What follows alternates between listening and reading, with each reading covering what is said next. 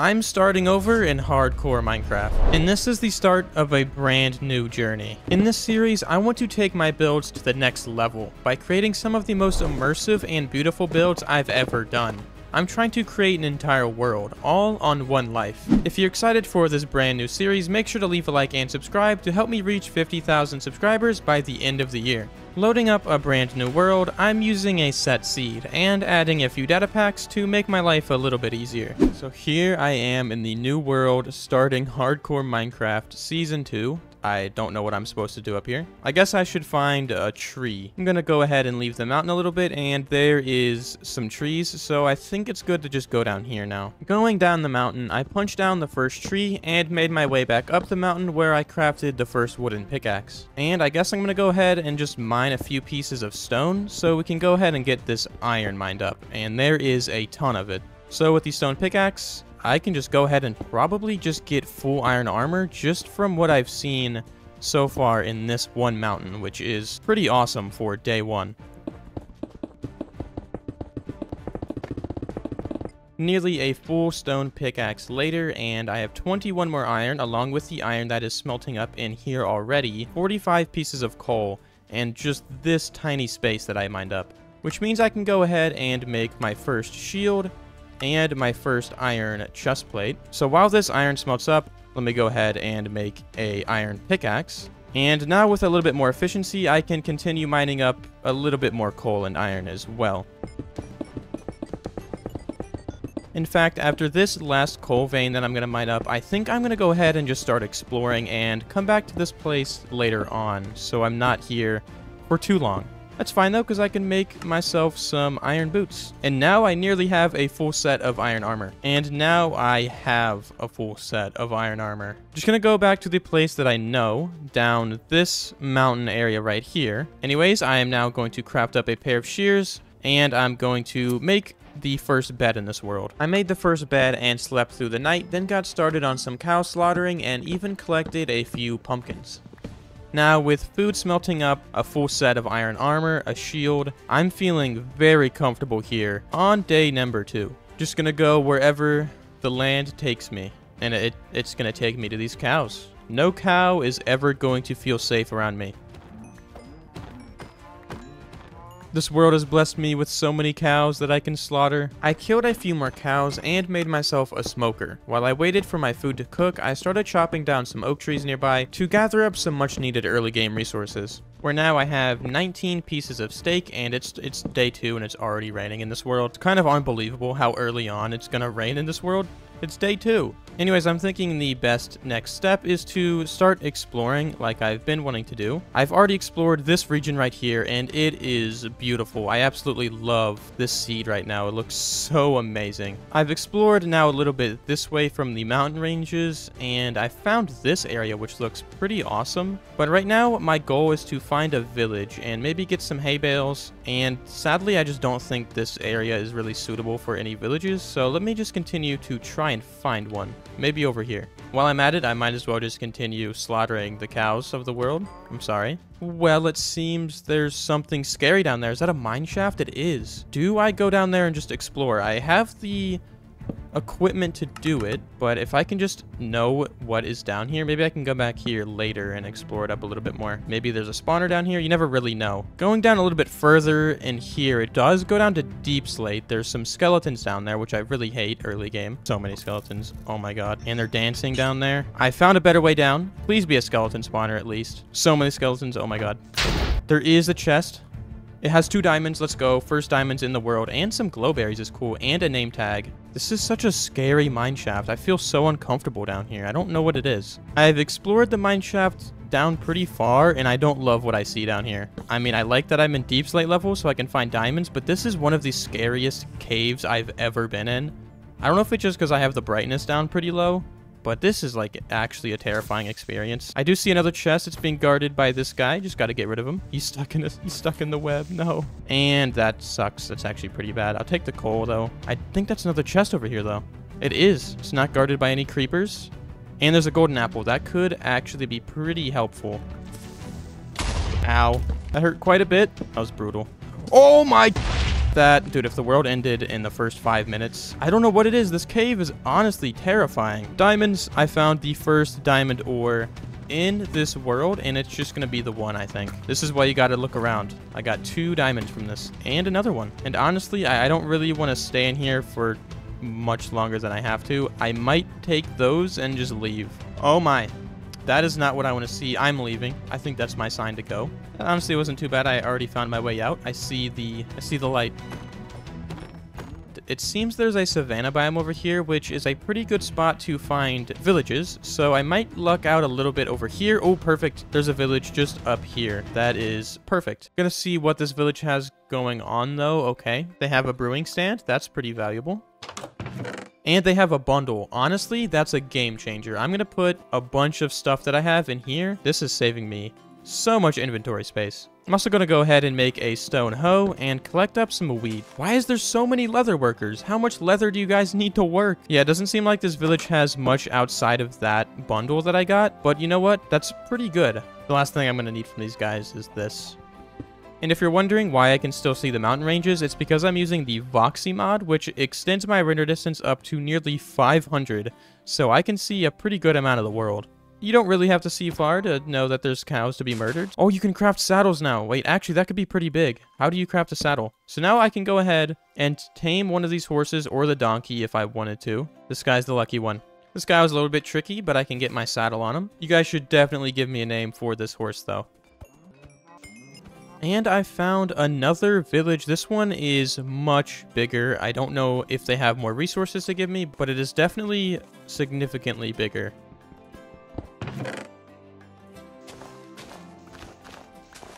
And honestly, I think I've gotten everything I need from this village, but I definitely will take these empty maps and this compass and stuff, because I honestly want to map out this world. I think that'll be a pretty fun thing to do in episode 1. Also, something that I discovered while on top of this mountain right here, trying to avoid powdered snow. What a good place to put farmland, you absolute moron. Can we just talk about this for a second? I guess not. Anyways, I see in the distance a jungle biome, which is perfect, as I'm going to want to use jungle wood for my starter base a little bit. So this is looking pretty good right now. After spotting the jungle from far away, I headed over there and collected some jungle wood and saplings to save myself some time in the future. Just so I don't have to go back over here though, I would also like to grab some of the bamboo as well. I had to throw the compass away to make room for my bamboo in my inventory, but this should be okay. I found dogs, a whole pack of them, and I have bones in my bundle as well. And if I can get some dogs... Oh, I got one. 5 bones, please. Come back. Come back. Got another one, and I have 1 bone left. If I can get another dog, that would be pretty awesome. 1 more doggo, please. Yeah, 3 dogs. It's awesome, though. I got 3 companions and a horse. There's the other dog. I'm so sorry, I don't have another bone. I left my dogs and horse in a safe spot and started killing mobs once it turned nighttime so I could collect string to make leads, which would give me access to the ocean without having to leave my dogs behind. So 2 bundles later, I have now cleared up a pretty good amount of inventory space, and I got 3 more bones, which means I'm gonna keep these guys here and go back and try to get that other dog. Didn't really expect this to be me trying to get as many companions on episode 1 as possible, but that's what it's turned to. Please. It took 1. Let's go. We got the whole pack. And those leads were important because now I can go ahead and travel with all of these animals, just dragging them around using boats, which is one of my favorite things to do in the game. I am going to take these boats, though. I guess the parrot wants to come along, too. And I'm going to hop in my boat, and we are going to set sail. Sadly, I didn't have enough leads to grab my horse, so I left him behind for a bit and started exploring some of the ocean. So I found a buried treasure map. This one actually works unlike the ones in my island series, and there's Mushroom Island in the distance. So I've pretty much got it aligned going south, but now I'm gonna have to go east, which will be close to over here, probably somewhere around where that sugarcane is. I've reached land now, and the treasure map is somewhere over here. Should be right here. No, of course not. Right here. All right, let's go. I'm going to take the emeralds for sure, and I'm going to take the heart of the sea. I think I'm going to leave this other stuff in here. I want to explore the rest of this treasure map so I can get it on a wall somewhere, because I think that'd be a really cool thing to put in the starter base. To be honest, there wasn't really that much to explore, but that's good because I can be on my way. It's time to set sail once again though, and head over to a village that I saw somewhere over here. Reaching land again, I'm going to keep the dogs over here and explore the village. And I did it! We got a cat! There's so many animals now. What do I even do with all these guys? Now this guy might be somebody I have to come back for. I don't know if I have enough space.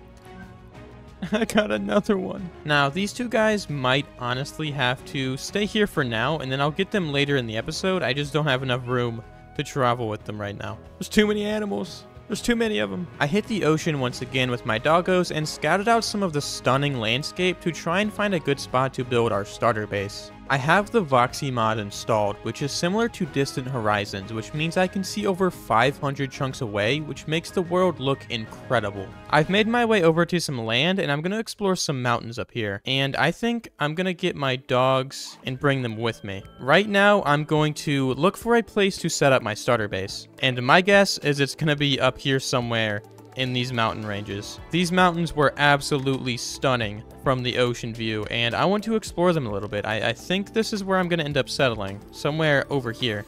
This is amazing. I mean, imagine just having like a path through here to just travel through on like horse, and then there's like castles or whatever up here.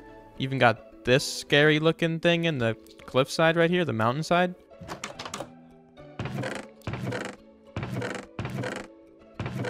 Oh my god, this is life-saving. Another bundle in a chest. This bundle is going to save me inventory space with the items that I only have a few of. So that was another game-changing find. These bundles are so good early game, and I think I'm going to use them a lot in this series. Just think of how much stuff I would have to throw away if I didn't have these 3 bundles on me.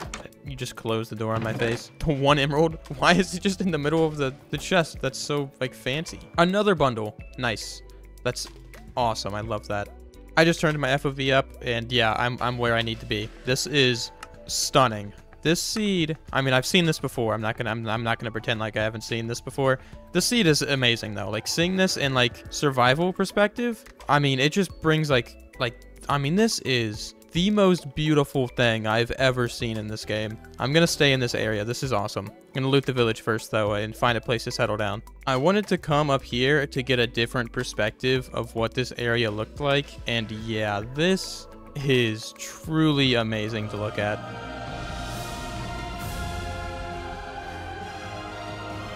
I got the cool shot though. I think it's time to try to find a place to live now. Time to take it serious.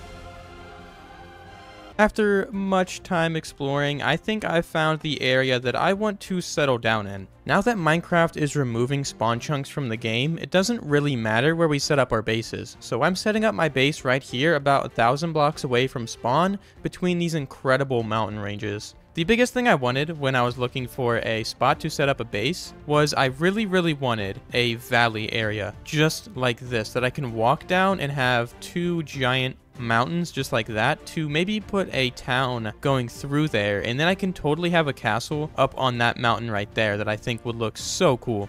So I do have a ton of ideas just for this area alone, and I'm very excited to set up my base right here. Right now though, I'm going to make a crafting table, and I'm going to set up a couple of double chests.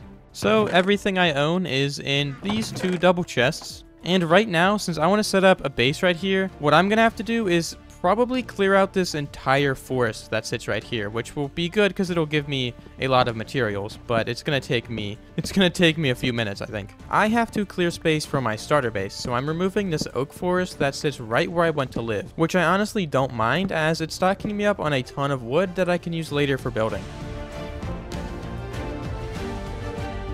I've cleared out a decent amount of the forest, but there's 2 things that I want to accomplish right now, and that is I want to start enchanting, and I also need to go on another mining trip to maybe get some more diamonds. And I don't have any sugarcane around me, so what I'm going to have to do is actually go on a search to find some and start growing my own. I have 33 leather in here. I don't think that's enough to make a full enchanting table. I do have 12 books, but I'm probably going to need more leather as well to make more books. Exploring more this way, there's a pillager outpost over there as well. Maybe I can transform that into a castle at some point or something like that. I've traveled from over there all the way to over here, and yeah, this is a lot of open space. This is a very flat area. A lot of land over here, and a lot of sugarcane. It seems this village's path is fallen off the cliff. Modern architecture. Am I right, guys? Am I right? Anyways, there's a blacksmith right here. The first one I've seen in this world. Let's see what they got. Nothing really that great. I don't know why a blacksmith would be hoarding so much bread, but at least there's an iron helmet that I might probably not ever need.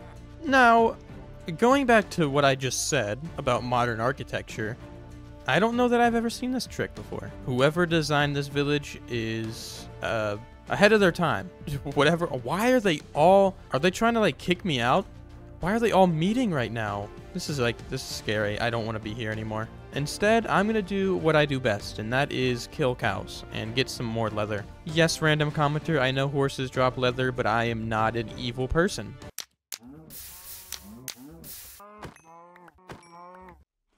There's no way. No way. Oh my god. Pink sheep. He's back. I actually have chills. This might be... Ignore the bit I just did. I made a flint and steel just for that bit. This is honestly giving me chills right now. I need to get a name tag. I'm making a boat. You are not gonna die. Oh my god. I cannot believe this is happening. This might be the greatest episode 1 I could have ever asked for. This is actually amazing. You would think I would like have planned that. That was so cool.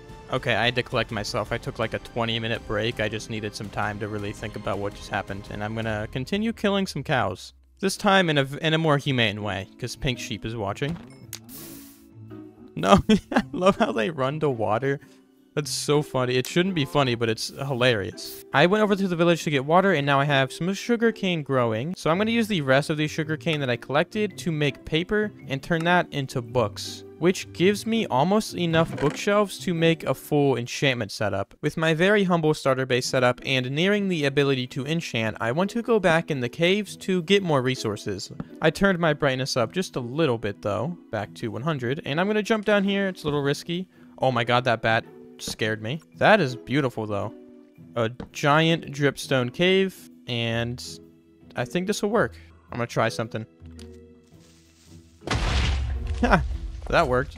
Worked quite well indeed. Something I would love to find in this cave is a mob spawner. I think that would definitely make this cave adventure 10 times better.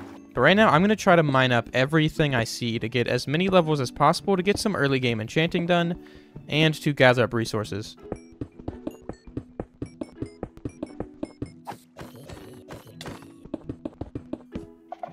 Yeah, yep. Oh, I'm not going to go there. That's scary. Yep. Nope. Currently down pretty low. I've gathered up a pretty good amount of copper and iron and coal and other materials as well. But there's just a slight problem, and that is we are surrounded by deep dark down here. I personally like to explore and live in mountain biomes. Sadly, Minecraft has made it so you cannot go caving in mountain biomes. It's so tragic. I still haven't found diamonds though, and that's kind of the main thing I'm trying to find. I'm gonna do something risky. Okay. This is honestly a good way of getting XP early game. I honestly don't have really anything interesting to report on this mining adventure, but I did find the first couple of diamonds down here. And just under this geode right here, there is even more diamonds. So I'm up to 10. Even more diamonds, but I'm going to have to go and light this area up. There is so many mobs spawning down here because it's so flat and open. Biting through the cave even further, I noticed more diamonds and went down a bit deeper to try and find as many as I can without losing my life. You know what? I think I've been down here for far too long, and I think these mobs are trying to spawn the warden, so I'm leaving. So far, though, I have 20 diamonds, and that's honestly a pretty good amount of diamonds. I have emerged from the depths with 27 levels of XP and 20 diamonds and a few more materials. Now I'm going to take these 20 diamonds and these bookshelves and some more paper, leather, and sugarcane, and I'm going to make the enchantment setup right now. In order to mine obsidian though, I'm going to create the first diamond pickaxe in this world, and that feels much better. I've traveled a little bit more over this way, and there's a lava lake here. I honestly just saw it in the distance because the render distance is set so high. I feel like I can see the entire world. But this gives me all of the obsidian that I'm gonna need. So now back home, I am going to make the first enchantment table. And with 2 more bookshelves, I now have the ability to start getting level 30 enchants. And I can get Fortune 3 immediately on my diamond pickaxe. That is incredible. The only thing is I need 3 more levels, so I'm gonna start smelting up some of the iron and gold and copper that I got, and I'm hoping that that gives me all of the levels that I'm gonna need. The ores are smelted up a little bit, and I'm hoping this gets me to level 30, but it sadly did not. The good thing is we have a ton more copper to smelt up, so I should be fine, and this should get me to level 30 with it all being smelted up. I also put a big patch of farmland right here that this wandering trader stomped on, I guess. But we're going some potatoes, some wheat, and some beetroot.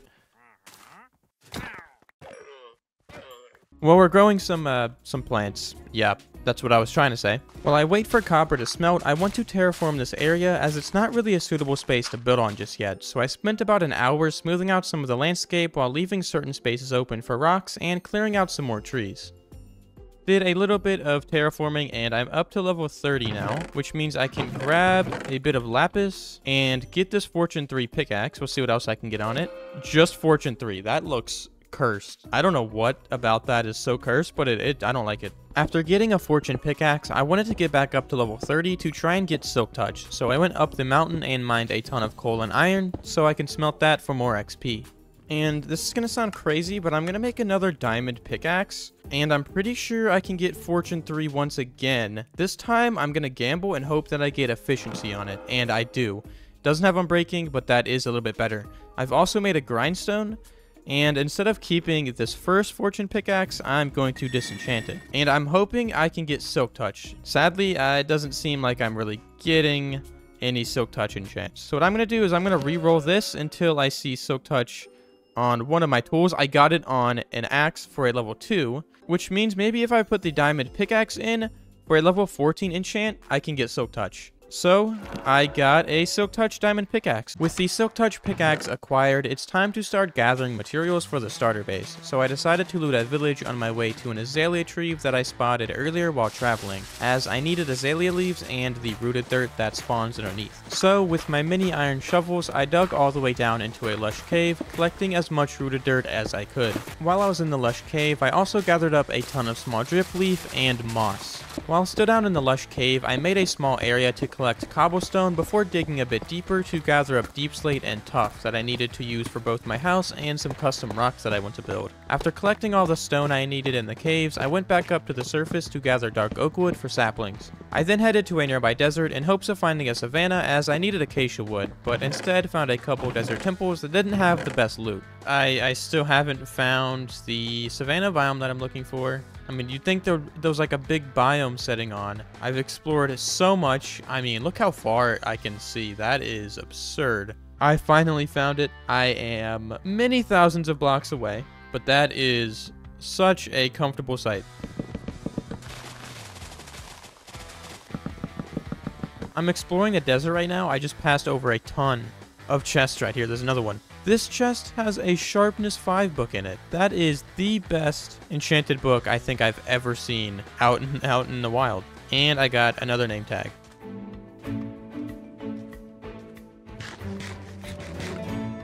I am trying to find my horse and those cats I got earlier, and I found a jungle temple. So much has happened in the first 32 days of this world. I'm going to try to figure out this redstone. I got 2 of the wild armor trims, and I got 2 more, and that's about it. But I'm going to take all the bones I can get for a bone meal. And now it's just time to find my steed, and I really don't remember where I put him. I bring my horse back later, but sadly this was the wrong jungle biome. Instead, I'm back home in the mountains collecting gravel that I want to use for coarse dirt, crafting my first diamond shovel, and enchanting it with Silk Touch. Then I went near the spruce village to collect a bunch of dirt and grass that I want to use for both the coarse dirt and future terraforming. While I was there, I also collected plenty of spruce wood and even made a sheep pen, as I also needed light gray wool to use as another terraforming block. After gathering all of the materials I needed for the starter base, I continued the terraforming project from earlier, smoothing out the landscape and creating a path to connect downwards towards an eventual main road. I also started working on some custom rocks to separate a bit of the land where I want my house to be.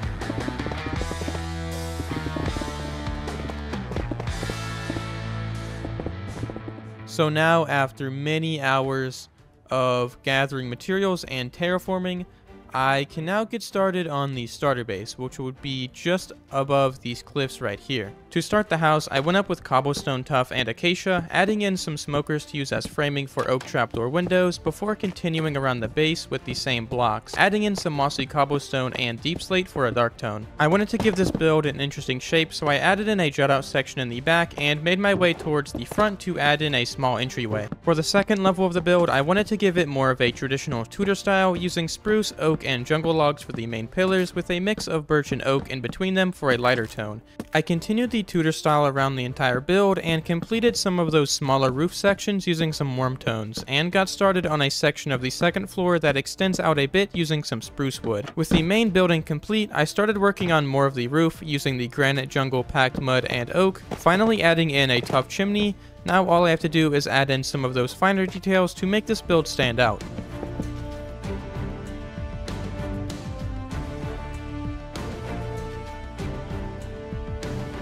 So now, 61 days into this video, I have finally finished the starter base if you just go up this hill around the rock, and I am very happy with the way that this starter base turned out. I love the detail here with the windows, with the rails, and just everything. I think exterior-wise, this looks great. But I'm not done, as I also did the interior, and this is also one of the best interiors that I have done. Right here you are greeted with the main living room space. You have a little side table right here, and then the main dining table right there, and then another table right here. Not much, but I do like it. It's very cozy in here. Now, going through this hallway, there is a little pantry area right here that I love so much. Maybe I'll even put some meat on these campfires, and then I can have my food storage in these two barrels. But I love this hallway right here. I think it's super cool. And then you get put into the kitchen area, which is probably one of my favorite rooms in this entire house.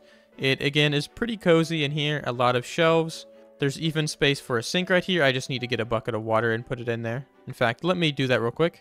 There we go.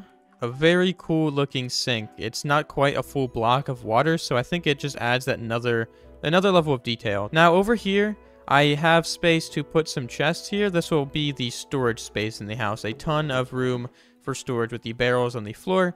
And then there's going to be room for, I think, six double chests right here. Not a lot of space, but definitely all I need for now. Up the stairs on this side, though. In fact, if I even go around here, there's another set of stairs up here. So there is actually two levels, or two ways of getting up to the second level, where I have my bedroom. Now, there's no bed. The bed will go right here. It's a very humble space. There's my bed, and then a room for me to write down something, some cabinets right here. And overall, a pretty comfortable space. I used the auto crafters for a bookshelf, I guess, and I think it looks pretty cool. Overall, I think this is a pretty nice looking room. And then in here is what is going to be a trophy room slash brewing room. I'm going to put a brewing stand here, and then I'm going to put whatever valuable items I find in this room, whatever, I guess, trophies I get, whether that be armor trims or whatever special things I get in each episode. And then I have a little closet right here for no reason, but there was space to put it. So yeah, little house tour is done, and I think it looks absolutely amazing in there. Now there's a little problem, and that is this incredibly dark space underneath the house that I'm gonna have to light up. Don't want to be hearing zombie noises while I try to sleep. This area is looking pretty good so far, but I could do a little bit better with the area surrounding it by creating a custom landscape.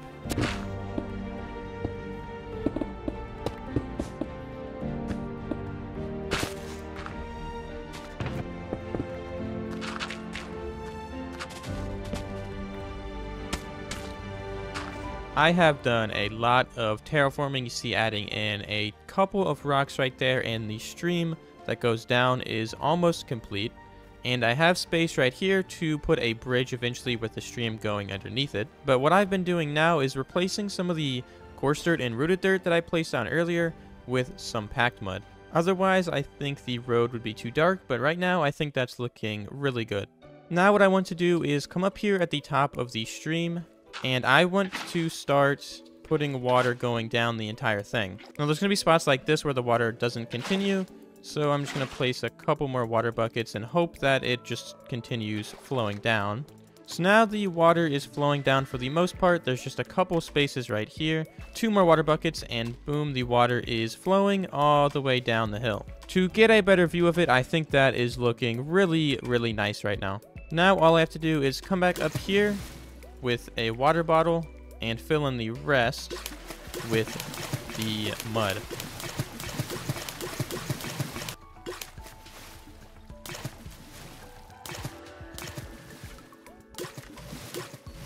It was just a little bit of a pain, but I did fill the bottom of this with mud, which makes it look so much better.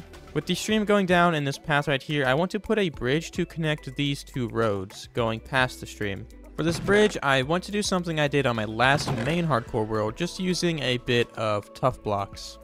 This bridge will be on a simple 3-block diagonal using some of the tough bricks that I have. And then I want to replace a couple of them with some polished tough that will also go down right here, and then a polished tough stair, and then a tough brick like that. And I'm going to do the same thing on this side as well, to make the polished tough look like it's kind of bordering the bottom of the bridge. And then I'm going to place some slabs up here at the top to round it out just a little bit more. And on the underneath of the bridge, I want to use some deep slate to go up to give it a little bit of a shadow or dark texture underneath. And I have now completed the rest of the bridge and mirrored it on the other side, and I think it's looking pretty cool. Where now I want to complete the top by connecting the two roads. I want this to slope gradually using some slabs. Now I want to connect it up here using some rooted dirt and coarse dirt. And I can smooth out this part using some more slabs. This area is looking a lot better, but I'm still not finished as I have a couple custom trees that I want to put in. I've done a lot of material collecting for today's episode, but I honestly didn't expect the material gathering process for these custom trees to take as long as it did, as I still had a lot of materials that I needed to build up these custom trees. With that being said, I wanted to put 2 custom oak trees on either side of the road to really frame this starter house.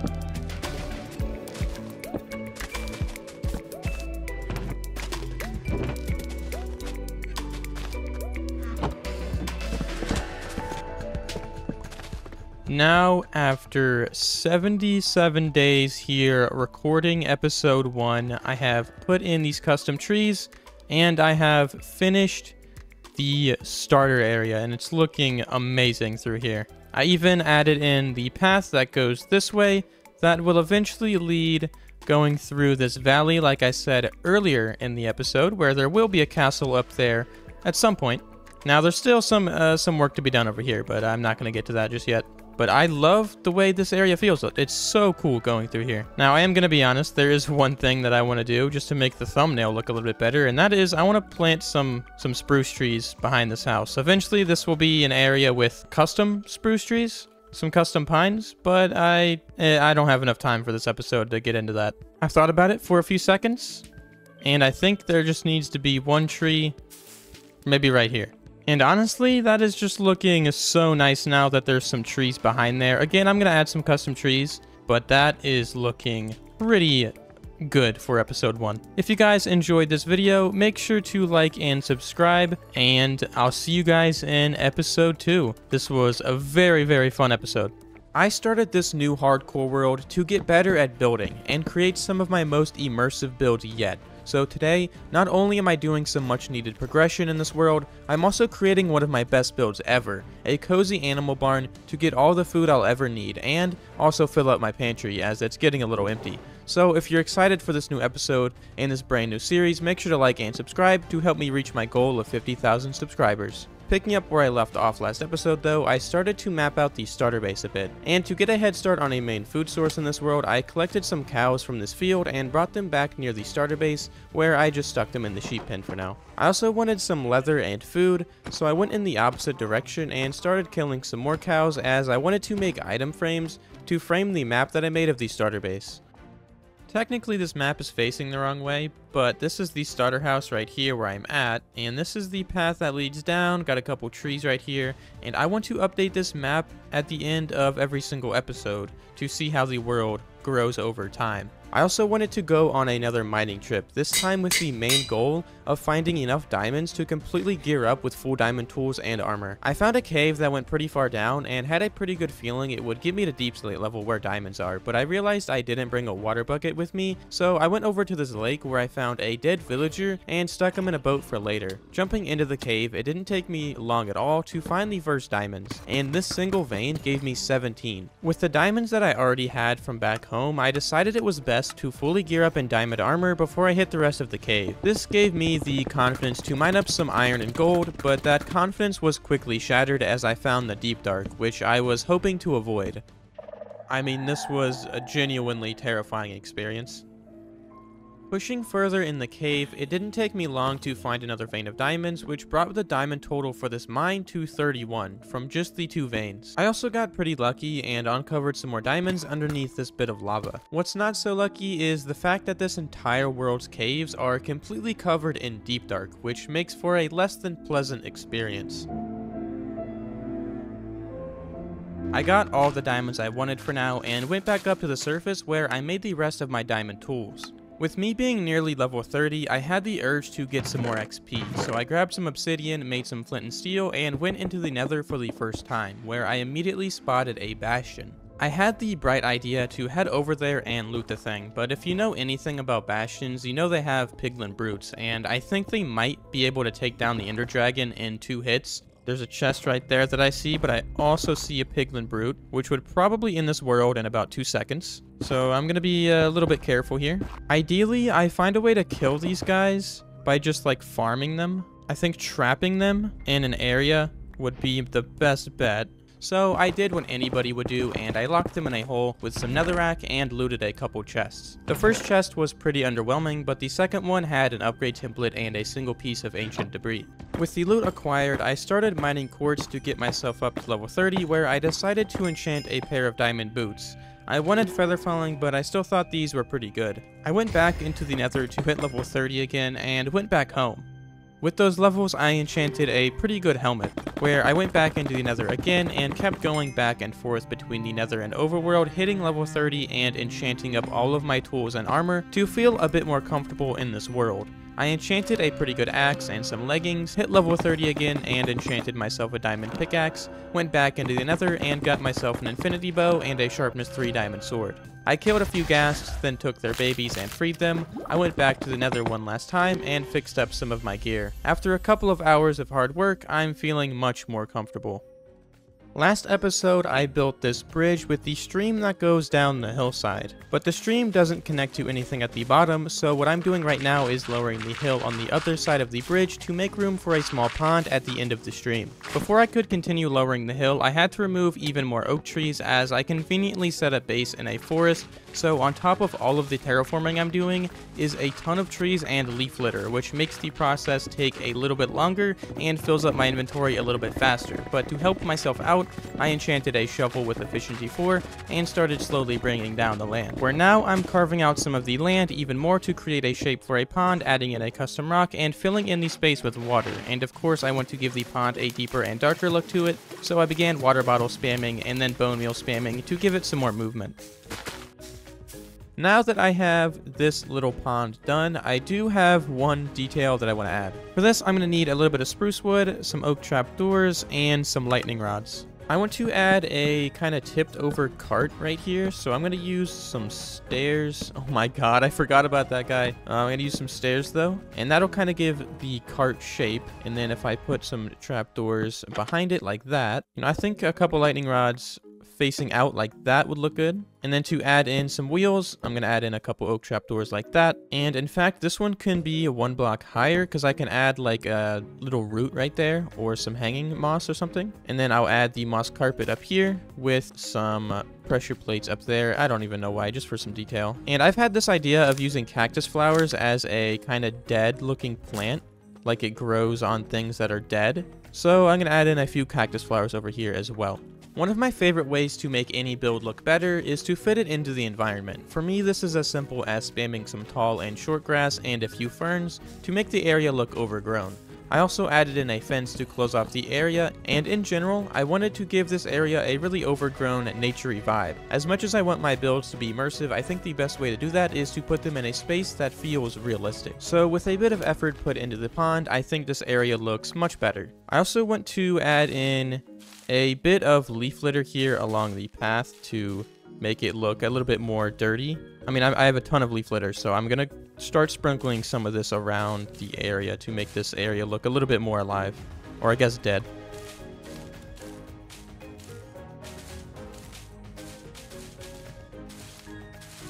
So I sprinkled a ton of leaf litter along this path. I put a ton under this tree, and I think just the tiny detail makes this area look a lot more interesting. I also put a ton kind of falling out of this cart. Maybe it looks like some food or something in the cart got spoiled. I don't really know, but I thought it was a cool touch.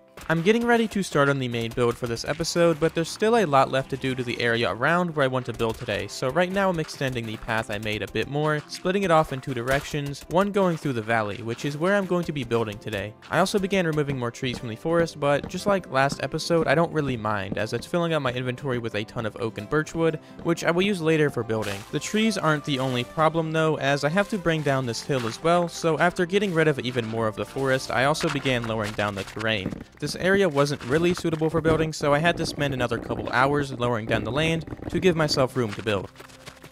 Now I have even more terraforming done. I've completely flattened this area out, and I even have the floor of the barn put in. With the terraforming finished, I am now ready to start gathering materials for the barn, which takes me a few blocks away into the spruce forest, where there is a pretty small mega taiga within it. There's not a ton of blocks to get this episode, but I'm going to need pretty much this entire forest worth of wood to account for the nearly 800 spruce fences I need, and of course a few trapdoors and signs. After collecting the spruce wood, I dug up some podzol to use as a darker dirt block, and began stripping down some of the spruce logs to use for the barn, and some custom trees, as well as some hanging signs. And I began crafting down the entire inventory worth of spruce wood I got into every single wood variant block you could possibly think of. I chopped down a few jungle trees, then went underneath the base into the mines once again to mine up some tuff, which I was mainly going to use for custom trees as well. Going back up to the surface into some water, I placed a ton of dirt, converting that all into mud, as I needed mini stacks of packed mud for the barn,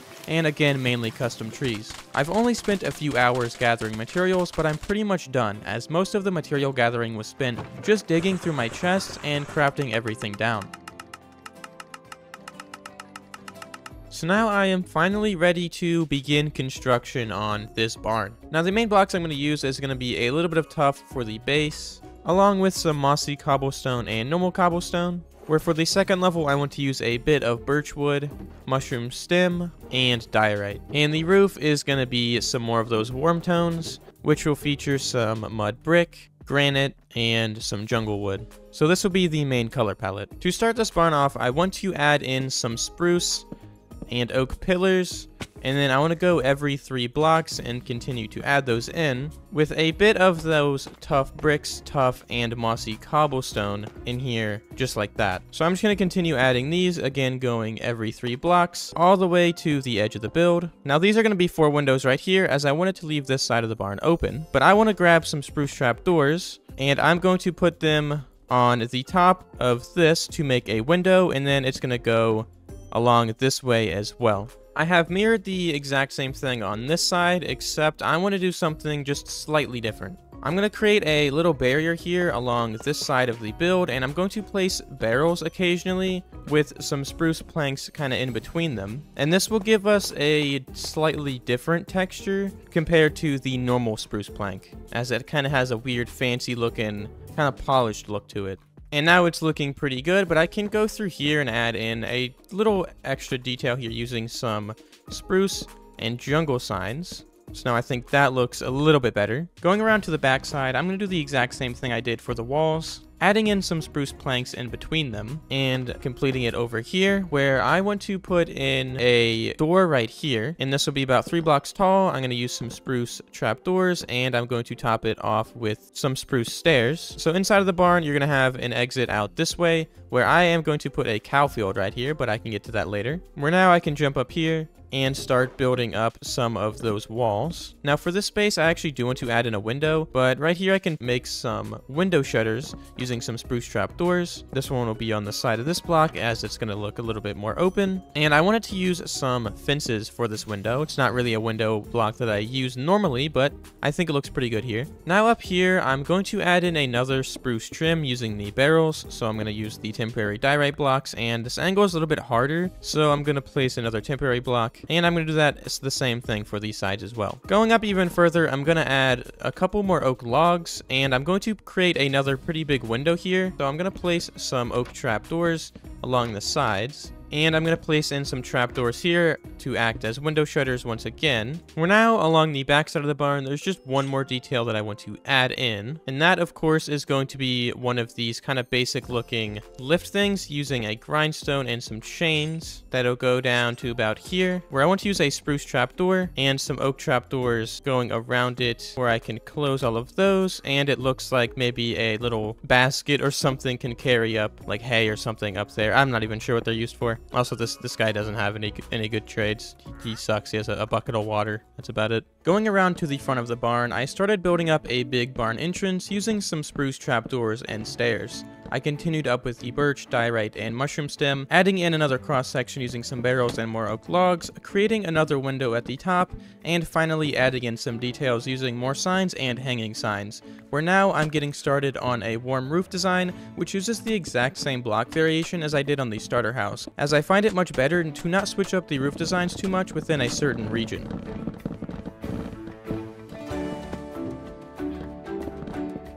And now we have the base of the barn done, and I just realized there's two different wandering traders here. I think this is the one I already traded with. No, it's not. This is a new one. And he also doesn't really give me anything I really need. I mean, some lily pads could look cool.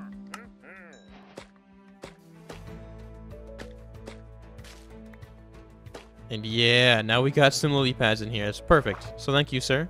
He's looking at the grass. He's very happy. With the barn done, I wanted to add in some smaller details, so I'm getting started on the front of the build by adding in a fenced-in area where I want to start detailing. Now that I'm adding in some smaller details, I want to add a place right here as kind of like a water trough for horses that would travel through here. This guy's very interested in it, so I'm going to fill it up with some water. And I want to fill up this space right here that I left open with some podzol to make it look like a kind of like composty area. And to give it a border, I'm going to use some spruce trapdoors like that. Now right here I want to add in a chicken coop. Starting it off with some spruce fences, I want to put some spruce trapdoors on top of those with some jungle trapdoors underneath. Now I just need to go around with some more trapdoors to close the build off. And I was thinking for the roof, I'll just use some spruce slabs and I'll mix in some of the campfire blocks. And I think that looks pretty good. Now I was thinking for up here, I'll go ahead and grab some rails. Of course, making it look like it can go up here with a step, and I'll close that off. I don't think there is a way for any mobs to exit this place, but if I put a trapdoor like that, now I really don't think there's a way for any chickens to get out, but I'm going to need some eggs to throw in here, because I do definitely want some actual chickens to be in here. Going around the back, I added in this small section here to act as maybe some more storage here with the barrels, campfires,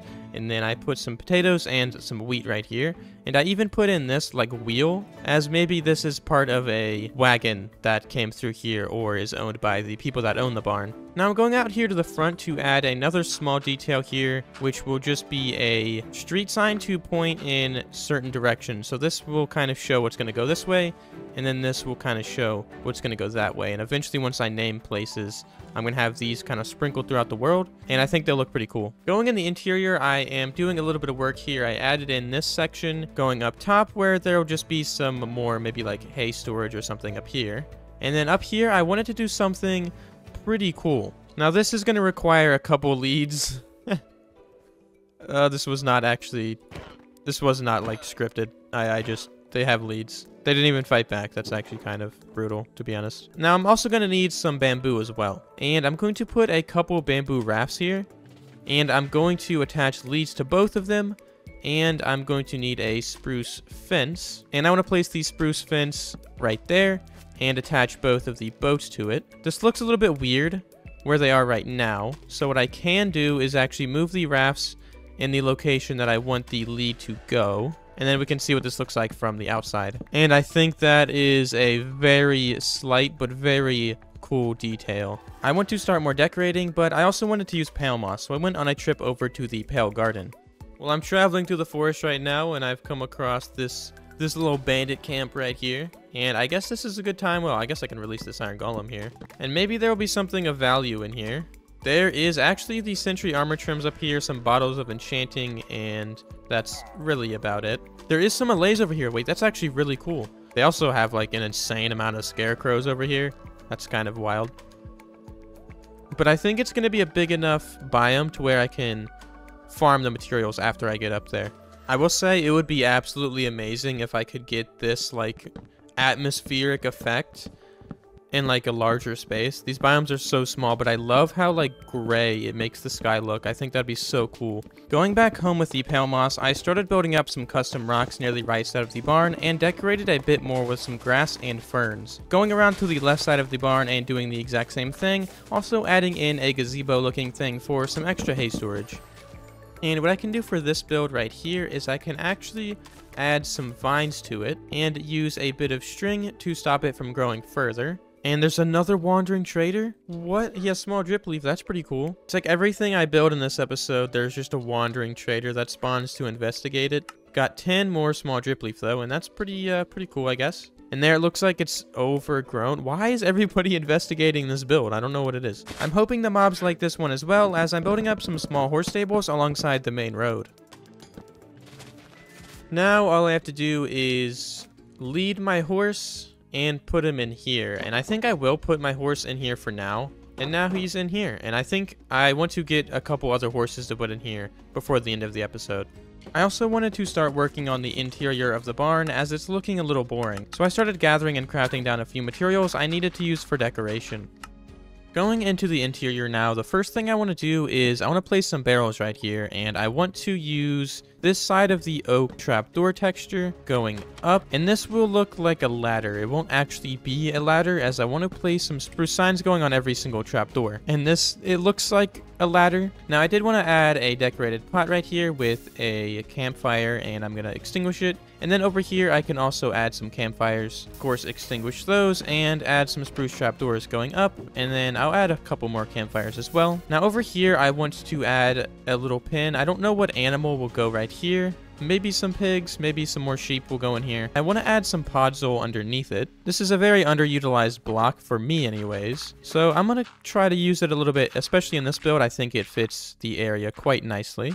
Now I did also want to add another animal pen right here, so I'm going to add some podzol here as well, and I need one more. Let me just grab one. I don't think any animal can get out of here with the trapdoor being right here. So if there is pigs in here, I don't think they can jump over this. Now to add a little bit more detail in here, just go ahead and put some short dry grass in there. I went ahead and added some tripwire hooks around here, and I also added this shelf right here with like a hanging bucket looking thing right there, and I think it looks pretty cool. And oh, I have to extinguish that campfire. Yeah, that would be weird to have it running, to have it burning that entire time. I also want to add a bunch of hanging signs in here because I think they look pretty cool. For this one though, I want to add a tree in there, a little sapling, and then you can attach the hanging signs to the flower pots. And I switched it out for a jungle sapling. I think that looks a little bit nicer.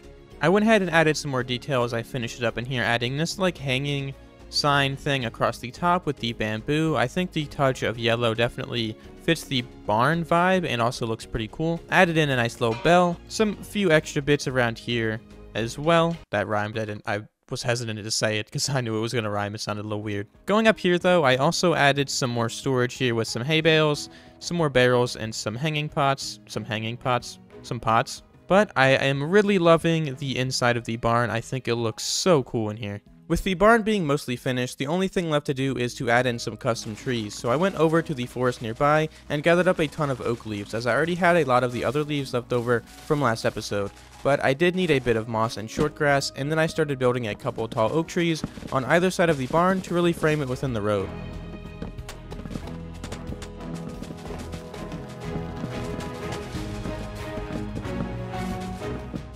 And yeah, custom trees, adding foliage to builds might be my new favorite thing. I absolutely love doing this stuff.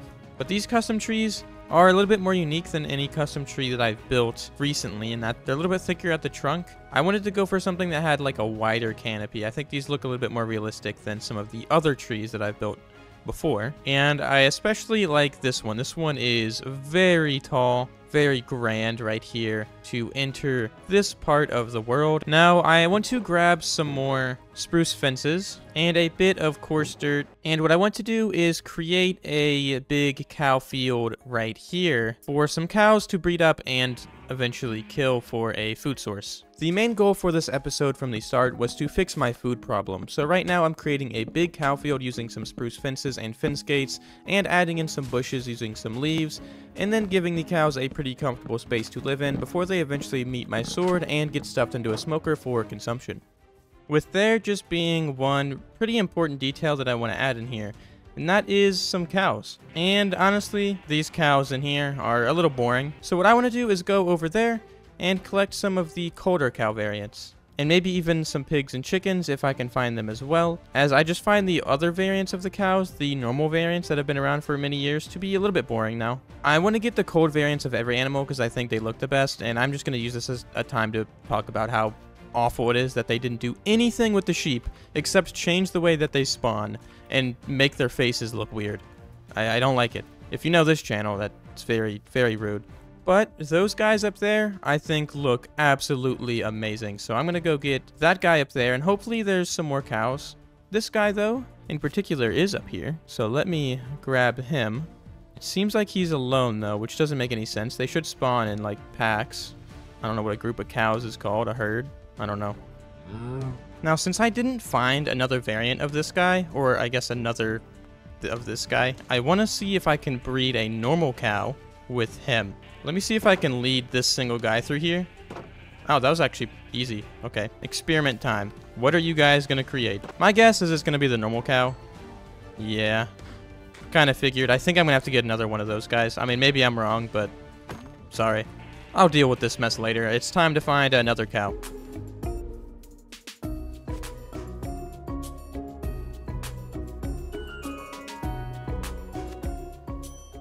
Hold on just 1 second.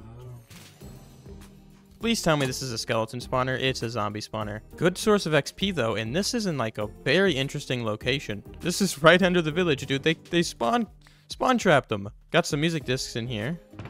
And a looting 2 book is actually kind of nice. Definitely going to be pretty useful to make an XP farm, maybe next episode. I don't want you! Get out of the pack! Leave! That was maybe a little bit dramatic, but it's fine. Don't even think about it, man. Don't even think about it.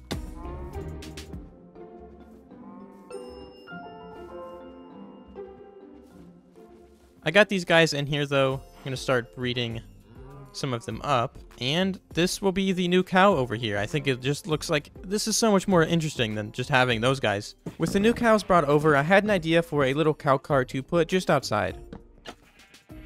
Don't mind the enchantment table, but I think this is honestly one of the cooler looking cart/wagon designs that I've made.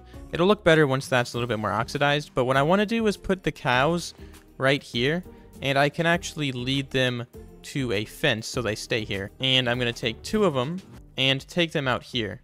I think I took the little one's mother. I think this is his mom. Stay in there. I'm sorry. Actually, I'm not too sorry, because these are actually going to be the only 2 cows in this area that just won't die.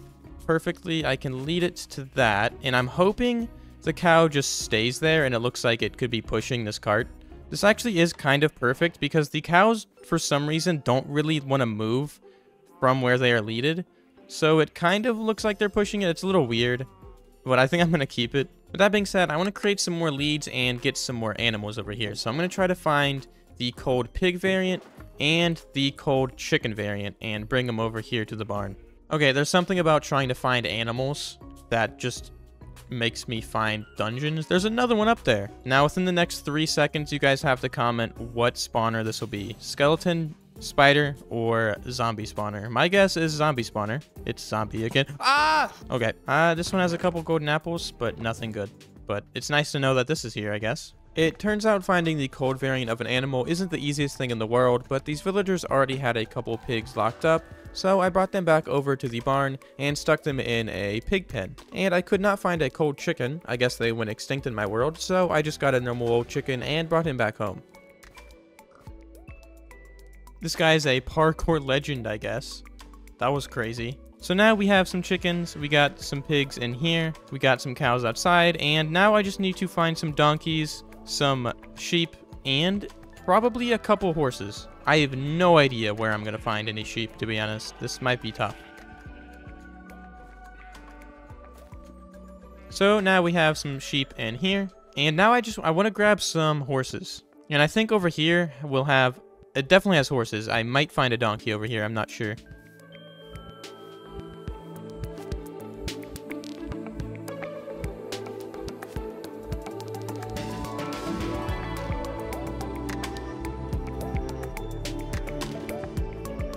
It was quite a pain, but I got a donkey in here and another horse, and these 3 horses in here. And now, minus these cows flipping out, I think this is a very successful episode. This area looks really amazing now. With all of this building done though, I think this is probably one of the most immersive parts of any world that I've ever made. We got animals everywhere, we got foliage everywhere. It's just truly amazing. I think this is the most detailed part of any world that I've ever had. This hardcore Minecraft world already has some of my best builds ever, as I'm absolutely falling in love with my starter region. But there's just one thing. I settled here because of this valley, as I always imagined putting a giant castle on top of the mountain to connect the valley from above. So today I'm starting my biggest project yet to provide me with the view I always imagined by creating my very own mega castle. And there will be a world download, so if you become a tier 2 member on Patreon or YouTube, you can download the world for yourself. With me building an entire castle today, it means I have a lot to do. And I have a lot of materials to collect, which is exactly why I'm going to start gathering materials to make an XP farm. I don't need too many blocks for this, but I do need a couple water buckets, a couple chests. I also need to make a hopper, and finally I just need a few signs, a wall, and a slab. And I have 1 piece of soul sand. That is perfect. Now the only thing I need to make this XP farm is some kelp, so I'm gonna have to go to the ocean. So I'm gonna grab my horse that I haven't named yet, and gonna go on a little adventure. Now I am here by the ocean, and I just have to gather up like half a stack of kelp, not too much. Got about a stack of kelp. Now it's time to head over to the zombie spawner. Well, I'm back by the spawner, and I found a villager cave. This could be useful if I ever need to get villagers, because they're all just trapped already. Okay. Going into the zombie spawner under the village, I cleared out enough space to make a 5x5 room, then filled it up with water to get all of the zombies flowing down into one space. And I also made a little friend. I really don't know what to do about this dog. I really don't. But I have this room now filled up with water. I want to save him, I think, but he's a little trapped. Okay. I trapped the dog behind a wall of cobblestone to put him in a safe spot, then started making a tower to get the zombies flowing upwards, so that when they do fall down into the killing chamber, they do not die, but instead take a ton of fall damage, so they would just be 1 hit away from dying, which speeds up the rate of the farm. Okay, so I think the farm is... Oh my god. No! Well, the farm's working, guys. It's working pretty good. Now, something else I did want to do in this episode is get a mending book, as I'm going to need to mine up a ton of blocks, and well, I don't really want to continue wasting diamonds repairing my tools. Instead of getting super overpowered early on, what I want to do instead is actually just trade a mending book with a normal villager that is not cured, so it's not a super cheap mending trade. I think this will kind of balance out the early game Minecraft stage. So I do have a single lectern, but I only have 3 emeralds, so I think I'm gonna have to trade with one of those villagers that trades sticks and then get a ton of emeralds. And luckily I have a ton of sticks on me and a ton of wood. I'm estimating about 26 to 28 emeralds is what I'm gonna need. So let me trade with a Fletcher villager and then try to get a mending book. Like, I don't think there's any more villagers actually in the village, so I'm gonna have to trade with them down here. But that's fine, as, I mean, I should be able to get most of the emeralds that I need very quickly. From a single day of trading, I have 19 emeralds now, which is pretty amazing. And now what I'm going to do is try to get a mending book or a mending villager locked in. And the stick trade's already reset, so I can just get the rest of the emeralds that I need incredibly fast. So after just a single day of trading, I have 37 emeralds, which is definitely enough to get a mending book. I mean, this is incredibly quick. A 13 mending trade. Oh my god, I can get 3 mending books. I just need to get more books. So with the 1 mending book, I'm actually going to head back home and then get a couple more. Back by the mending villagers, I've also given them a lovely home underneath the tree. It looks so good in here. This guy's trade is actually reset already. That gives me 26 emeralds, which is enough to get 2 more mending books. So overall, a very, very successful adventure, and honestly, this is a very cheap mending trade. While I'm over here though, I can add mending to this pickaxe. It costs 5 levels, and that is a full pickaxe. That is so many particles, oh my god. I can also add mending to this shovel, and I might as well add mending to my diamond axe. And now what I could do is go over to the zombie farm right here, and I can just mend up my pickaxes, my shovel, my axe, and just get prepared for this episode. I knew for this insane project today, I would need full durability on all of my tools, so I started to mend them up to get myself ready. Okay, I've pretty much mended up all my tools, but something is blocking this thing from working. It's a chicken jockey, dude. We got a chicken jockey blocking the thing from working. I don't want to kill the cold chicken. I need it. I killed him. Oh, a music disc dropped because I killed the chicken jockey. I didn't even know that was a feature. Hold on. I got the chicken jockey music disc from this. And I got a cold chicken. Come on out of here. Come on. Now I got a nice little cold chicken in here, which I honestly do need to get one of these guys back home. And I got all of my tools mended up. Now what I could do, because I have so much string on me, is make a lead. And I wanna get this guy back home, for sure. Man, this episode is going so well right now. Minus the thing that happened with the dog, okay? But we don't talk about that. So technically this guy is a hostile mob, so he is capable of despawning. So what I'm going to do is I'm going to give him a name so he doesn't disappear. I think my name tags are right here, perfect. And I'm just gonna have to name him Chicken Jockey, and he shouldn't despawn. Definitely looks a little bit weird, but we should collect some eggs from both of these guys. Now I can get started on today's project, but of course there's just one thing that I have to do. Okay, that's enough for me. Today's project has me building an entire mega castle, which means I'm preparing myself to spend the next couple days IRL to gather up all of the materials necessary to complete the project. Initially, I wasn't sure what block to use, but I landed on diorite, as it's not really a block I've used on a large scale in this game before. And I quickly learned that white is honestly a pretty tough block to work with, especially in the early game stage, but finding diorite in the caves was honestly the easy part. With that being said though, I needed an insane amount of this stuff, so much that it almost jumped stone as my most gathered block in the world. So as you could imagine, I have a lot of footage of me gathering up diorite.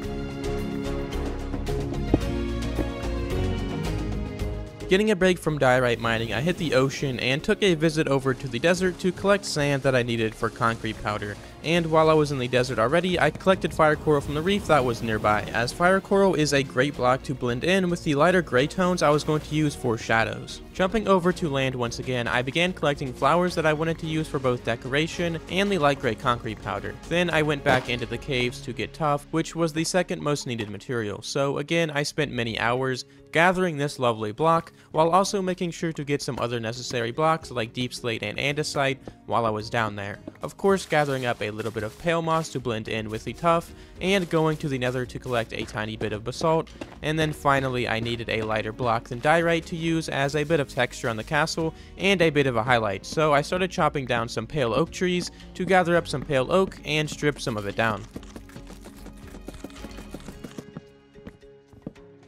Which brings me back to over here, where I have an absolutely ton of materials, and I have a ton of smooth stone smelted up, but I mean there's just so much stuff in here. I spent the last 30 days in game gathering materials, and I also changed my skin. I changed my skin. I'll change it back. You just gotta, I'll change it back, okay? Don't worry about it. With all of the materials gathered, it's time to start building the castle, which actually starts with me wanting to connect the two mountains with a single long bridge to actually give people a way up to where the castle will be. So I started building up the bridge with 4 very tall pillars stretching across the valley. Then I connected the top of them to complete the many arches of the bridge and give people a way of walking across. Now, on top of the bridge, it is completely finished. I think it's looking pretty good. A little bit simple, but I don't want it to take away from the castle. I am back home though, and I want to start gathering a few materials as I want to decorate the top of the bridge. I'm gonna need a little bit of bamboo, a little bit of acacia, which I almost never use, but I'm gonna use it for this build. I have some oak trapdoors in here. I need to make a few campfires and a few flower pots and a few decorated pots. Now, the last thing I need to decorate the top of the bridge is I need a few banners, so I'm gonna have to dye some of these sheep. I need a few red sheep, and I also need a few light gray sheep. So I need a single white banner, I need 2 light gray banners, and I need 3 red banners. Somebody on one of my live streams gave me the idea of covering the top of the bridge with mini carts and shops, and I thought this was a great idea. Back up on top of the bridge, I want to first start by making a little painting shop, and for this I want to get some of these 1x1 paintings like that, making sure that they're all different. And then what I can do down here is I kind of want to make a double painting right here, and then a single painting right here, and perfect. And there's like a little painting shop. For this next shop, I want it to be right here, and I want to use some oak trapdoors and some spruce trapdoors on top of it like that, and I'm going to make a small cart right here, but what I can do is put a barrel right here, and if I get into my bundle and grab some tripwire hooks, I can make it look like they're selling some wine. And on top of this, I want to grab some of my acacia wood, and if I go up here and place a couple spruce fences, I can attach fence gates to both sides of them, and on top of that, I can add some acacia trapdoors with a slab going across just like this, and it looks like a nice cart could have gotten pushed right here, and they're just selling some wine. Right here, I'm going to make a small storage thing for some potatoes, but I don't have any potatoes on me, so right now, I'm just going to extinguish those, but you can put some potatoes on there to look like they're selling something, but for now, it's just going to be empty. I added this other wine tasting thing right here with a couple cups, but I wanted to use dripstone in here, but I honestly forgot it.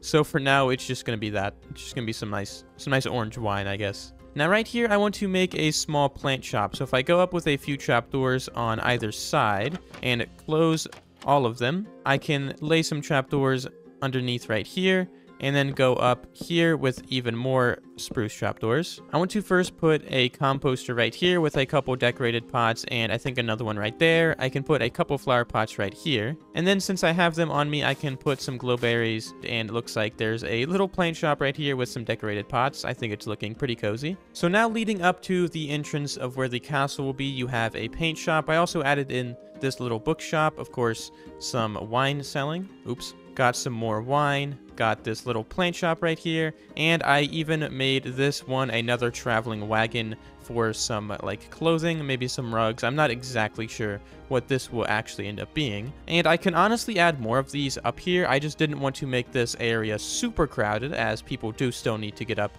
or out of the castle. With that being said though, I can begin the next part of the castle, which will be there will be a tower right here that will kind of curve this way, where the main entrance will be somewhere around where that tree is. Before I could get started on any building, I have to do a lot of terraforming. So to get started, I removed all of the powdered snow from on top of the mountain, just using a single water bucket, and spending about an hour tearing down some of the landscape to give me room to build the castle. I didn't care too much about removing the entire top of the mountain, as I wasn't building the interior today, so that's going to be a problem for a later episode. Right now, I want to build the entrance of the castle, which starts with this wall that sort of outlines the side of the mountain, and I wanted to have a long staircase going up to make the place feel a little bit more grand and still have it follow the natural shape of the mountain. So I continued building out more of the walls and created this watchtower on the left side of the bridge that greets you right as you cross over into the castle.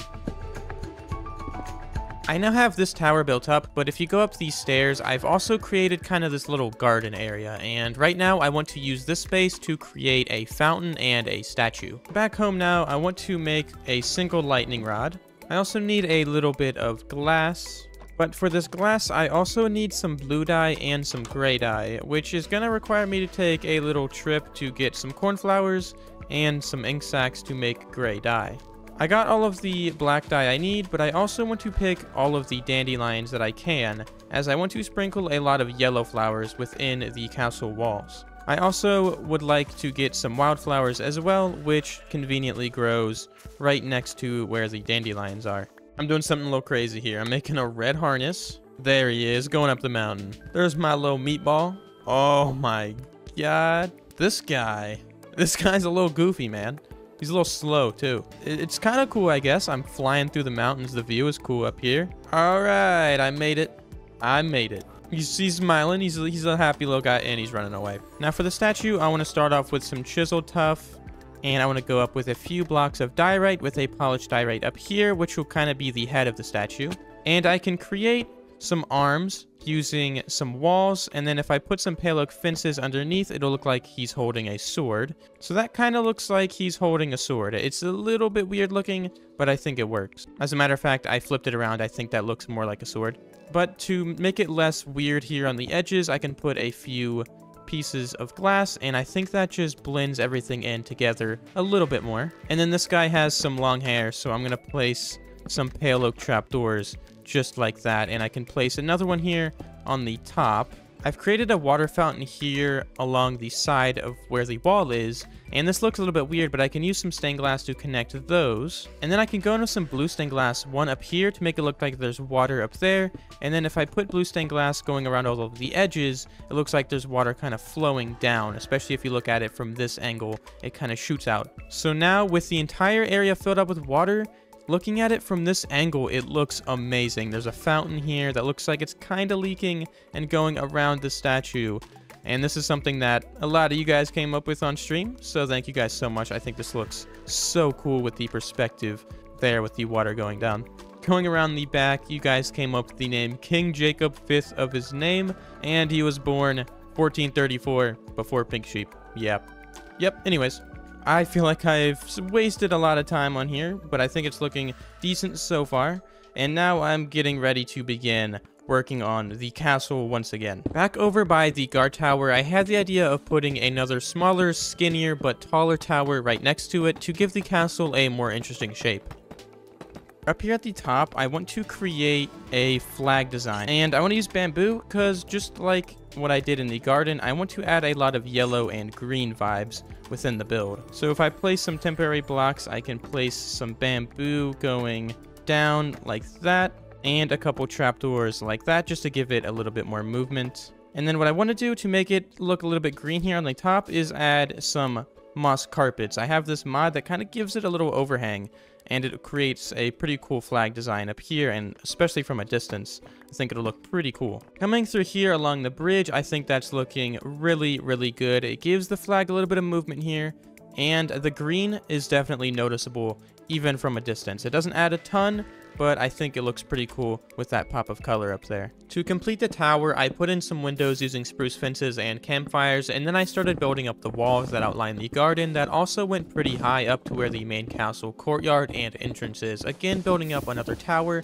this one attached to the castle wall, giving it an interesting shape there at the top, then building up the actual entrance area, which is that nice connected tower shape you commonly see at the front of a castle, and then continuing the wall slightly to the right, where the castle will eventually be expanded. So I've completed a lot of the front of the castle, but I got really inspired by something I saw both Germsy Boy and Fwip do in their mega cities, which was that cool looking floor pattern where I had the idea of creating a flower as the sigil of my castle. So definitely let me know if this gives off the flowery vibe I was going for. I think it looks kind of good.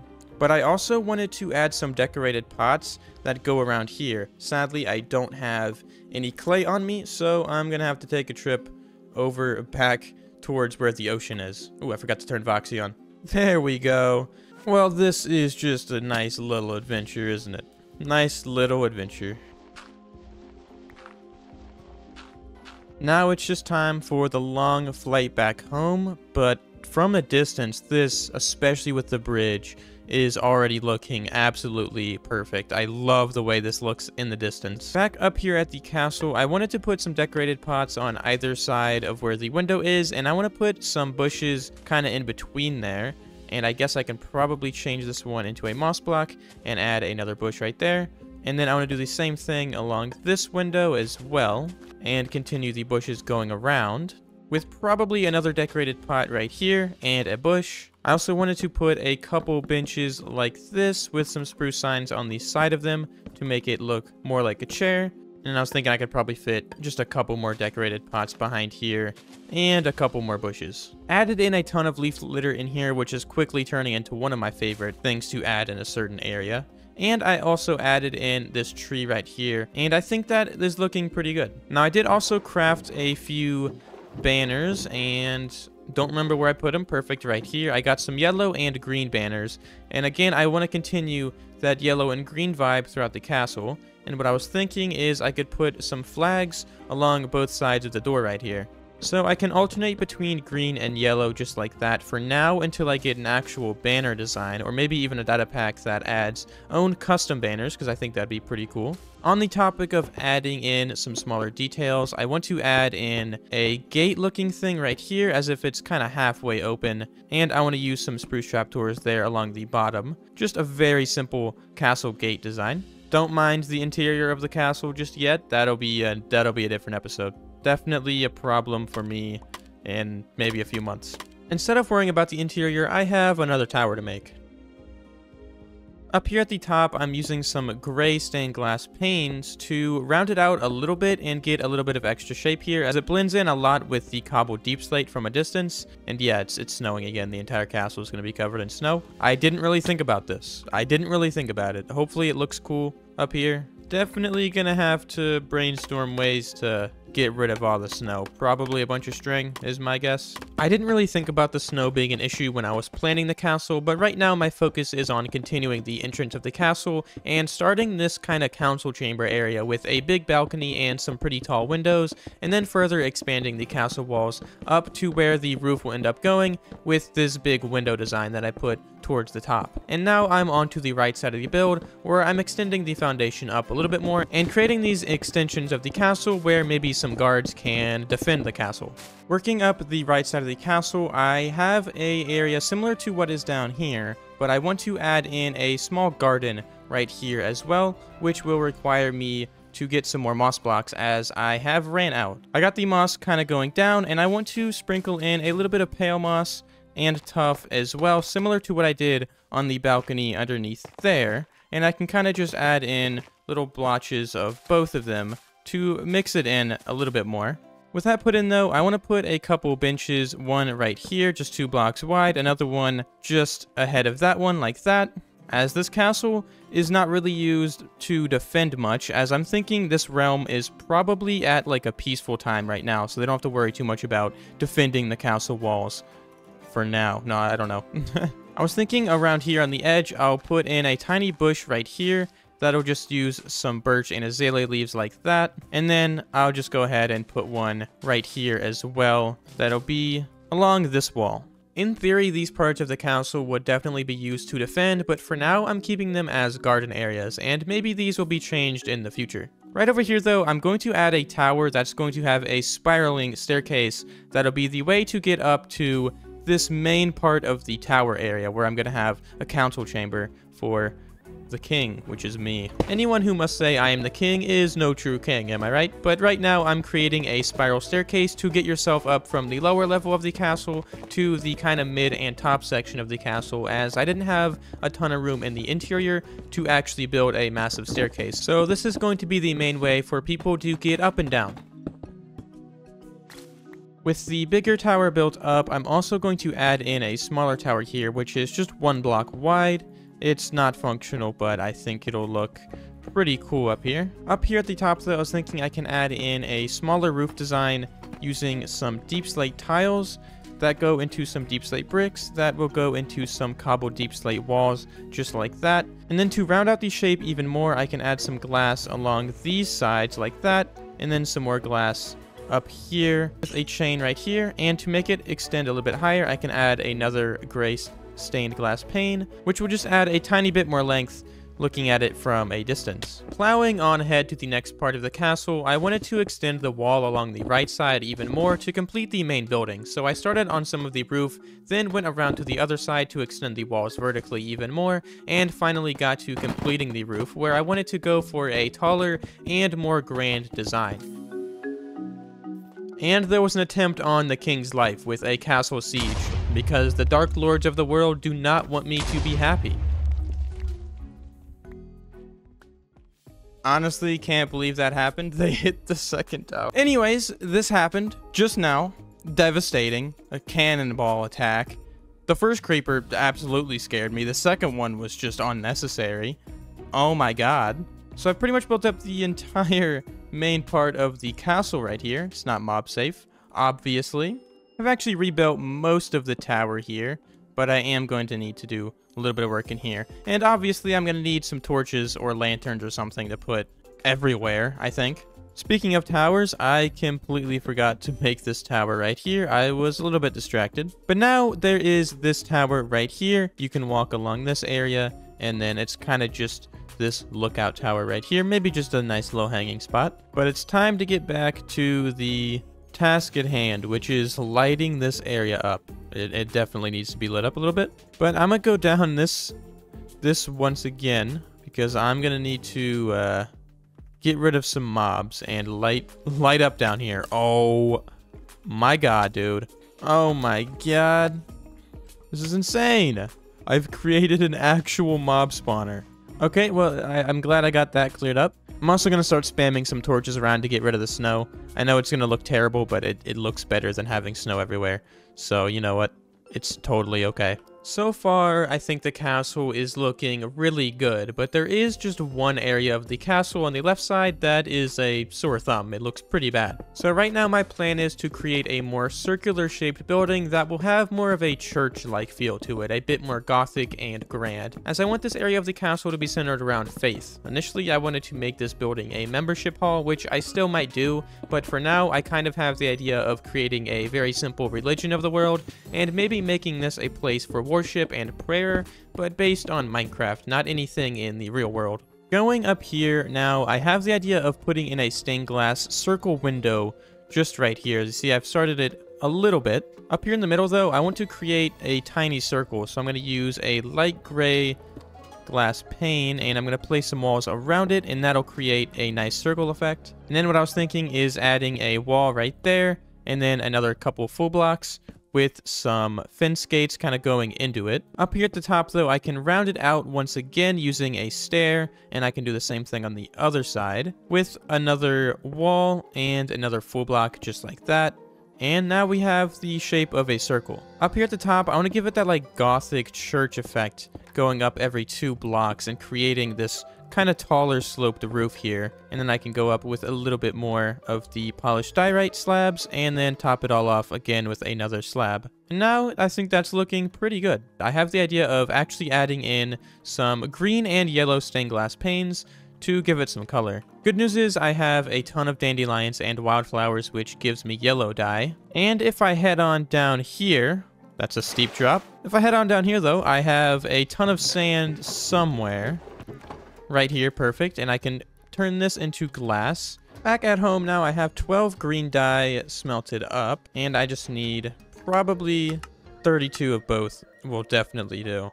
Back up here at the window, I want to punch out the old glass, and I think my goal is to give it like a flower shape. So I'm going to put a yellow one kind of in the middle there, and then I think I can go around with some yellow stained glass like that, and then connect it with some green stained glass here in the middle, and it'll kind of go around it like that, which I think looks good. Looking at it from a distance, I think it's looking pretty good. You can see some skylight behind it. Once there's an interior, I think it's going to blend in a little bit better. With the window in, all I have left to do is the roof, so I put in these taller gothic towers and created the dome-shaped roof at the top, and I think this part of the castle is my absolute favorite. It looks so good. And now we have this entire building in here. This is probably my favorite part of the entire castle, except the inside. The inside, not looking good. Not good. Coming up here though, I absolutely love this part of the castle like I just said. I think it's just so cool here. It's like kind of like the church part of the castle. I used to not like building these kind of rounded shaped roofs and I guess structures, but now recently I've really enjoyed building them because you can get a nice shape out of building these kind of rounded out roofs and stuff. So now that the left side of the castle isn't a sore thumb anymore, we're going to the back of the castle where it definitely is. So now I'm getting started on the final building phase of the project, which is going to be the castle throne room. This area was based very much off of the throne room from the Red Keep in King's Landing, as I wanted to give it those same supports on the side and give it the same shape, as I thought it would absolutely fit here along the back side of the castle. With the throne room done, all I have left to do now to finish the build was the final grand tower, and I had the bright idea of using the Habigast to assist me in this, which honestly turned out to be a pretty big pain as you could imagine, but I do think this guy offered a lot of help as well, especially without an elytra. I do think he was an overall positive in the build process.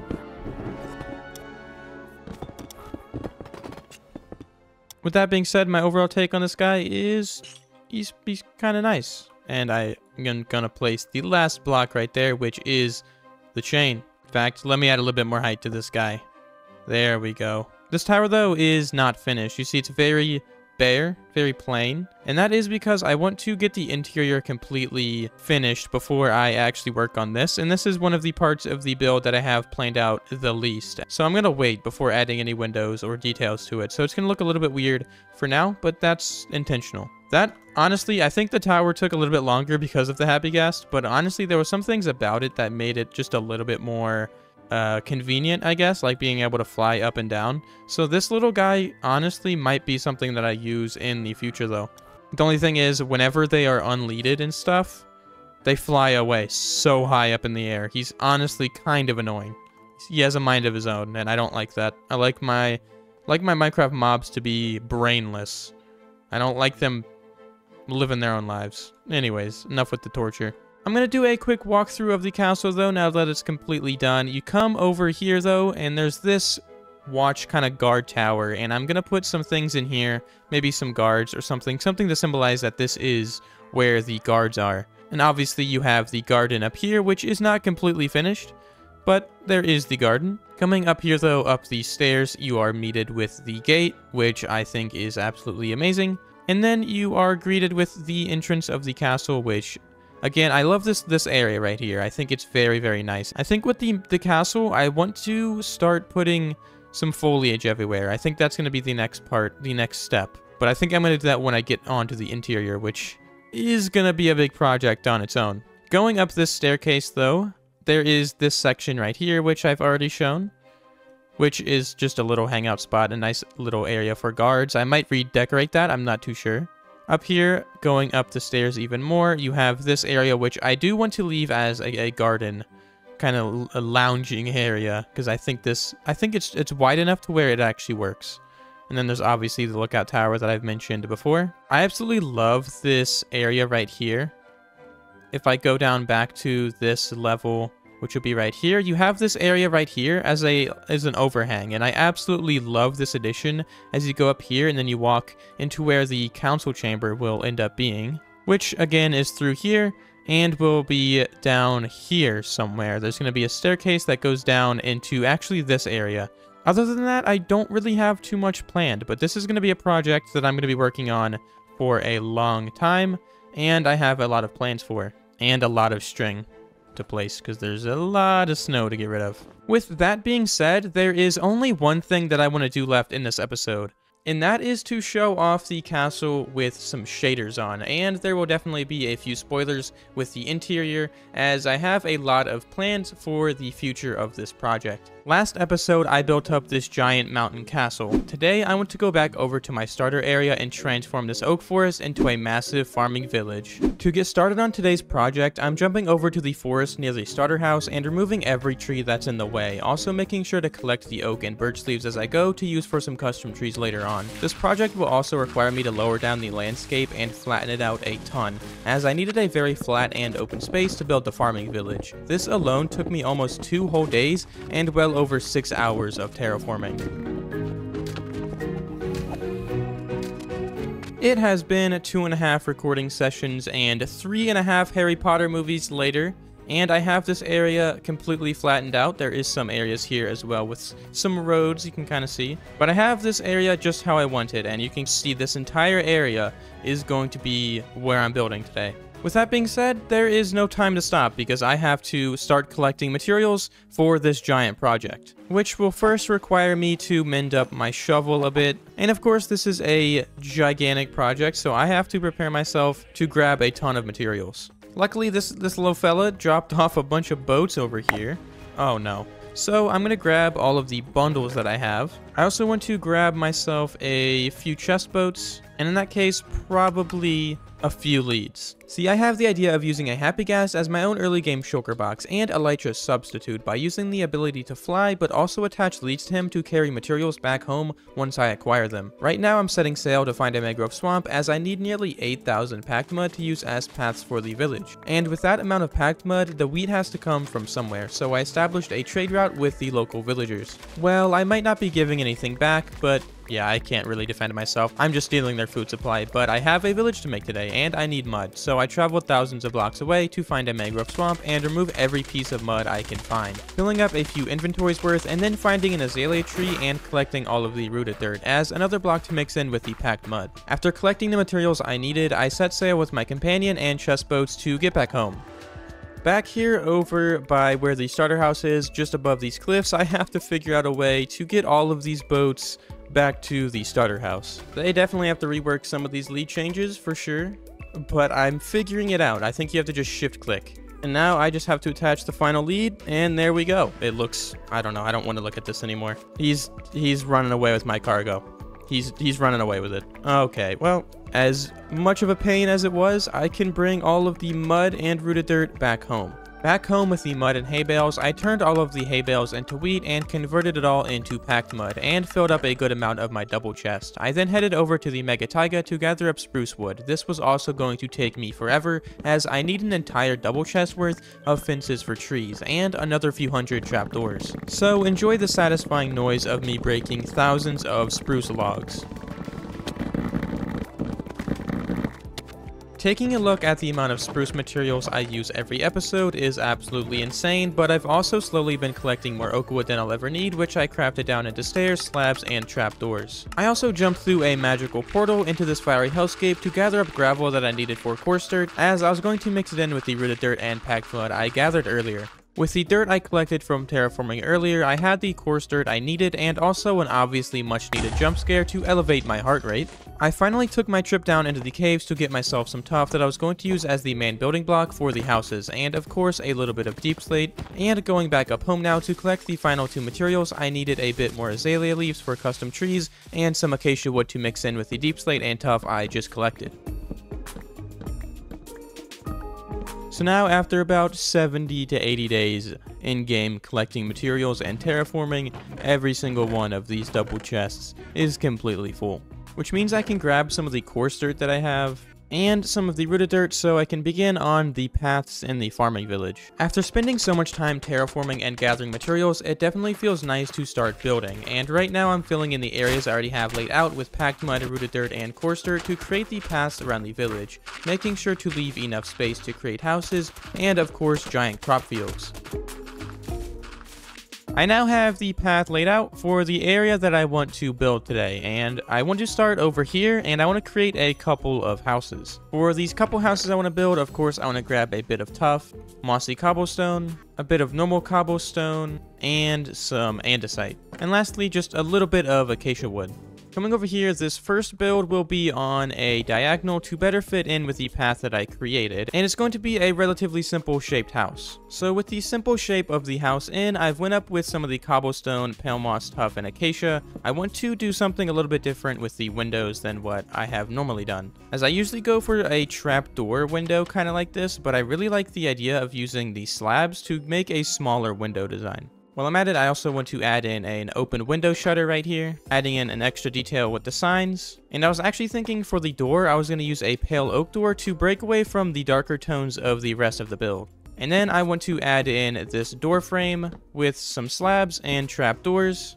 to kind of frame the front of the build. And then something I've actually noticed on Westeros Craft is they have these window shutters that are closed, so it creates a window that is actually closed. Because if you notice, they have window shutters like that are open or closed here on the side, but they're never completely covering the window. And I think it's kind of a cool touch to have it closed like that, and I might do that even more. To add in some more spruce designs, I want to use some open fence gates to frame where the roof is going to be.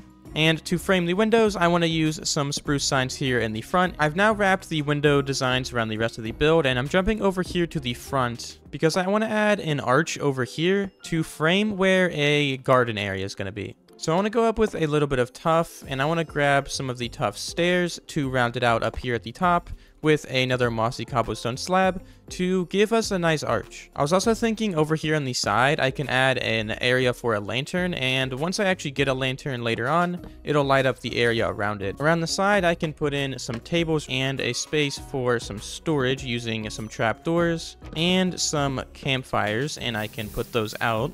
And I want to make a little farm, so I can use some of the spruce trapdoors and wrap them around. And I want to plant maybe some potatoes right here, so I'm gonna grab them from my bundle. And I'm gonna need a lot of crops for this episode. I might honestly make a temporary field just to be able to sustain the amount of crops that are gonna be planted in today's episode. Going around the back, I added in a table with a barrel, very simple, and I also added in a couple more spaces for some farmland. This one with some wheat seeds, and this one with a small patch for some carrots. Finishing up around the back, I added on a tough and stone brick roof, and also did a bit more decorating around the right side of the build. Just next door, I started on another smaller house, using some tough bricks for a base, and working up with some more tough and mossy cobblestone. Repeating a very similar design from the first house, this time with a darker deep slate roof, and adding in a bit more decorating around the front and sides of the build. Adding in some more details around the back, I want to add a sort of garden plant trellis thing here using some oak trapdoors. And up here at the top, I want to use the bottom side of the oak stair texture to round it out a little bit. I want to use some oak trapdoors as well to continue the same trellis look. And I can use some glowberries here at the top to make it look like vines going down. I also grabbed some vines, and I can put them on both sides like this, and eventually they will make their way down to cover it entirely with vines, which I think would look pretty nice. I also have a really cool idea using the lead design that I used on the barn to have a kind of clothing line that goes at the end of this roof right here. If I use light gray stained glass panes, they will pretty much look invisible, which will allow me to place floating banners over top of them. From this angle, you can barely notice the glass behind it, so it looks like they're floating. And I am going to grab some cobblestone. If I come here into the inside of this building and put a few temporary cobblestone blocks right there with the mangrove boat on top of it, and I can lead that and then attach it to the top of that, and it kind of adds a nice little effect there with the banners. I do think that maybe that could be a little bit taller. So there we go. From a distance, it looks like a clothing line. It's not perfect, but I think it works, and I think it adds just a little bit more detail here in the back of the house. Now with the first two houses in the farming village, I love the detail that I put in with a lot of foliage, and going around the back, it feels like there is a lot of life and a lot of actual reason for this place to exist. I'm very happy with the way this build is coming together now, but this wouldn't really be a farming village if there wasn't a big crop field. I also decided to backtrack a little bit and went to the start of the village. I created a rock to elevate a bit of the land, and I got started on some custom trees that I wanted to blend the land I created from the barn a bit better with the houses I created from the farming village. Oh, and I also made a nice fallen tree to add a bit of story. Now I added in a patch of custom oak trees, and I also added in a dead, kind of fallen over tree. Now something I did notice that I haven't really done in this world is add flowers for some reason. I don't add flowers to my builds. I don't really know why. So I'm going to come through here and add a little patch of peonies. The last thing I wanted to add in here was actually a little bench, just using some spruce trapdoors and slabs, so people can get a view of the nature and also eat like a bagel or something. Now I want to start working on the next building, so let me grab some more acacia wood, some deep slate, some more tough, mossy cobblestone, and some normal cobblestone. I want to make this building a little bit lighter, so I'm also going to grab some birch wood and some diorite. And to add another block in the mix, let me shear some of these white sheep to get some white wool. For this house over here, I want to make the actual shape of the house a little bit more unique. I've extended up some of the base and I've extended these parts of the house up a little bit to give the building a little bit more of a unique shape. And right now, I'm just going to continue building up this part of the house and extend it up another few blocks. I extended the foundation up even more, and I want to start working in a Tudor style, just using some diorite and birch with some oak logs, splitting up in between them. Extending the Tudor style up even more, up here at the top, I want to use some jungle logs to give it some shadows from the oak wood, and I also want to go down to this layer and add just a line of spruce signs to continue the cross section up here at the top. So that gives us something that looks like this, and I think that's looking pretty nice, but I want to continue using some more spruce signs here along the bottom to break it away a little bit from the darker tones underneath. And I also wanted to add in some scaffolding windows with some spruce trapdoors, again, for the window shutters. And I also want to go down here on the second level down and add even more of those spruce fence gates to act as supports for where the roof is going to be. I also want to grab some copper grates, and I want to use these for the window designs here on the bottom layer. And there, I think that's looking pretty good over on this side. Now, the last thing I can do here in the front is, of course, adding in the spruce door. Around the back, I actually want to do something a little bit different, and I want to make a kind of shed using some spruce trapdoors. And I can also put in the spruce door right here, and just continue going up with some trapdoors. And then, if I just bring some spruce stairs going along the top, this gives off like a cool looking shed here along the back of the build. So let me actually go around and add some campfires here to look like some shelves, as if maybe they're storing some like gardening equipment in here. With the main part of the house done, I added on a darker roof using some blackstone and deep slate, then went over to the right side of the house to build a chimney using some warmer tones. To fit this build in a bit better, I added some bushes and grass around the side, and another smaller rock right where I wanted to add in a couple custom oak trees to make the area feel more filled in. I also wanted to fill the space in behind the house with a large wheat field, and since I don't really know how to fill this section of the video with commentary, I figured I would ask you guys to like the video, as it helps push the video out to more people and grow the channel, which is how I make my money and keep these videos coming out as soon as possible. This video has taken me way longer than expected, so your support really does go a very long way. And you can also become a member if you want a world download for last episode, and some of these beautiful custom tree schematics that I recently posted on both Patreon and my YouTube membership page. Nobody ever really mentions it, but these fields take absolutely forever to put in. I mean, this alone probably took me at least 20 minutes. I don't know. Also added in this custom tree and this smaller tree right here as well. One thing I do want to do is make a little bee farm, and I think for now I'm going to put it in that building. So I'm going to grab some of the beehives I have in my house and make a little bee farm. For this farm, I don't want to do anything super complicated. I know I have a couple bee nests. I have one that has 2 bees in it. That should be good. I'm also going to need a little bit of redstone, a little bit of glass, and some temporary blocks. I also need to make a redstone comparator and a hopper. So I'm going to go on into this house, which I might end up making a beekeeper house at some point, but for now I'm just going to make this a little space to have an automatic bee farm. So I think at the front here I just need to place a chest with a hopper going into it, and then I need to place some temporary blocks and then some stained glass around it, and I think all I need to do is put the bee nest like that, except I forgot to put the bush in. Okay, well, I'm gonna have to try to break the hopper and place that immediately. Perfect. Now I just need to place a couple more blocks, and I need a comparator, I think, to be facing this direction. Now I just need to place even more blocks to carry a redstone signal all the way up to the dispenser once this actually activates. So I think I need to place a full block, and then I think I need a slab to be up here. And I think what I can do is carry the redstone signal going up like this. And now this farm works, and it actually gave me 3 honeycomb already, which is amazing. It won't be the most efficient thing since it's just one of these pods, but I think that's fine. And I can wax a couple of these copper grates. I do hear a wandering trader, and these guys love to stomp my crops. Please stop stomping my crops. I'm gonna turn into like the old man on the street, dude. Get off of my lawn, please. You don't know how much time I spent on this? Look how much they stomped so much of it. I'm happy with the progress I've made in this episode so far, as I have the start of the village, which includes a couple crop fields, some custom trees, and these 3 farmhouses, not to mention the automatic farm I built as well. Now, I'm heading on down the path to create another house that I wanted to serve as the horse stables for the village. One thing I really want to do with this channel is be open and honest, and I'll be honest, I didn't realize it until now while I'm editing, but this build is pretty much a direct copy of something I saw on the Westeros Craft world. I will say I just hit a very big creative block when making this episode, and have definitely struggled a bit with coming up with build designs and ideas lately, but I figured if I was honest about this, you guys wouldn't dislike bomb the video and toss mommy's iPad because you hate me. Now, this might not look the best right now, but I want to add some signs kind of on top of the trapdoors to give it a little bit more texture.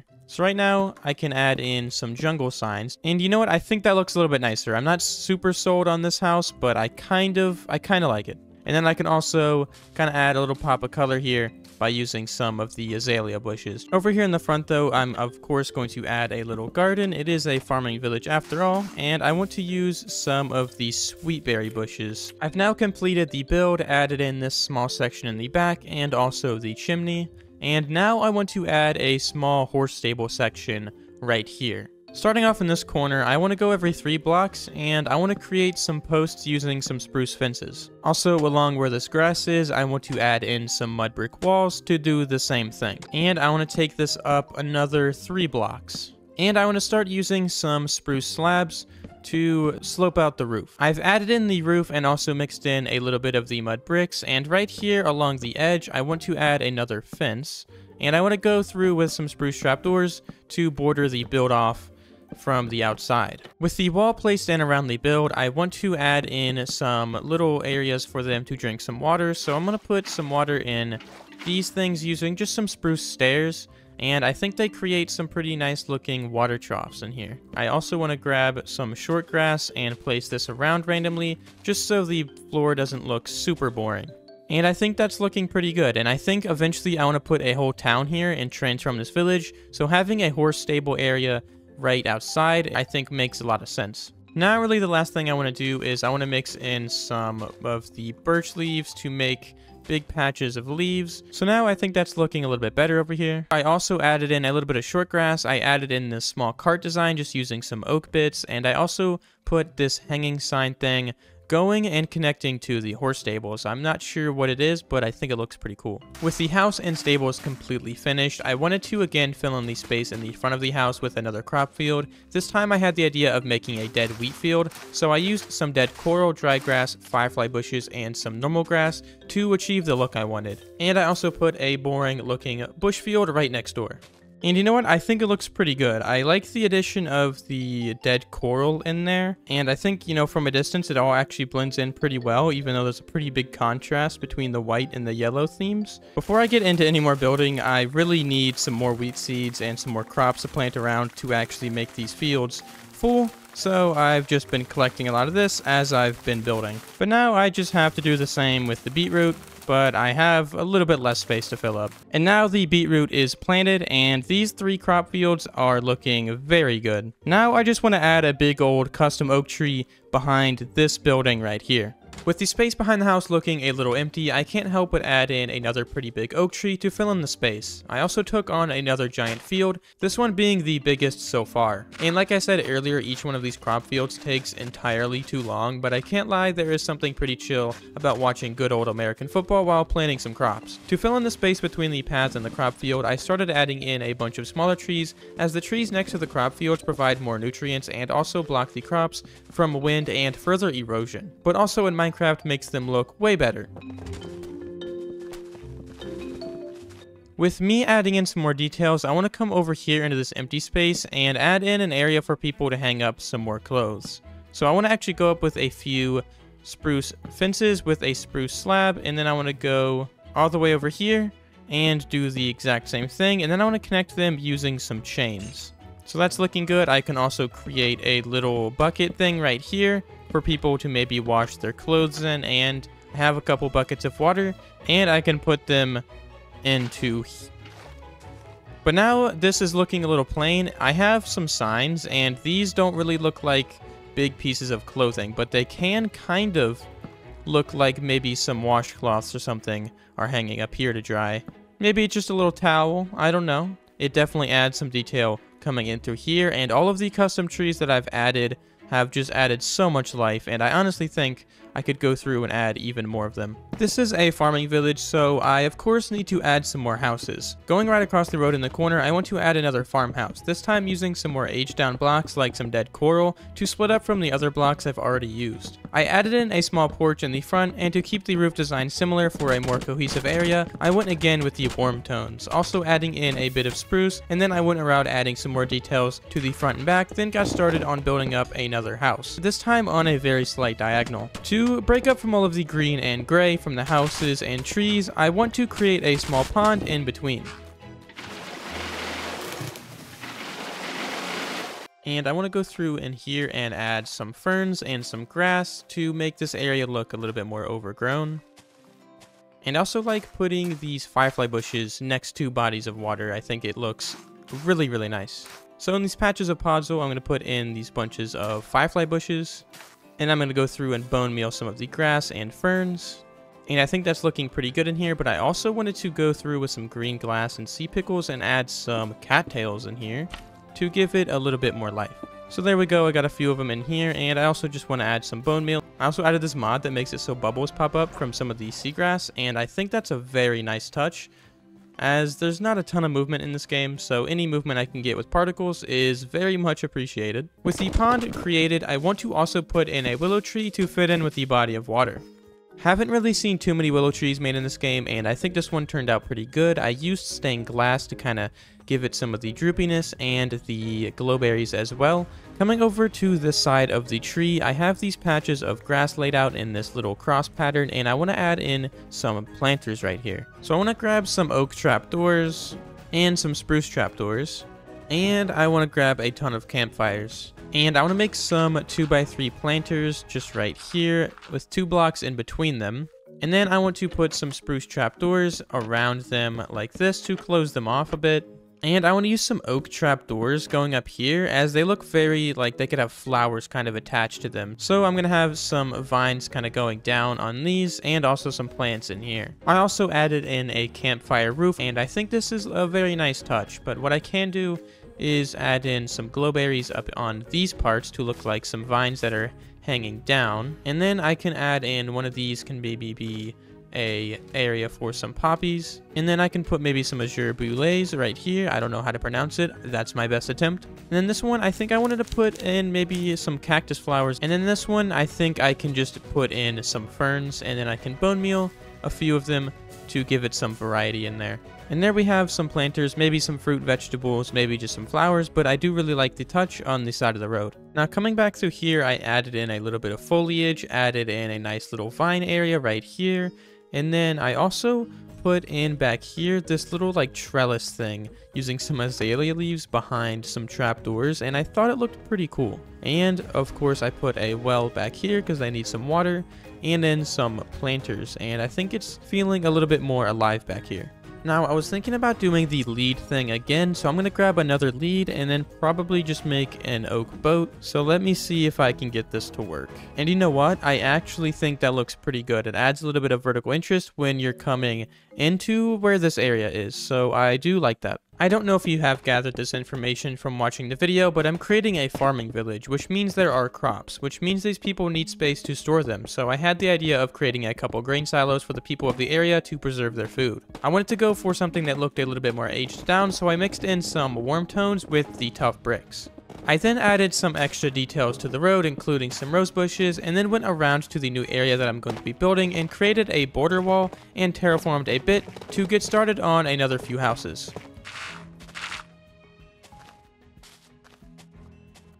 For this next building, I went up with more tough, pale moss, and acacia, then worked up into the second level using some oak planks and spruce trapdoors to create another Tudor style, using barrels and scaffolding to create windows, then using composters to break away from the spruce and oak closer to the top. I repeated this around the back and added on the warm-toned roof.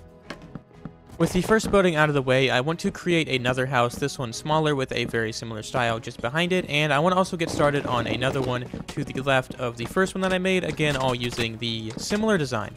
Created a couple more houses back here, but for some reason grass has spread. That might be why. That's so frustrating. I have the coarse dirt spread out though, and I want to make a little patch of potatoes in this planter that I made over in this spot.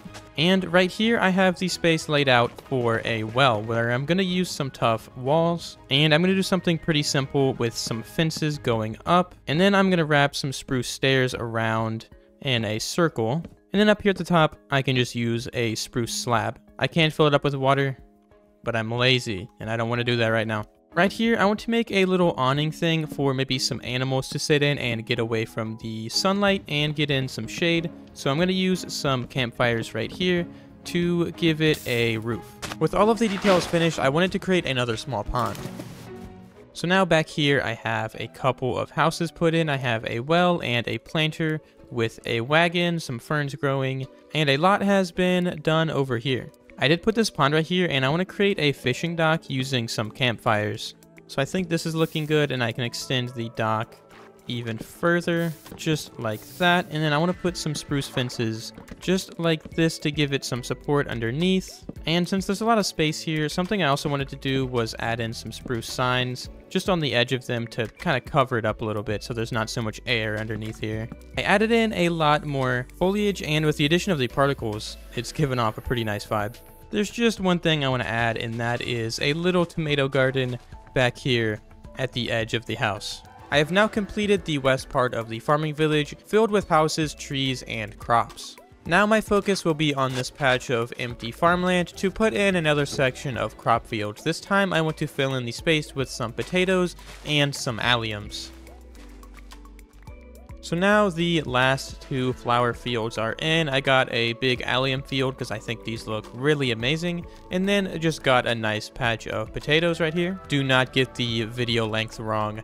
This was an absolutely insane project. I think I started this on day 260 and I'm on day 437. Well over 160 days, I think about 170. And I would say it's just burning me out a little bit being over in this area still. I've learned that I probably shouldn't do these giant farming village episodes all at once because this was truly a task. This took so long. Now over here I think is probably my favorite part with the willow tree over here. Of course, a few more crop fields. I love this house with the wagon out in front. Eventually I think I could put some more automatic farms in here and maybe even put some villagers in like these houses right here. It seems like every single time I start a new Minecraft world, there's a few builds that are absolutely necessary. I of course have my starter base, my starter barn, a castle obviously, and I just recently built up a farming village. Funny enough, that's the exact order of builds I had in my first series, which is a great way of showing the progress I've made as a builder. With that being said, every single world needs an iron farm. So today I'm creating my starter iron farm, which just so happens to be a small part of one of the best creations I've ever made. Instead of working on anything new, I actually want to finish where I left off last episode, which is of course in the farming village that I got a little burnt out from last episode, so I didn't quite complete it. So right now I want to finish the rest of the build, first by adding in small trees to break up from the crop fields and to give the area some more life, bringing in a few pale oak birch trees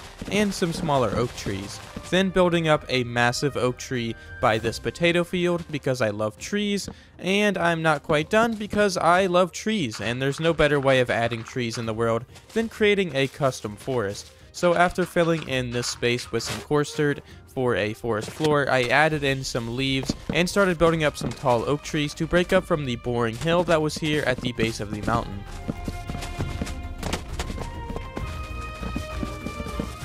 Now I have a decent amount of this forest built up, and the next thing I would get started on is putting some short grass and some ferns in here, just everywhere I possibly can. Something I noticed when I look at pictures of forests is there's not a ton of actual grass, so I put a lot of coarse dirt in here. Also, when making custom forests, there's these darker areas like this, and then there's an area like right here that is completely covered in light from where the sun is directly hitting it, and I think these areas are just absolutely amazing. Eventually I want to create a forest that has areas like this, maybe with some flowers in it or something. I know I don't have a ton of options for flowers, but I'll just grab some of these and I guess some dandelions. Don't want to embarrass myself trying to pronounce this flower.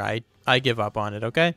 And now I have to find back where that spot was. I think about right here. I think having a little patch of flowers would look pretty nice, just where there is a little bit more sunlight. I also have really enjoyed putting in some dead bushes around as well.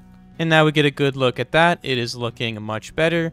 The last thing I have here that I want to add is some ferns, because they just have a different texture. Something about the fern just looks a little bit more wild compared to the actual grass. And you know what? The last thing there, I'm just going to add some more dandelions. So this needs to be a pop of color in here somewhere. But I am extremely happy with the way that the forest floor looks over here.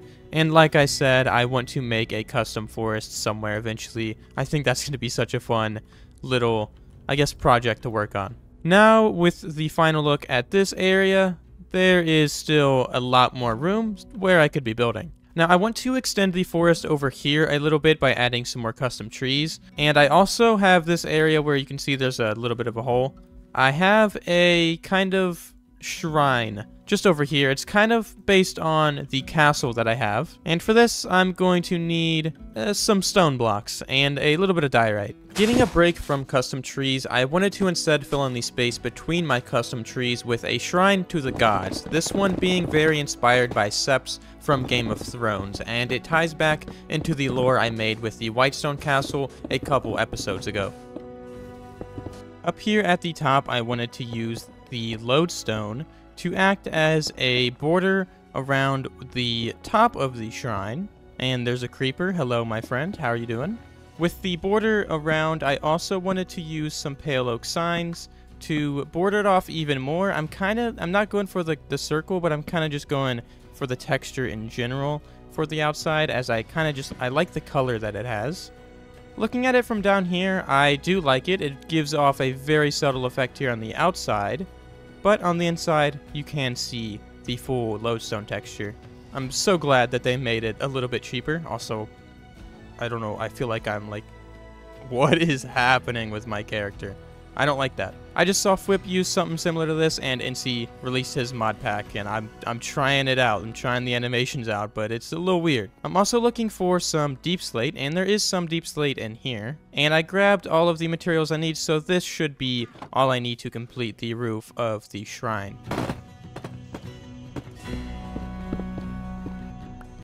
Now with the roof in, it's looking extremely good, and this is supposed to look very similar to the castle, as I mentioned before, to kind of connect these two areas together. And I just really appreciate the vibe here with the rock path going up to here. I kind of cooked pretty hard when I created this, and especially with the forest surrounding it, the vibes through here are very good. Minus the floating tree. It's okay, it doesn't need roots or anything, it's fine. In here, I wanted to actually add in some individual shrines. So I want to put a sword right here, and I can do that just doing something very simple to create a sword. Over here, I wanted to create kind of a shrine for a tree, so I'm going to put a tree kind of hanging from the wall right there using the lever. Over here, I want to do the same thing with a brewing stand, and then I want to grab some mangrove fences and granite walls, and I want to place them 2 blocks, and then the granite wall on top with actually 4 candles up there to look like a staff, maybe for a little bit of magic. So you have the 4 pillars of a not very well thought out religion in this world. You know, you have the sword for like a warrior aspect, you have the like tree for life, you have this for like medicine, and then this for magic. And I think that's a pretty cool idea. And I look like I'm skipping. I'm having a good time. My legs are inside of me. What is happening? I don't like it. Anyways, I think that's pretty nice in there, and I'm happy with the way that this area has turned out. But for more important things, I removed the animation mod, and I'm feeling much better about myself. I don't have limbs falling off, you know. That dude before needed some like WD-40 or something. He was squeaking around. Anyways, speaking of squeaking around, I need to make a house. I actually don't know what connection I was trying to make there, but this is supposed to connect back into the village, and that I wanted to make a woodcutter's lodge to create lore around how people in this area would cut down their trees and use them for building and fire for the winter, which means of course making a small cart for the wood and a place for them to actually chop the wood down. Oh, and more trees because I love tree, and there wouldn't really be a woodcutter's lodge if there wasn't wood to actually cut. So I added in even more custom forest. I added in this small wood choppers kind of house right here with a workstation over on the left side. We have a wagon holding some lumber and some stumps to make it look like they chopped down some trees, maybe to build some houses over here. If you're wondering why my voice sounds like this, it's because I just celebrated my 21st birthday, and it was, you know, it's not great right now. It's not great. Since it is my 21st birthday, or at least it was yesterday, I do want to bake myself a cake. I am going to need 3 buckets of milk. I need a couple pieces of wheat and some eggs, which there actually are a decent amount of eggs in here. Oh, back in the house, I can just craft up a cake. And I forgot I need 3 pieces of wheat, not 2. Now, I can make myself a birthday cake. And I actually think there's a feature in this game where you can put a candle in it, if I'm not mistaken. I think that's a feature, I don't know. So let me just put this cake down, and oh, you can put a candle in it. Oh, let me light the candle. Oh, that's great. I love that. Celebrating with the only people I have in this world. Well, this is a moment. Why? I guess I wasn't expecting to eat the candle, but okay. Anyways, and yeah, well, let's just get on with the rest of the video. I have a lot to do today, so I'm putting my birthday aside and I'm diving into the caves to put in some work, as I have thousands of deep slate blocks to collect. You can also turn this happy-go-lucky music off. There's nothing to celebrate in my life. I'm just joking. Life is worth celebrating, and so is deep slate and tough, as they're both amazing blocks to work with, and I'll be using them a ton today to terraform and create the build for the iron farm. So I spent just a few hours down in the caves. I then went back up to the surface to collect up some gray wool to go alongside the tough and deep slate. I then went back home to the starter house to collect materials I already had laying around from previous builds. And now I want to take a trip across the sea to go to the other continent, as it's very resource rich and has a lot of the building blocks I need. But I had to take in the fresh air for a second because I got mining fatigue from a mysterious sea temple. After that went away, I collected red and yellow terracotta and then some regular terracotta that I was going to dye and use later for a building block. After collecting terracotta for a bit, I went to the nearest azalea tree to collect rooted dirt that I was going to use to connect the build today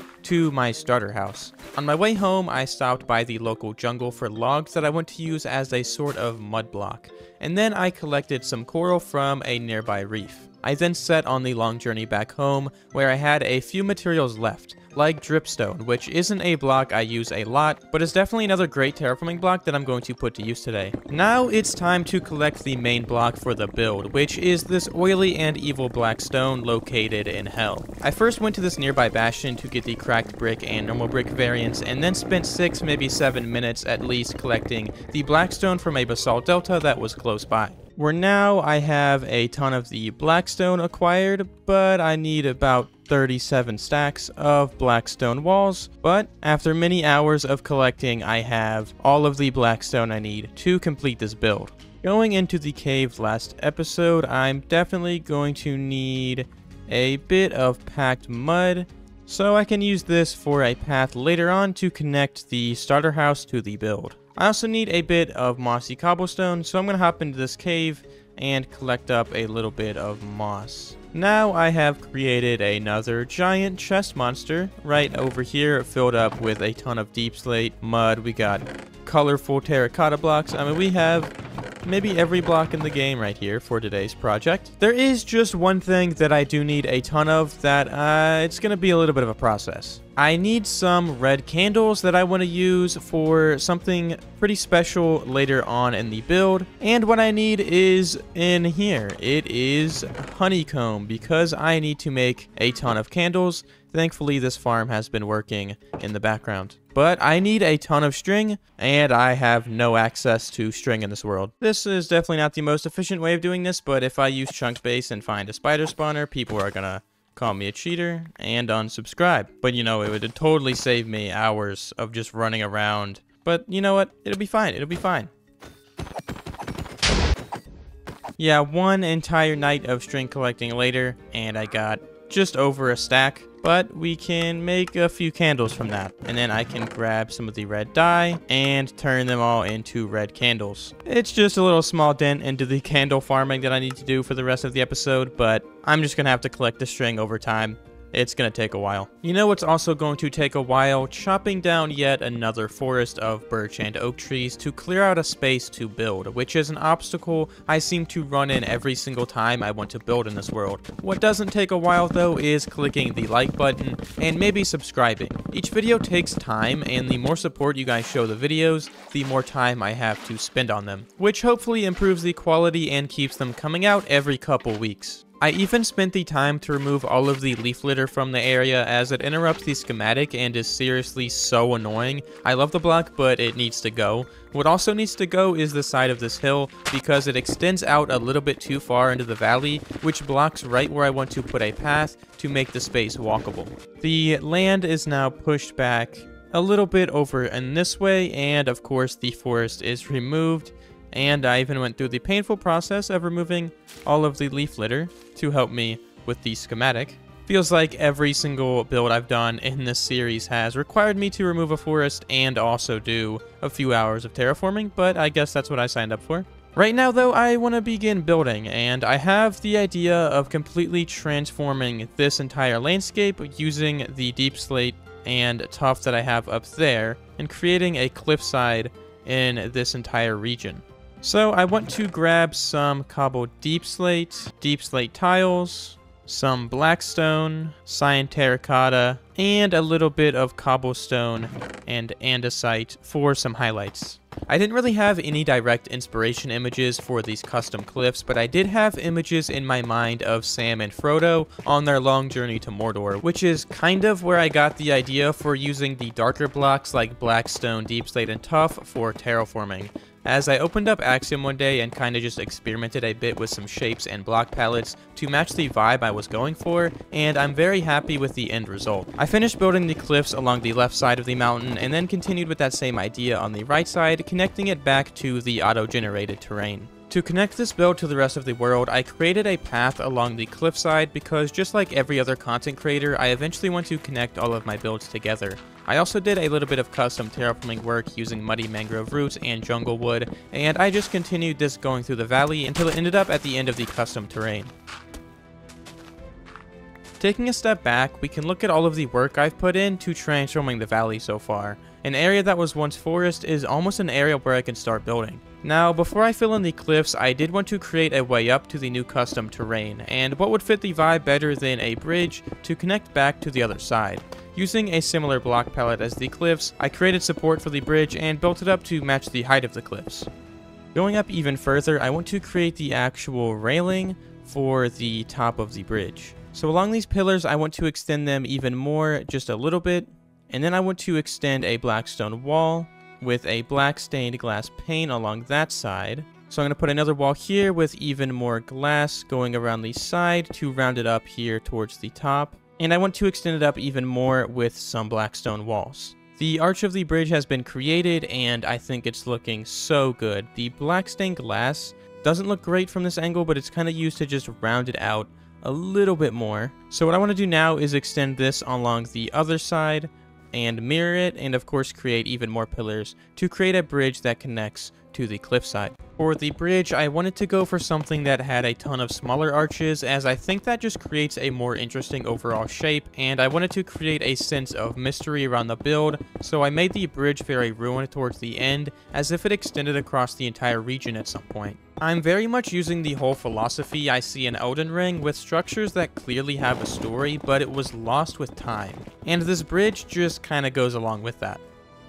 Now I have the top of the bridge complete, and it is good to walk across. Around the back, I made it look a little bit more ruined, as I didn't really want to extend the bridge all the way over there, and I wanted it to end, so I decided to make it kind of crumbling here towards the back, as if maybe the land took it, maybe it wasn't used for a while, and I like that it even kind of comes here from the landscape. Again, like this is such an ancient place that even the land kind of took it.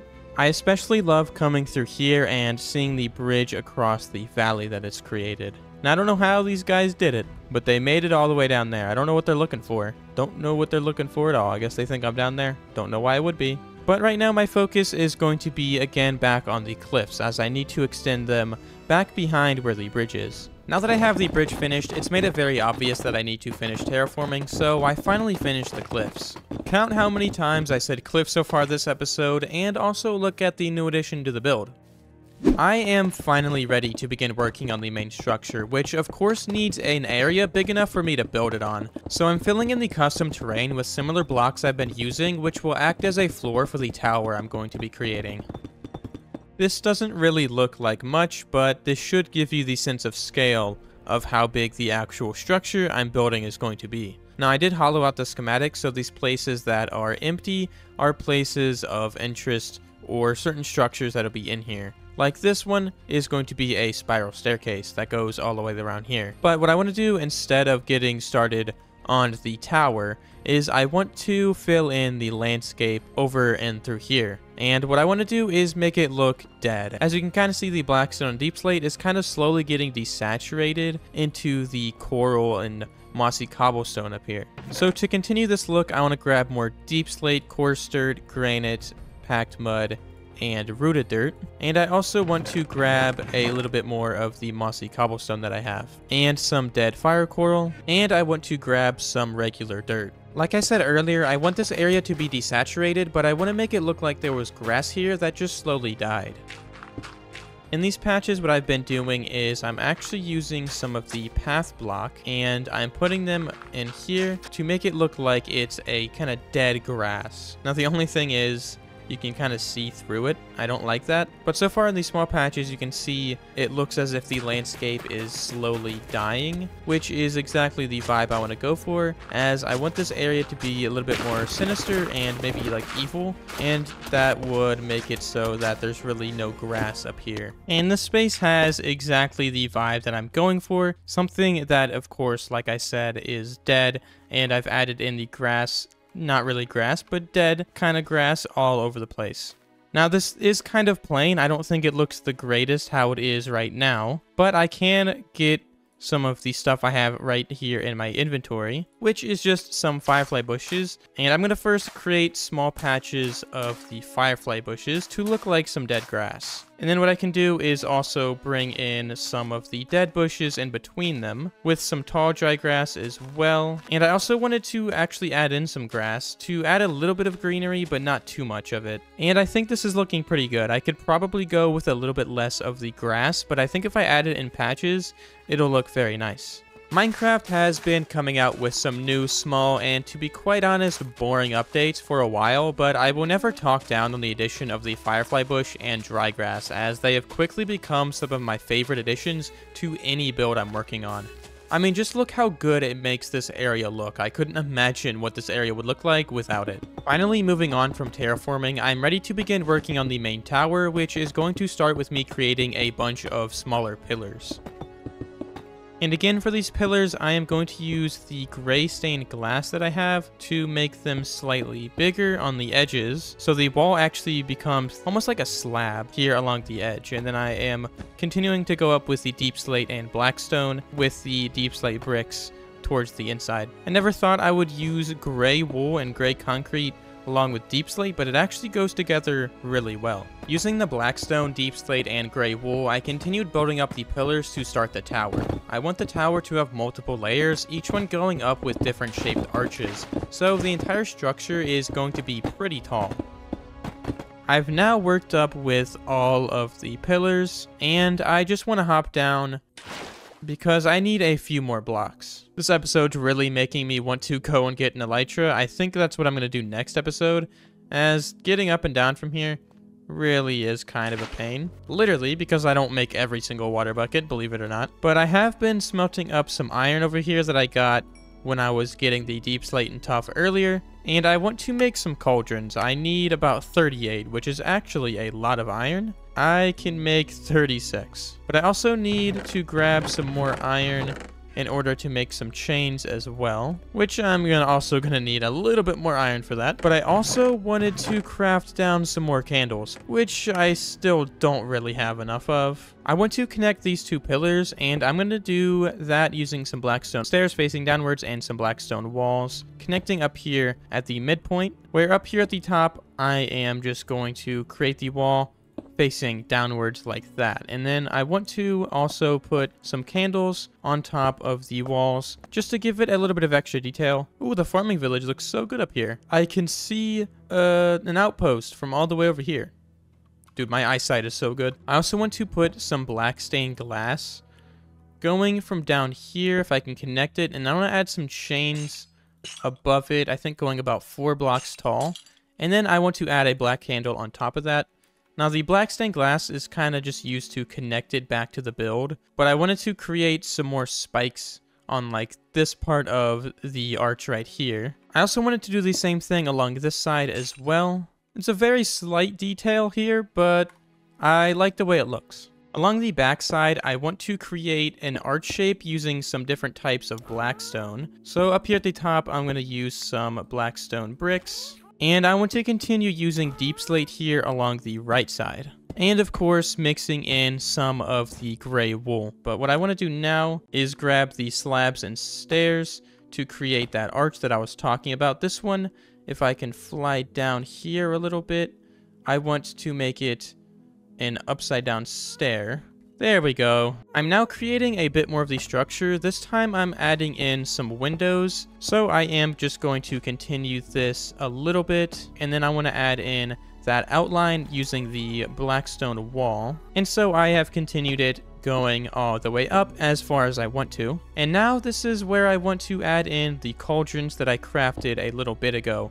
And the color mixes perfectly in with the deep slate and blackstone, except it gives us a little bit of an arch because of the bottom of the cauldron. This doesn't really look like it would actually make a difference, but if I go on and fly a little bit far away, you can see that it actually does. It creates a very nice subtle window shape that even from a distance you can tell is there. It honestly is a very underutilized block. Just a little bit of a build hack I figured I would show off here. Now that I've got some of those details established, I'm pretty much just going to create a giant circle of those details to create the shape for the tower, but making some parts slightly ruined to save on materials. I mean, to add a bit of the mystery element that I was talking about earlier with the bridge. I haven't established a set lore for this at all. I just got a little carried away with my imagination, but now that I'm thinking about it, maybe it was just from a long time ago in the world where there was a battle against some dark entity, and this was just a pillar that was left from the battle, and it just got slowly washed away with time, leaving this tower, which by the way looks so cool from the farming village and really is just giving Elden Ring. What I want to do is, like I said earlier, and create a spiral staircase, but there will be a pretty big statue here in the middle. To really get the shape I want for the statue, I need to use a lot of different types of stairs, slabs, and walls. But first, I want to create a large plinth for the statue. If you don't know what that means, it's just a pedestal. I looked it up on Google. But it's just meant to create a large enough space for the statue to sit on. For the statue itself, I really wasn't inspired by any actual statues, but instead took the idea of the Nazgul from Lord of the Rings and searched up some dark fantasy cloaked figures from Pinterest and tried my best to recreate what I saw. This really took a lot of time to perfect the shape in a creative world, which requires a lot of slabs, stairs, walls, and stained glass to manipulate the structure and get something that resembles a human or being of some sort. Now the statue is not yet finished. I want to make the sword right here, but I'm going to need some tough walls, and I'm going to need the deep slate tile slab I have in this bundle, and I need some gray glass, as well as some stone slabs and some stone brick slabs that I'm going to craft up. And I want to use some stone brick walls to put the sword right here where his hands meet. And this will kind of just contrast with the deep slate and blackstone that I already have in place, so it's a little bit more visible. And up here, I want to create the handle for the sword, so I'm going to use a chiseled tuff. So I'm going to need to go up 1, 2, 3, 4 tough walls, and then I'm going to grab that deep slate tile slab here for the edge of the handle. And now the sword is kind of just a straight line here, so I'm going to also have to make the edges here. I don't know what these are exactly called, but I'm just going to use the stone brick slabs and stone slabs that I created, so it kind of fits perfectly in here. So now if I look at it from here, it kind of looks like a sword, but not quite. I think it's just a little bit too thin, so I want to grab some gray stained glass, and I want to make this slightly thicker. Now I want to retain the sword shape, so I'm not going to do it on the bottom one, but instead I'm going to go one block up and continue going up with some gray stained glass to extend the wall out just slightly. So I'm going to extend this all the way up to where the handle is, just like that, and we can get a better look at it now from a distance. I think that is looking so much better. It actually creates the shape of the sword. I also put that one in the middle, so it creates a line in the sword, which I think looks amazing as well. And again, the bottom of it creates the kind of a sharp point. So I think that's looking amazing for the statue. Now, before I add any redstone to the statue, I want to create the spiral staircase that'll lead up towards the back of the statue, so there's going to be a staircase kind of going around. I know I mentioned something about redstone in the statue, and that's because I want the statue to store the iron that comes from the iron farm, and I have some cool plans for that. But right now I'm creating the spiral staircase I've mentioned multiple times, and I'm wrapping that around the statue I just created. I also took the time to add in some areas that are meant to be some of the structure that have crumbled to the ground, and I went around the side of the build to create a small bridge, and I might have gotten a little carried away building another circular wall surrounding the tower that is far more ruined.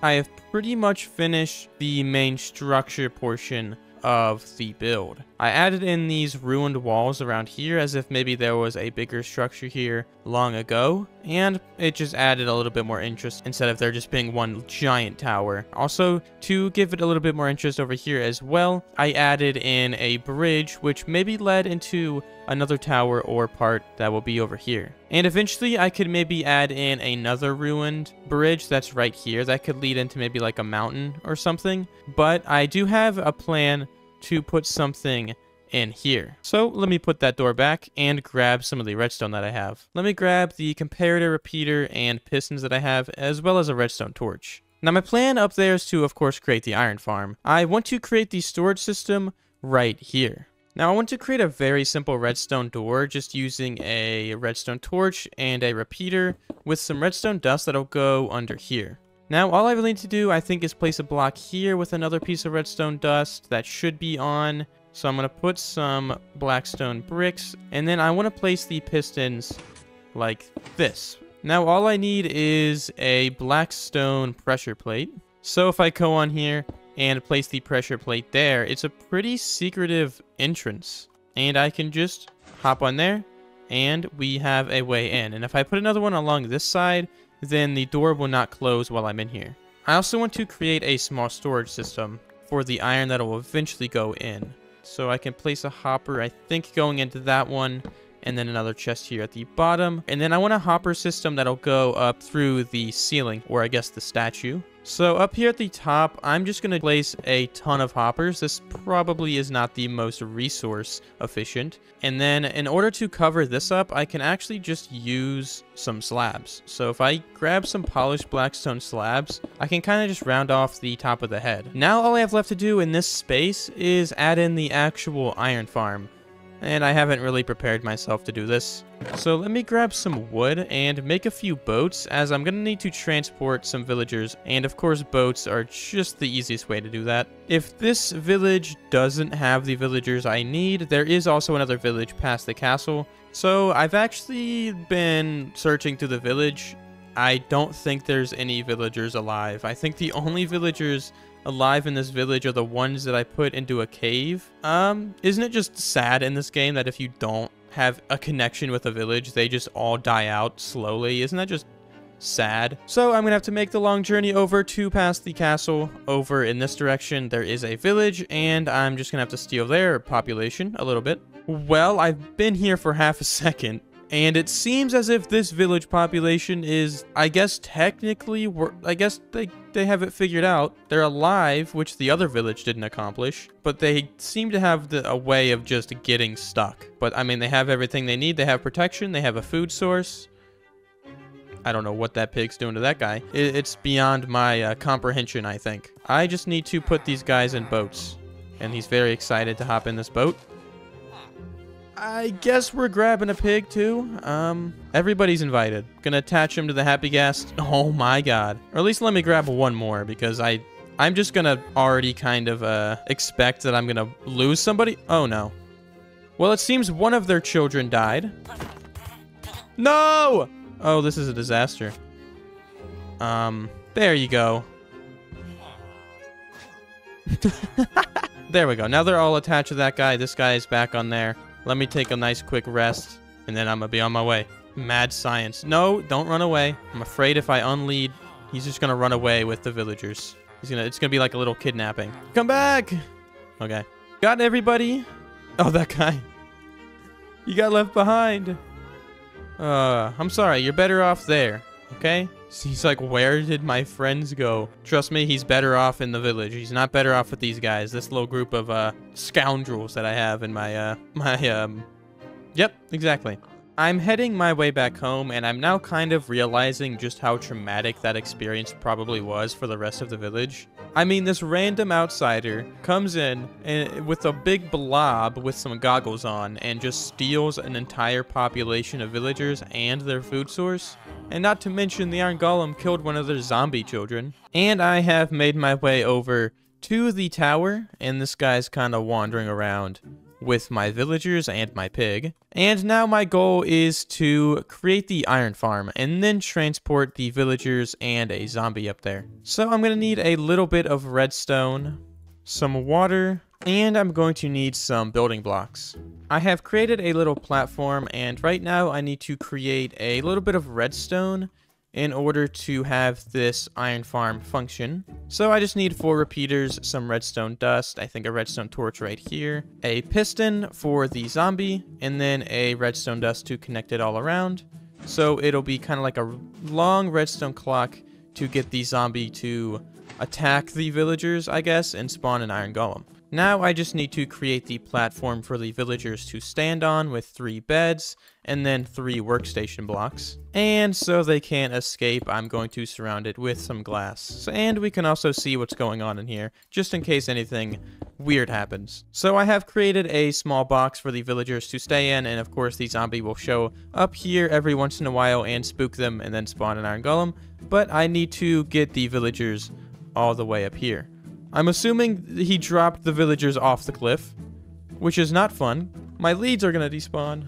Well, I found them, but the leads despawned.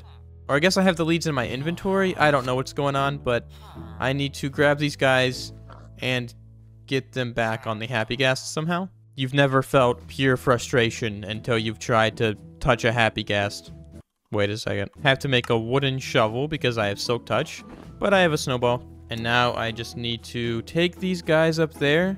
I don't think I can fit through any of these windows, so I think I'm gonna have to go all the way over and down. I haven't really thought about how I'm supposed to get these villagers off. I don't have any shears on me, so this might be a problem. I don't really know what I'm supposed to do now that I have the villagers up here. No! He's running away with them. Come back down, please. Come back down. He got him in there? Okay. I want to get the bottom one out first, and then these guys in. Okay, that actually worked pretty well. What a genius. No! Anyways, after that, we have the villagers in here, and it's actually turning night, so I can get the zombie in here as well if I want to, which is actually the next step. So I need to walk around with my balloon and find a zombie that will pick up an item. Okay, well, for some reason, hitting the zombie made him pick up the item, so now I just need to put him in a boat, and now he's running away with my zombie. This, again, was a pain, but I now have the zombie acquired, and now I have to get the zombie in the landing zone. No! After killing my good friend, I may or may not have gone through a few more of them before finding Zombie Al-Gaib that I created a safety box for, and then he just went into the space on his own. I finished creating the iron farm, and now it's just time to create a giant red orb. And I haven't mentioned it yet, but this entire build is inspired by a reference image I found on Pinterest, and this orb was just a feature from that image. So I used glazed terracotta, concrete, and glass to get the color and texture I wanted. The red terracotta really does fit very well with the magical orb theme, and of course I spammed buttons around to stop iron golems from spawning in it, which looks fantastic. I looked up if iron golems could spawn on glass, and they said that they can. It was the AI response on Google, so I don't know if they actually do. So what I've done is I've placed a couple auto crafters, which will take the iron from the iron golems and will turn them into iron blocks, which will then dispense out down here. First thing I have to do though is remove this temporary block, and then I just need to place the redstone torch in. So now this little orb that I made, not very little orb that I made, should be completely finished. There's an iron farm in there. The zombie, I hope, does not die. And it should, again, automatically filter the iron and drop it from where that is onto the head of the statue. Now, I could check this. There should be things dropped in here. And there is some iron nuggets somehow in there. I don't know how, but there isn't a block of iron in there, which is exactly what I want. We'll see if this continues to actually work, though. And we also have poppies in the system. I honestly did not think about that. Okay, I didn't really think too much about the actual poppies going in the system, so I think what I'm gonna have to do for now is just break the auto crafting system that I made. But the iron farm is working. We have 4 blocks of iron in here, and I'm just gonna make them all into iron ingots for now. But this thing should still dispense iron down into the statue. And with this guy dying, we can actually see it in action right here. So sadly, this guy has to die, and then it should pop out from right here. And that is perfect. And then with the hoppers, it'll just go into the statue. And then now we have 54 iron. If I wasn't doing redstone, I'm sure this would be much better, but it's just me doing redstone. It looks pretty bad, but, you know, I'm a genius, okay? I'm a genius. Now, this is an orb, and I want it to be glowing. So what I want to do is put the red candles to use and create kind of little streaks of maybe like a magic kind of around it, and I can light some of them to create a little bit of a glow up there as well, which might mob-proof it and also make it a little bit better.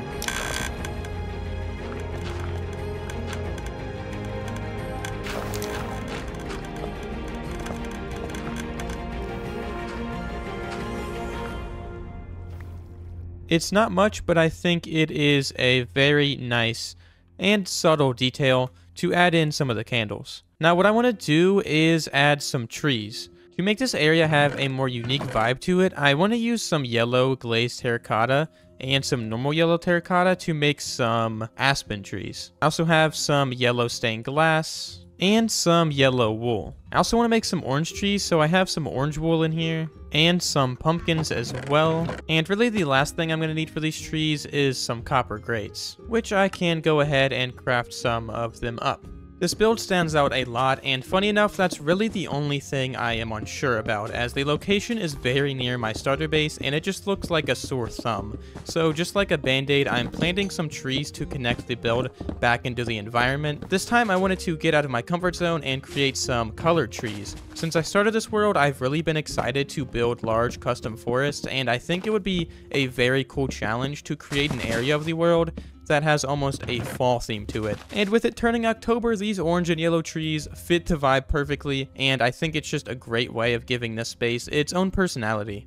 I also want to mention now that the statue schematic will be available for members and patrons of the channel, as well as the custom trees I used for today's episode. I was never the biggest fan of using like unconventional leaf blocks to create colored trees, but it's something that I've been experimenting a little bit more with, and if you're looking at it from a distance, you can't really tell the difference between the traditional leaf block and just some like glazed terracotta. Now I also created some dead trees as well, and I added in, of course, the pale leaves to make them look like they're getting more dead as they are getting closer to this very evil place. I also put a fallen over tree again because these are very common in nature and they just look really cool in the game. But I also have some pale oak leaves left over that I want to use as a little bit of foliage, but it's still pretty dead. I also have a ton of coral blocks that I'm going to use to put around, as once they are placed, they will die and just look like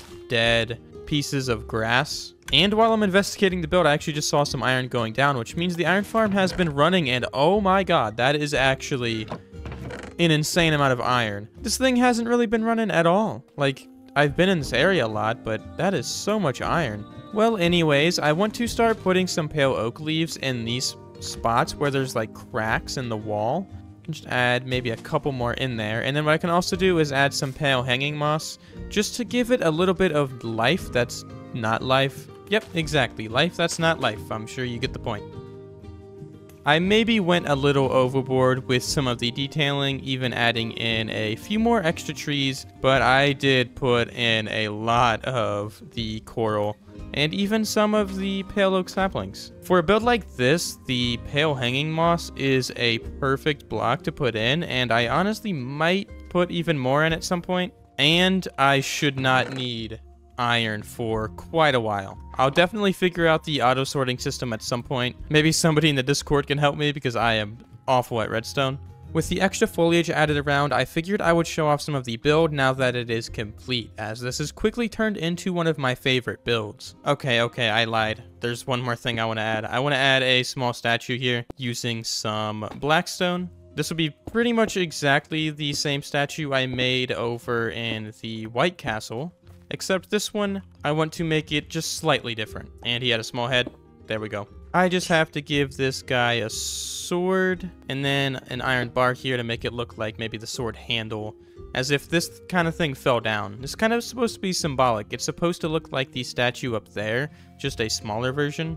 But it's supposed to look like it is kind of dead, as if maybe the evil in this area has been removed. So the statue is kind of fallen over and destroyed. Very similar to the scene in the Lord of the Rings movie where it kind of showed the crown over the fallen statue. Kind of reminded me of that, if you guys know what the scene I'm talking about. But we have kind of the fallen king right here, the evil king. But there is actually something I have an idea, and I want to test it out. I have a coral fan that I don't want to put right there. I have a coral fan that I want to put on his head to make it look like he has a crown. I think that looks pretty good, actually. And I think it's a nice little touch over here, as if maybe there used to be like an evil shrine and it just got knocked over. Some people are still putting their candles in here, but the flowers are kind of made to look like, you know, the actual good in this world is kind of overtaking the evil. Yeah, I know, my videos are extremely deep. Very, very poetic. But I hope you guys enjoyed this video. Again, it took so long to make.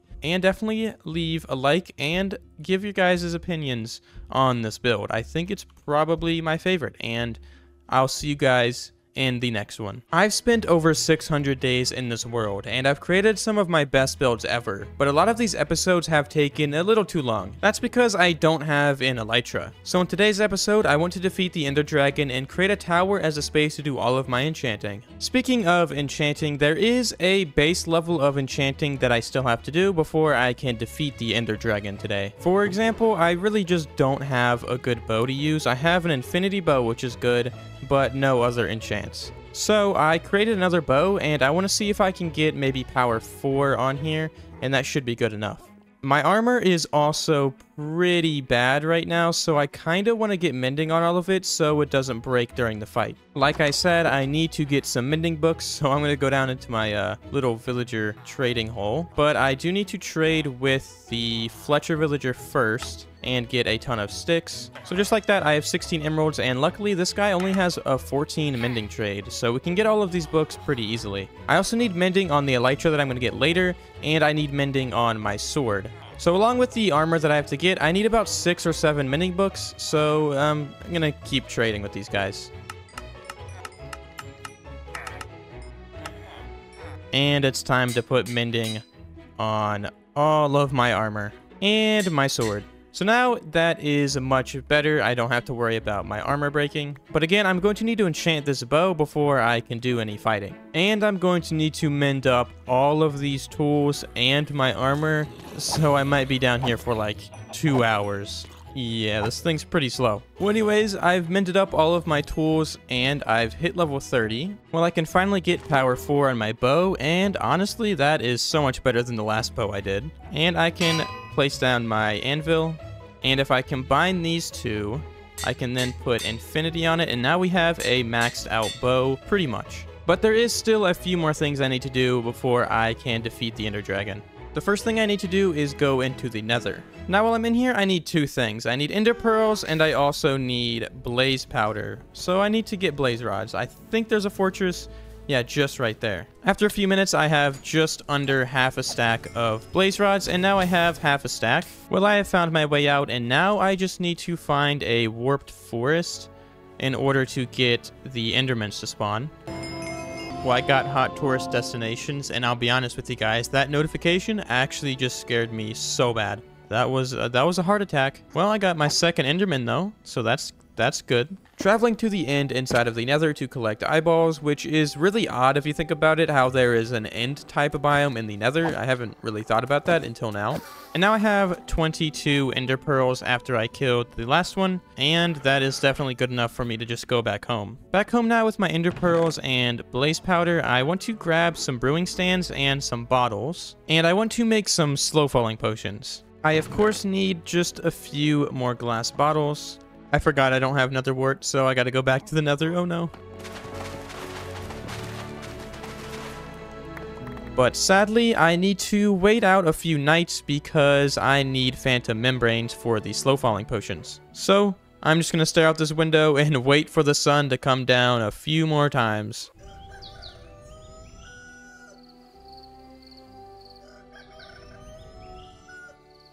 Okay, the sun's coming down, and when I say I've AFK'd like 4 nights, I'm not joking. I don't know why phantoms are not spawning. I don't know if I need to like throw some Pringles on the ground or like leave a trail of bread for them to show up, but like, dude, there's giant bags behind these eyes. And oh, there they are. There's my good friend. Waited all this time for one of them. Just one of these little guys. And honestly, that's all I need. In total, I've already spent like 5 hours on this video, and yeah, all I've done is repair my tools and get some phantom membranes. What I've also done in the meantime though, when I was waiting for the phantoms to spawn, is I've gotten some firework rockets, and I updated the map and put it up here. It doesn't show much, but I think I'm gonna fix this later in the episode and map out this entire region. But now that I'm over here, I can grab some of the Nether wart, and I can make some slow falling potions, which I think you need a Nether wart first and then a phantom membrane. And then I think I can use some redstone to make them last longer. The good news is I have no redstone, and that bumps it up to 4 minutes. That's 12 entire minutes of slow falling. That is definitely enough for me. And I'm just gonna go ahead and make another anvil so I can put mending on my elytra once I get it. Now all I need to do is make some Eyes of Ender, and now I can just go ahead and see which direction this takes me. And it's back towards where the castle is, and it broke. That's not a good omen. I've made it all the way on the other side of the mountain near this cave, and I'm throwing another one. It's taking me over there. Probably should have thought about this before I threw the Ender Pearl. So it is taking me over here towards where Pink Sheep is, which gives us a nice view of the white stone castle. So now I am on the other side of this cliff kind of river right here, and I have such an amazing view of this world. Oh, it's so beautiful up here. I am gonna throw another one. It's just continuing to take me towards the village. Well, it's asking me to go this way, so I guess it's somewhere in the middle right here in between these 3 tall oak trees. So I'm guessing it's like in the river then? Yeah, okay, so I'm just gonna go in the river and dig straight down. Well, I hear a zombie, which means there's a cave nearby, and I am in here. Oh, there's a geode. That's kind of fancy looking. Is this the portal room down here? It is. And we get the eye armor trim, and I'm just gonna hop straight in here. I always get so nervous, even though this fight's pretty easy. I just now realized I forgot a pumpkin. Well, thankfully there's pumpkins out here, but I don't have any shears on me, so that's no fun. Okay, found some iron, and I made some shears, and I got the carved pumpkin. Well, and there's a spawner? I was just like, you know what, let me just explore down here for no reason. We're gonna do that some other time. I'm scared. I don't know why, but we're going in. Not the greatest in the world. Oh my. Nice place to put a crater. Minecraft, thank you. I'm having PTSD from the last time I was in this dimension. I don't like it.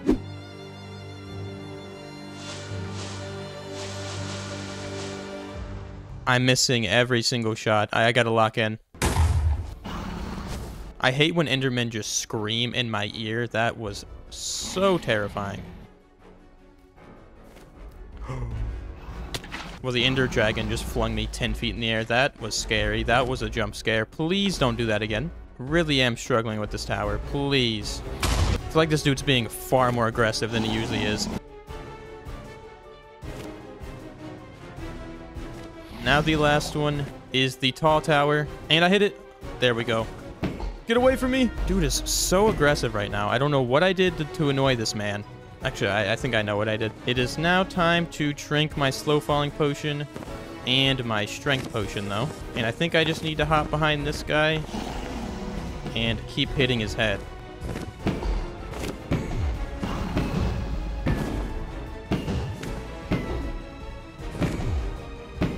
This guy's not too bad.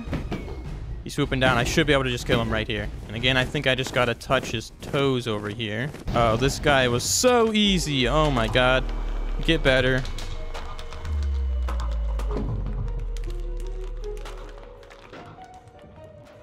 Now, I'm curious. Leave a comment. What do you guys do with your dragon egg when you get it? I feel like I never do anything with it. Maybe I can think of something to do with the dragon egg and create lore behind it. But right now, my focus is on getting myself an elytra. Oh, right on top of the chorus fruit. That's exactly what I was expecting. And there's an end city right there. I don't think it has a ship, though. I traveled over to the first end city I found, which sadly did not have a ship and therefore no elytra, but I did get plenty of shulker shells, which I will gladly take back home. And now I have spotted the city, and it has a ship over there in the distance, so that is absolutely amazing. That is the smallest city I've ever seen in my entire life. But you know what? I'll take it. I don't think I need anything much more than that. Hoping I don't fall into the void and I don't lose the world. That would be horrendous. I've made it. I finally got it. Ooh, and a good pickaxe. That's pretty nice. And some leggings. Okay, I'll take it. I'll take it. Some emeralds. Nice, nice. And now I can take flight for the first time in this world. I haven't done this in so long. It feels great. This is kind of trippy. I can see the main end island from here. That's kind of awesome. But I actually found a portal so I can just fly through here.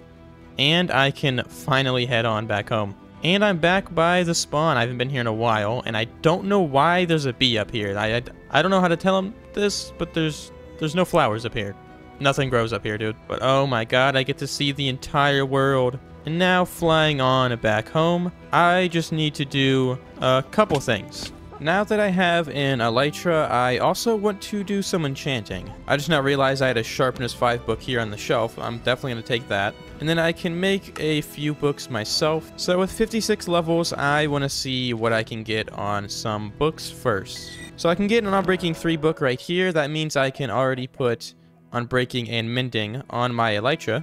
I got another Unbreaking book, and another Unbreaking book, and I got an Efficiency book. So, with a little bit of my enchanting done, I can start gathering materials for today's episode, which I created a few shulker boxes for, and of course to get in the Halloween spirit, placed a jack-o'-lantern. For the build today, I wanted to go for something a bit smaller, as I've been putting a little bit too much time into each episode. With that being said, I of course have to do my daily gathering of spruce wood, also hitting the caves for a bit to gather tuff, which will be the main block for the tower I want to build. After gathering tuff, I went to the other side of the world back into the caves to collect some moss. There was also a savanna nearby, which was perfect as I needed a good amount of acacia wood as well to blend in with the tuff I just gathered. I then traveled another short distance to the nearby desert to collect azalea leaves, as I really just prefer the azalea leaf texture over any other leaf block. After spending time in the desert, I flew back towards the west to collect a tiny bit of terracotta and some string for candles, and some cobwebs, as I plan on doing the entire interior for the tower today, so I started stripping a ton of logs, as I was going to use as a sort of wallpaper block for the inside of the tower. And lastly, I planted a few pale oak saplings to gather up pale oak, as the base log block is a very good darker looking stone texture. I've now gotten most of the material gathering done. As you can see, every shulker box I made is filled up with blocks. All different types of them, because I also want to build the entire interior like I have been saying. Now, part of the interior is going to be a library, as I want this to be an enchanting tower, but for a library you need bookshelves, and bookshelves are best found in the Stronghold library. I just have to remember where the hole is. I think it's somewhere around here. Aha, there it is. Anyways, I need to collect a ton of bookshelves. Sadly, I don't have Silk Touch on my axe, so this is going to take a little bit longer than it should. So I decided to clear out the entire bottom level, but I don't have the patience for the top level. I even took the cobwebs out of the room because I need some string for candles. This actually reminds me that there's a spawner over here. Spider? No. Hey, skeleton's actually pretty good. I might use this at some point. So with the bookshelves acquired, I also want to make some chiseled bookshelves to go along with them. And I know I have a ton of wood in one of these chests, and I can just turn all the slabs that I have and planks into the chiseled bookshelves. So I can make 42 of them, and I think that's actually as many as I'm going to need. With all of the materials collected, I want to start by removing this entire oak forest. Again, everything I try to do in this world requires me to destroy an oak forest. I also had to do a little bit of terraforming to bring the land back up the hill at a more extreme angle. With the area flattened out, the first thing I want to do is create the entryway for the tower.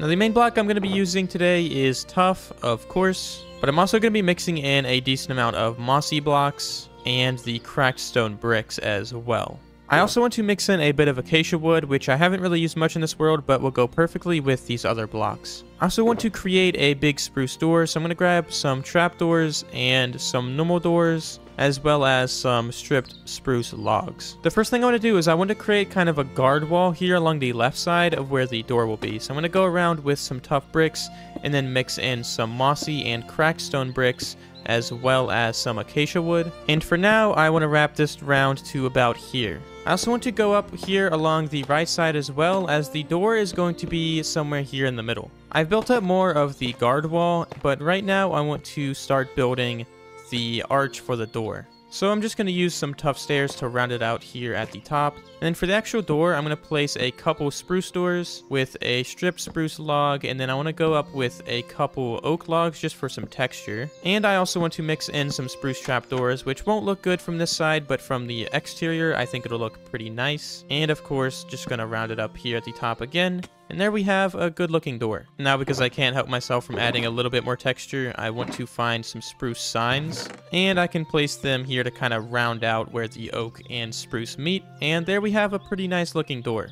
Up here at the way top of the wall, I want to create some battlements, which are just kind of spots where people can shoot arrows through for further defense. And now we have the front entryway completed. I stole the idea of an enchanting tower from my good friend Shrammy, but I wanted to find some good references for the actual tower. I instead ran into a lot of keeps, which have a sort of guard wall surrounding it, so I guess this isn't a traditional tower. I've also mentioned it plenty of times before, but the people over at Westeroscraft have heavily inspired the way that I'm trying to build and create my world, so I've really been taking a lot of notes from their videos to really understand how medieval life would work, and how an area like this would be laid out and function. I've really been trying to recreate some of what I see in their videos as a learning experience for myself. It's really taught me a lot about why certain things are laid out and look the way they do.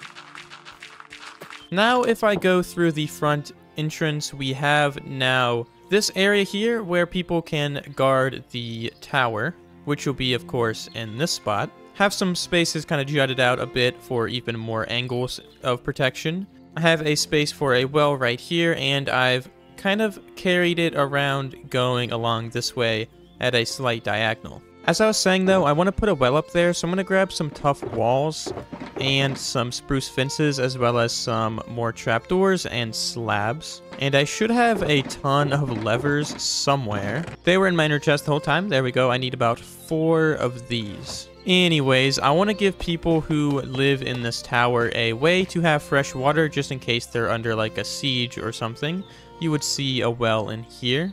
And then I want to have some trapdoors going along the sides with a slab to round it up here at the way top. I also forgot I don't need these fences here. So let me break these real quick. But I want to put the fences in the middle, and then I want to connect it using some levers facing this way. So now when you're looking at it from this angle, the levers just connect to the fences. And what I was thinking is maybe putting a couple chains kind of going down, and then I could always put something to make it look like a bucket, but I think it'll be okay. And I think that is a pretty good well design. With the well in, I want to come up here and place in some barrels just for some extra storage up here where the battlements are.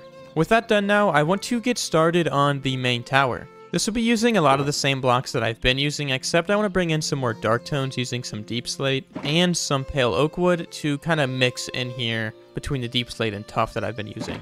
As well as a bit of cyan terracotta and some spruce fences for windows. Lately, I've been using Axiom a lot to build, especially to add texture to large areas very quickly, but this build was a very good excuse for me to get back to my roots and do texturing the way that I'm best at, which is by hand, and I would say this has turned out better than anything I could do with a program and a few commands.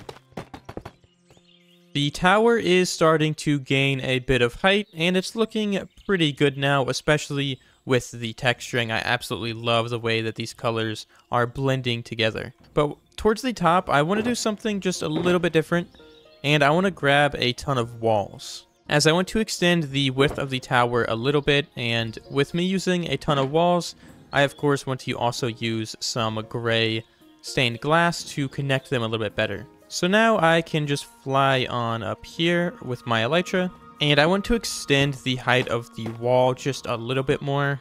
And I want to create a cool shape here using some walls just to get started. So I'm going to go up with some mossy brick walls with a tuff wall right here, and then I want to connect them using some fence gates, which you won't really see from a distance as it kind of blends in with the tuff, but creates a nice arch shape here. Now from this point on, I want to make it just a wall around the edge of the build. Again, just to extend it out ever so slightly here along the edges. I've used some more of the walls to extend it like I've been saying, but I want to also get some of that gray stained glass and connect them a little bit more because it creates a darker color, but also connects it just so there's a little bit less of this showing.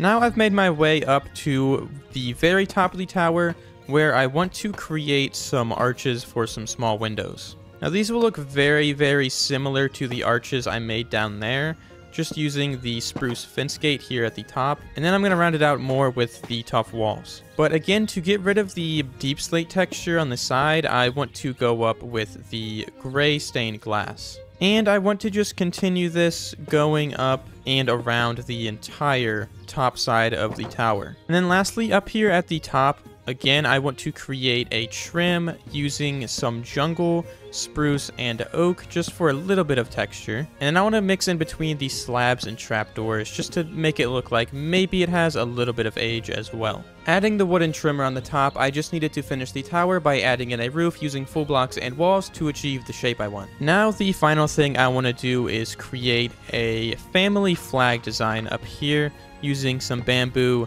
and some pale oak. Now I want to make it look like it's waving in the wind, so to do that I'm going to give it a little bit of a curve, and to curve it just a little bit more slightly I want to use some trapdoors on the edge. And yeah, that's looking pretty good. Looks very similar to what I did on the castle over there. And let me land on this tree. Oh, it looks so good in the distance. I absolutely love the tower. There's just something so cool about having a tower or a castle up at the top of a hill.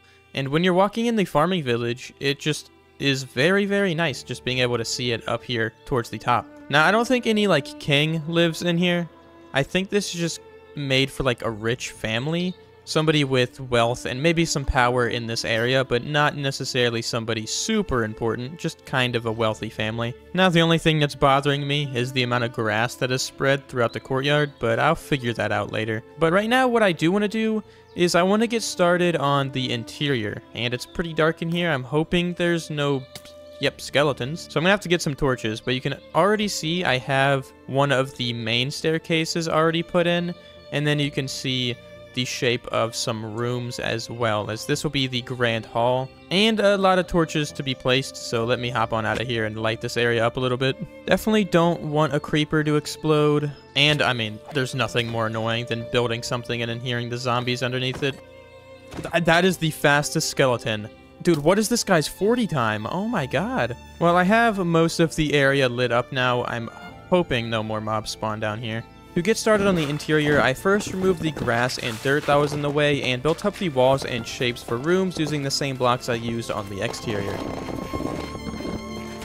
Now I have the layout of the basement area finished, where this will be the kitchen. I have a little closet in here, and then I have a little space here for some storage. Now the first thing I want to do in this room is create a window using the iron bars. Since this is storage, I want to give them some hay, maybe for when it gets cold, or maybe just some storage for the winter, or if they bring in some horses. And then I love adding in a tripwire hook on these just to make it look like it could be some storage for wine. So I've created some more barrels and a composter here along this side, and now I want to bring in some brown carpet just to make it look like some dirt is piled up just a little bit taller.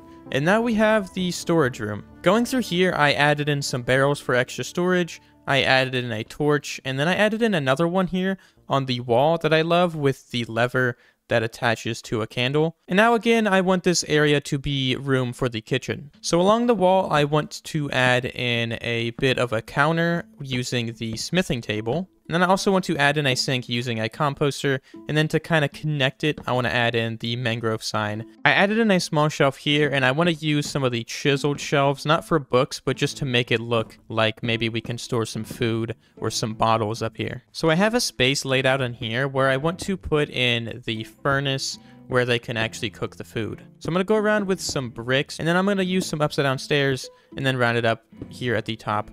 Just like that, and it creates a nice looking furnace shape. I've added in some extra details and some glow lichen to light it up a little bit more, and I want to put a chain going across the top to make it look like maybe they can have some food or some pots hanging from here. So I actually want to put a decorated pot that's kind of hanging right here. I want to make it look like they're actually doing some baking in here, so I want to make a couple cakes. Now I've added in some more shelves into this room, which is now completed. And of course, I created a small storage closet along the staircase. Now, the next thing I want to do is create the dungeons, which will be going down here. So first, I of course have to dig an area out just to create a staircase along the edge of the build. To go off the idea of historical accuracy, the lowest area would have a dungeon and prison area to keep anybody the family doesn't like to beat and torture. I mean, to give them their own cozy space to live.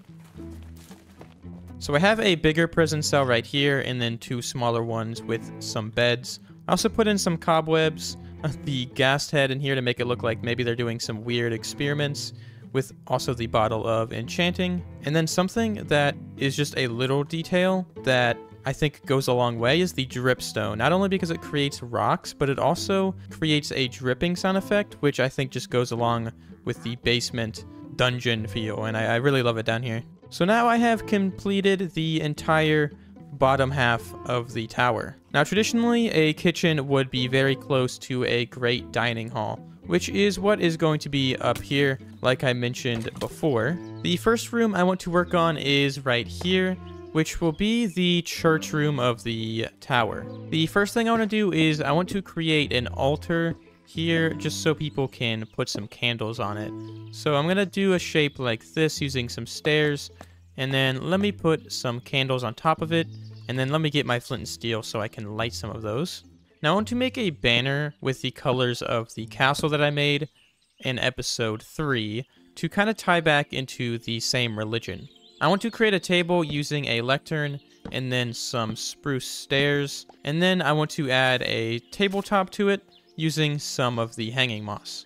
Not much going on in here, it's a little bit simple, but this is one of my favorite rooms in the entire tower. Now in the grand hall, I want to create a grand table for the family to eat at, which is just going to be a simple spruce stair table. And I guess in these areas you wouldn't see like a table with chairs, but you would see like a bench almost. So I'm going to use the campfires just so there's a little bit of space between the bench and the table, even though it doesn't look super comfortable, especially when the campfires are lit. Now, of course, there's also going to be a fireplace in here, so I'm going to put in 3 campfires, but I'm going to put out these 2 just so there's not a ton of smoke in here. So now they have the fireplace at the end of the table. Of course, I also want to put in some small tables along the side of the room, and I'll put one here along the back.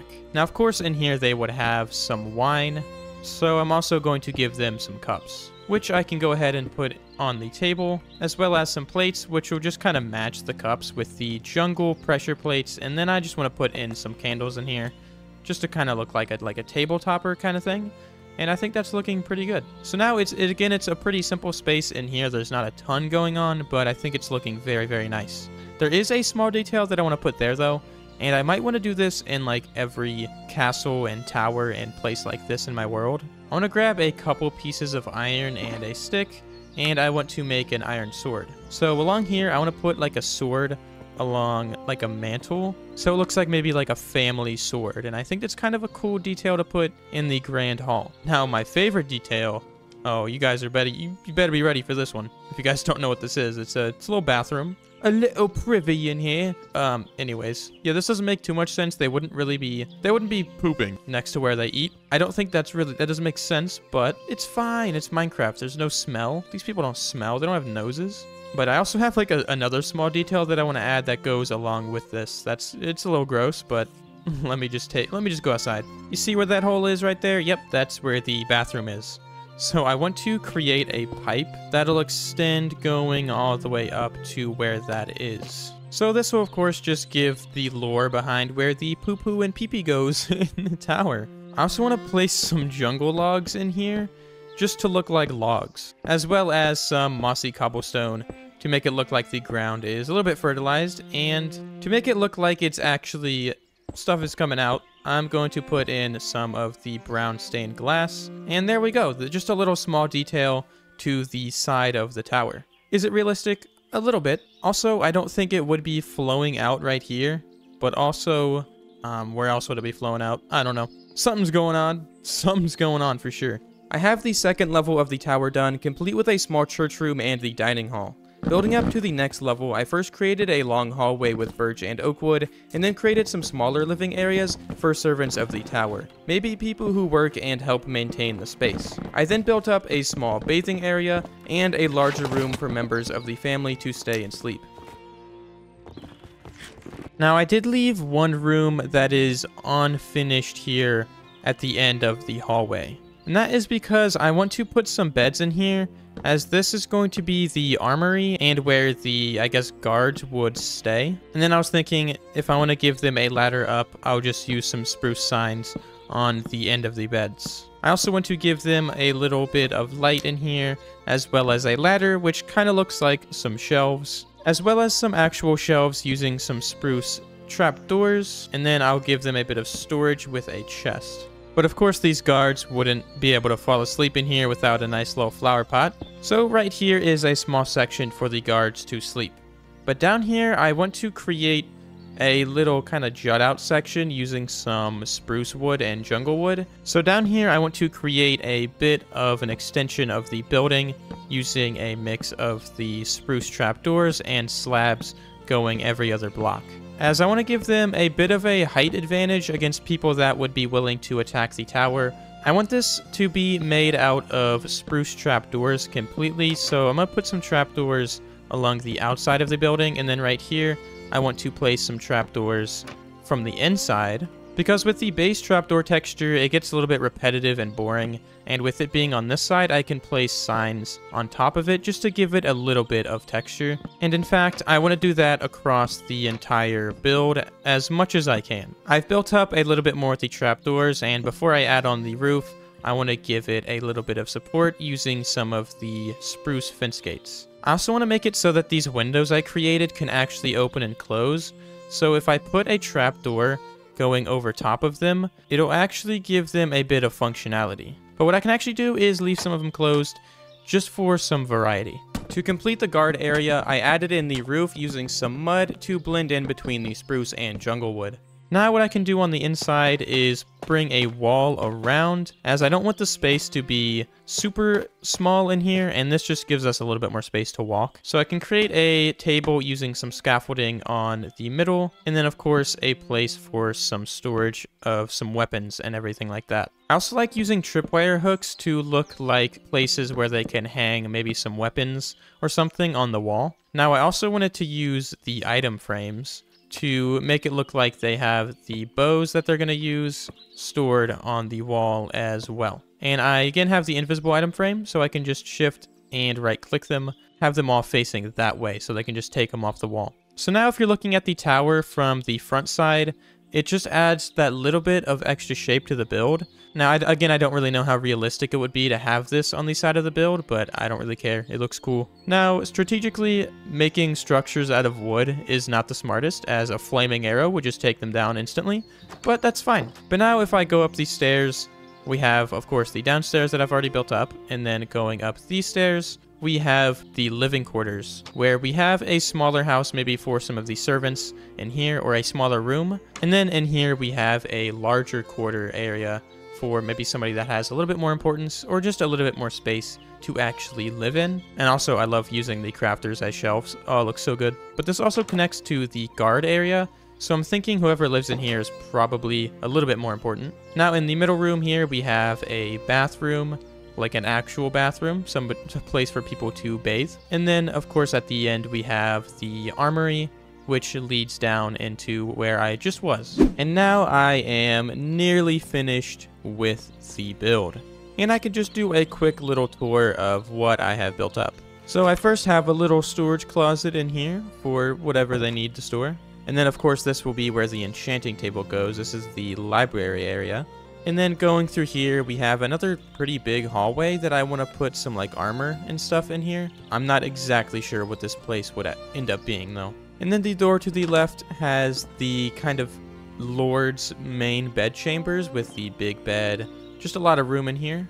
And then going in here, these are like the work chambers, I guess, where they would have like a raven and they would send letters out to people, maybe through that window. And then we have more of the library going up. This, I guess, would be the like restricted section of the library, especially in here. This one's kind of tucked away. I really love using the hanging signs with the candles to make a chandelier, because you can make a circle shape out of them. But I do have to get the enchanting table, so we can actually do some enchanting up here. But now, this will get us to level 30 enchants, which is perfect. And I also do have some extra books that I want to put in these, and I can always just grab these too if I wanted to enchant some books as well.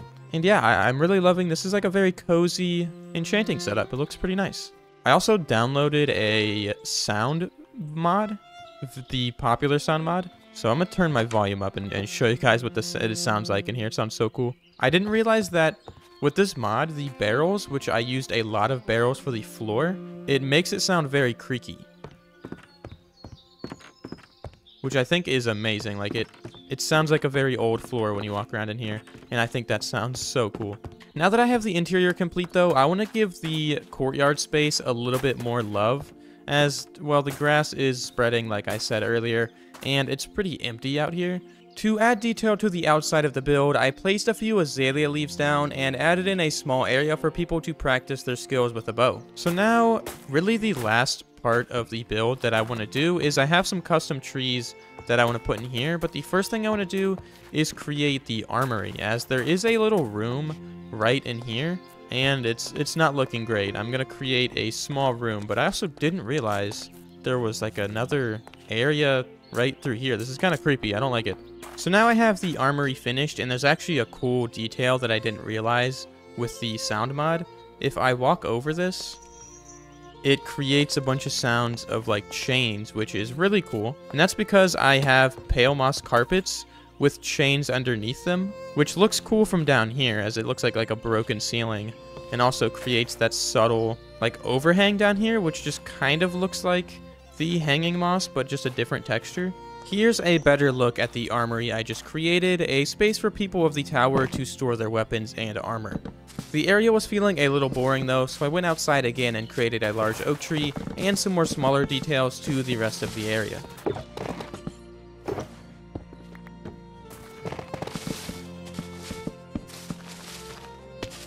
The next episode, I have something pretty special planned for the Halloween season, so if you're excited for that as well, definitely stick around for next episode. It is almost Halloween, which is my favorite time of the year, and in my hardcore world, I want to celebrate these spooky times by creating a haunted castle. This project will be absolutely massive, and I want to get this video done before Halloween, which means I have a lot to do. But before I get started on gathering materials, I actually want to solve a very big problem that I have in this world. I have a creeper over there. No, I need to figure out a way to get XP a bit more effectively than what I have been doing, as I do not have a good XP farm in this world. So what I'm going to do now is get the materials to make an Enderman XP farm. Sometimes I have to remind myself I'm still in early game Minecraft. I keep starting so many large projects and they require a lot of durability from my tools and now my elytra, but I've been stuck with my awful zombie XP farm. So right now I'm excited to jump in my least favorite dimension to build an overpowered Enderman XP farm. Now that I have an elytra, I need a good source of XP, just like you need a good VPN. Joking, I don't have sponsors, but I do have a high heart rate because even with my elytra on, bridging over the void and building at Y level 0 is pretty terrifying. I chose this farm by DashPum04 because it was pretty simple to make and the rates were also really good. It looks a little ugly and out of place, but I didn't want to dedicate a ton of time to make the farm look super fancy if it didn't affect the rates at all. Now, I can use the farm. It's incredibly scary being in here. I really don't like it, but I need to repair my elytra and my tools, so it's worth the risk. I think all I have to do is look at the Endermen, and then they will teleport in here after a few seconds, and then I can just start hitting them, and then it should give me XP. Extremely loud, but my elytra is already pretty much mended up. Now, the way this farm works is I look at the Endermen, they aggro, and there's so many of them. And then the armor stand actually just makes it so it deals sweeping damage to them, and most of them die to entity cramming. This is a very humane way of getting rid of these creatures. It's incredibly efficient, and this game is awful. But the farm works, that's all that really matters. These Endermen don't have feelings, because they're all dead. But now, after just a few minutes, I have maxed out my tools, and this might be the scariest thing I've ever laid my eyes upon. Well, happy Halloween, guys. That's the video. Well, anyways, I'm done using the farm. It's actually pretty easy to turn off. You just don't look at them, and then you just go on your merry way, you know? This is very good. It's not scary at all being all the way down here. And now I'm ready to begin gathering materials for today's episode. Yee! For this episode, I wanted to do something a bit different. I want to build a castle, which is something I totally haven't done before. For the castle though, I wanted the main block to be tough, as I just find tough to be the perfect mid-tone block. The only problem was I needed close to 10,000 blocks, and it's kind of difficult to gather. I was a bit lucky though in that this cave seemed to have an above average amount of it, and above average is good enough for me, at least for this episode. With the tough being the main block, I also needed some deep slate to mix in as that darker tone, and I also needed a little bit of andesite to use as a highlight. But I realized I had all of the deep slate I need over here from the build site a couple episodes ago. But that is perfectly fine. I don't mind over collecting a little bit. But right now I want to get started on collecting the next material, which is going to be moss and pale moss. So I want to make an automatic farm. I'm at the stage in my world where I really need to prioritize making automatic farms as much as I can to speed up the process of future videos. Moss farms are pretty big as well, so I needed to choose an area of my world to hide the farm.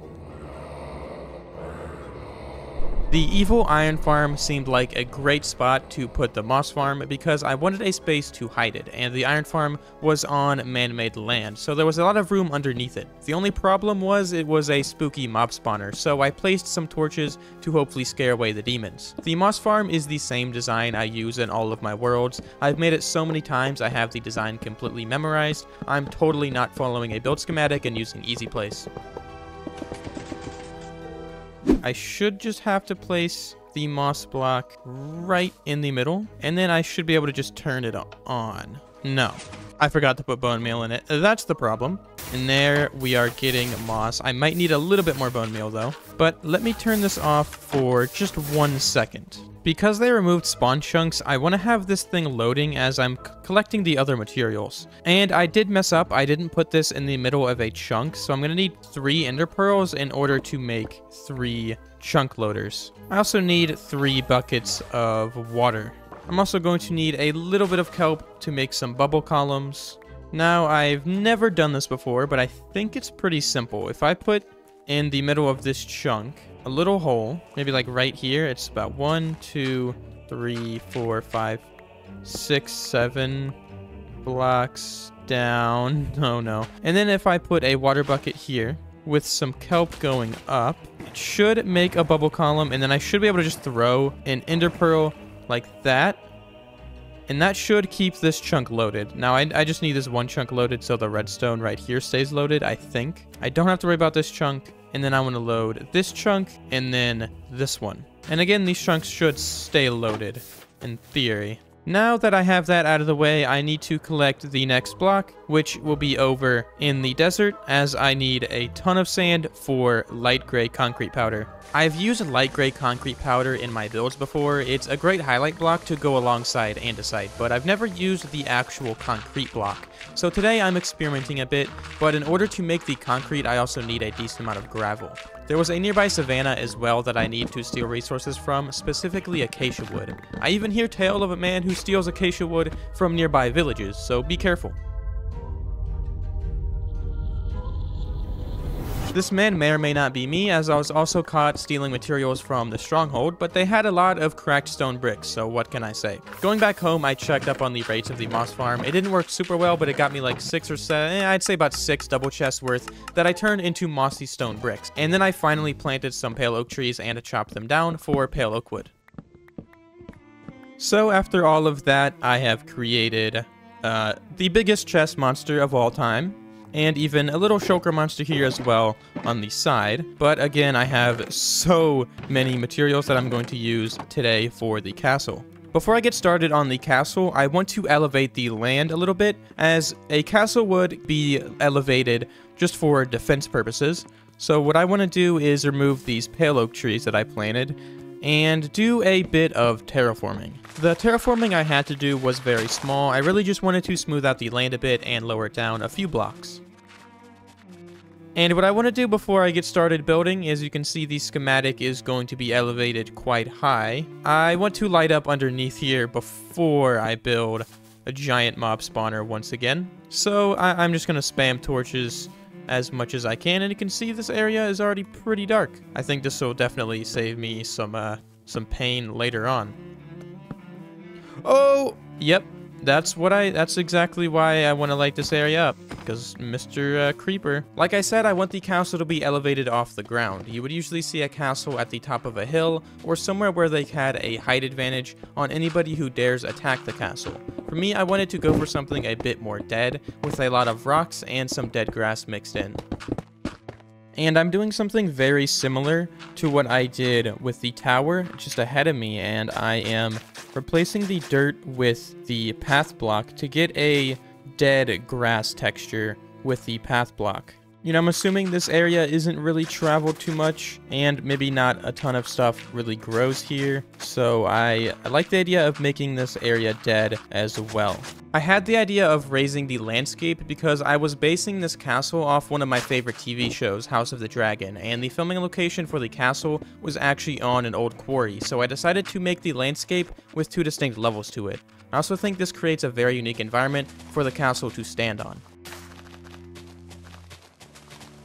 This took me a bit longer than it should have, but I now have the terraforming completed with the area raised up and all of the grass and dry grass spread throughout. And you can obviously see there is a pretty big hole right in front of me, and it will be a staircase, of course, to get up to the castle entrance. Before I get into building this castle, I kind of want to talk about a little plan I have for this area. So the castle is going to be absolutely massive. It's going to fill in really this entire shape, and I might put in a couple more entrances in between the mountains. But I personally kind of want this to be tucked away and hidden, and I want it to feel like this is a separate area and these aren't connected. I know that doesn't make sense because they have a similar vibe to them, but I want to expand this mountain at some point and make the castle in between all of these mountains. If I put a giant mountain connected between here, it'll make this area feel very separated, which is kind of what I want. I love this build, but it doesn't really fit in with the aesthetic that I'm going for the rest of the world, so I kind of want to hide it. With that being said, though, I want to get started on creating the staircase, and I want to get started on building the castle. For the staircase, I want to use some darker tones as some shadows. So I'm going to grab some of the cobble deep slate and deep slate tiles, as well as the regular smoother deep slate. I don't know anybody that calls it that. I also want to grab a bit of regular tuff, as well as some of the tuff bricks. And I wanted to go up gradually, so I'm going to grab some of the tuff slabs and tuff brick slabs. For this bridge, I want to go up with some regular deep slate, and then I want to go up with some tuff and some tuff bricks to get a bit of a gradient, and then I'm going to mix in some mossy cobblestone as a lighter tone, and then I'm going to bleed that back into the tuff. And then to make it go up just at a little bit more of an angle, I want to mix in some of those slabs with a bit more of the regular tuff. Again, continuing that angle with even more slabs to get this shape that'll go up gradually to where the entrance is. So I've repeated this angle on the other side, and I want to go up at a very gradual slope like I've been saying, and I want to mix in some coarse dirt in here as well, and some packed mud, as I want the staircase going up here to look like it also has some of the dirt and grass that we have in the terraforming. I've added some rooted dirt in here as well, and I want to go through with some of the short dry grass and short grass, and I want to blend this in a little bit more and make it look a little bit more overgrown. And instead of adding actual grass, I think adding the grass with the rooted dirt underneath will just make this look a lot better. And then with the mossy cobblestone added in here as well, it adds just another tiny pop of green in here. The staircase is not extremely steep or anything, but I still think this provides a challenge for people who come into the castle. If this place was ever to come under attack, I think these stairs would add that extra level of defense. With the terraforming finished and the staircase put in, I want to start building the castle, which of course starts with the main gate. For the gate, I started with a strong foundation using polished tuff and tuff bricks. I then built the main wall out of a variety of gray blocks, mainly the light gray concrete and the mossy stone bricks, as the colors just work really well together. At the top of the main gate, I'm doing something that I did in the last episode where I created the tower with the spruce fence gates that I'm going to leave open, and I'm going to connect these with some tough walls and then some tough brick walls for texture. And this will just create a sort of fortification to where the top of the towers will be for the main gate. And then what I can do is I can then connect these walls over top with some more of the tough brick walls. And then what I can do as I build up is I can go again with that light gray concrete and then mix in some of the mossy stone bricks and more of that light gray concrete up here, which will just curve the edge of the build very, very slightly from the walls down to where this tower is. And this just adds a little bit more interesting shape up at the top. After completing the left half of the gate, I replicated the same shape on the right side. To be honest, I never really thought about using all of these different tough variants together in this way. I kind of thought of these as like an accent block or something, not really to use in a build like this, but it really does just blend all together, and you can't really notice the smaller designs that I have. You kind of just notice the color of it. Now, the shape of the main entrance is in, and it's very, very rough on the edges, quite literally. So what I want to do is I want to add an outline for the main entrance, and then I want to create the actual gate using some of the iron bars. Instead of using any of the tough walls, I want to use a lighter tone to contrast with the rest of the build. So I'm going to grab some of these stone brick walls, and I should have some andesite walls, and I'm going to craft down some of the cobblestone walls. The first thing I want to do is I want to round out this arch with the tough walls, and I'll see if I can get up here with my elytra.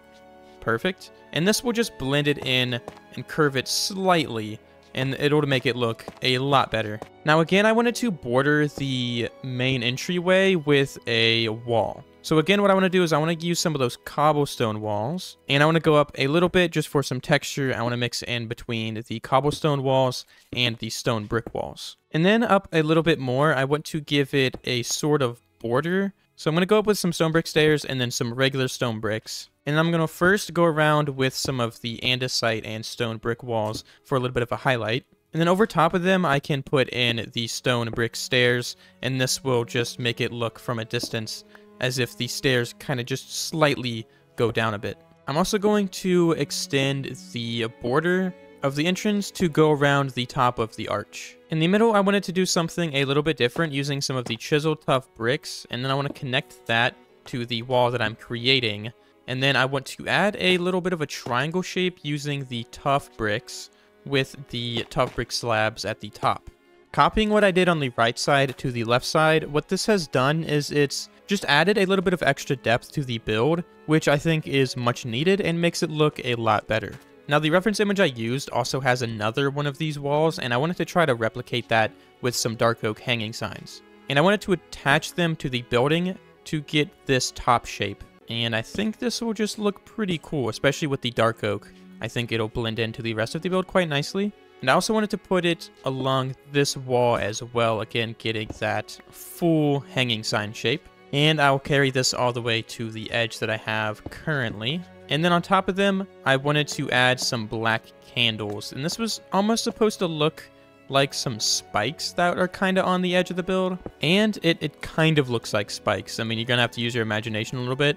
It looked like something the reference image had, so I just put it on there. The current state of the castle is not great as it allows anybody to come in, so right now I want to add in some iron bars to add a bit of defense to the front of the build. And of course now it is looking like the main entrance to what would be a grand castle with this portcullis right here, which is the technical term. But there is a one tiny detail I want to add to the front, as I want to make a couple of flag designs. I've absolutely loved in this world to create flag designs and like house colors, like family colors. This is kind of something that you see in a lot of medieval world building, and it's something that I want to do in this world. And I want to make the flag design out of some glazed terracotta, but I'm going to have to get the shape correct. And to be honest, I don't know how to do that, so I'm just going to use the easy place mode to do this. It's going to make my life a little bit easier. And then because I want to get some height onto this flag, I want to carry it up 4 blocks up here, and then I want to connect some of the grindstones to the top of it.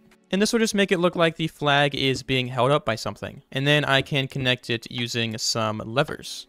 And that's going to look pretty cool from down here. Now I did make a couple of black banners, and this I can put down here to make it look like from a distance it actually has a very sharp edge to it. I don't think it looks that great though, from this angle at least. From straight on though, I actually think it looks pretty good, but I don't know. Definitely let me know what you guys think. I don't mind it. I don't hate it, but I think it's still a very cool touch to the build, and I'm going to repeat this on this side. I don't really love the way the flags look right now, but I did end up reworking that design in a creative world, so I will fix that later on. There's still a bit more to build in order to complete the entrance, so right now I'm adding in a small tower to the front to give an alternative angle for defense, and to add some extra depth. I wanted to make the gate symmetrical, so I also repeated the same tower design on the right side, and it was also looking a little bit unfinished in the back, so I completed the back side of the main gate.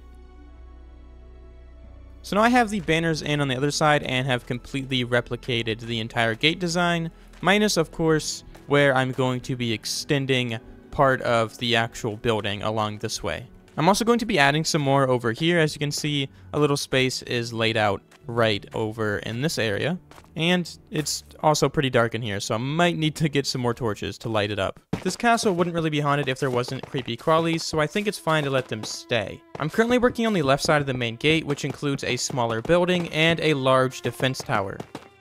On the top side of this tower, I want to create some more of those battlements that I made on top of the main gate. This time they're going to be jutted out by a single block, and then I want to put in some tough slabs behind them. And then I can go ahead and replace some of these slabs and stairs with some tough brick stairs just to add a little bit of variety to it.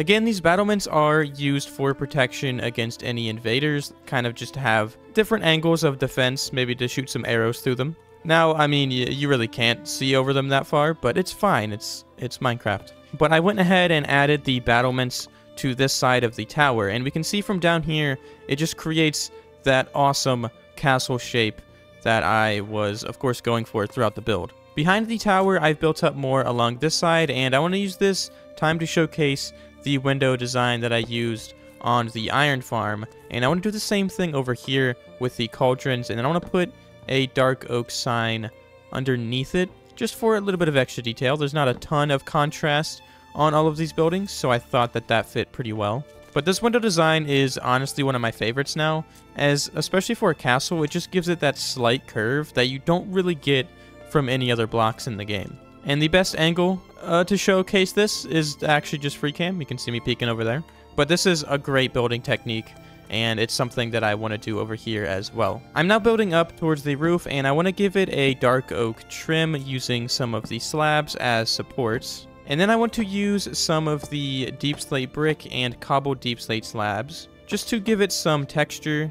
And I want to slope the roof going every 2 blocks. So these will go into full blocks once they reach this point, and this will just slope up until it reaches the end of the build. And I also wanted to add in parts that are a little bit darker using some of the deep slate tile slabs. Now we can see what the castle looks from down below, and this addition to the left side really does a lot for the shape of the castle. Now you can kind of tell the castle is a little bit plain. There's not a ton of windows other than the ones that I put up there.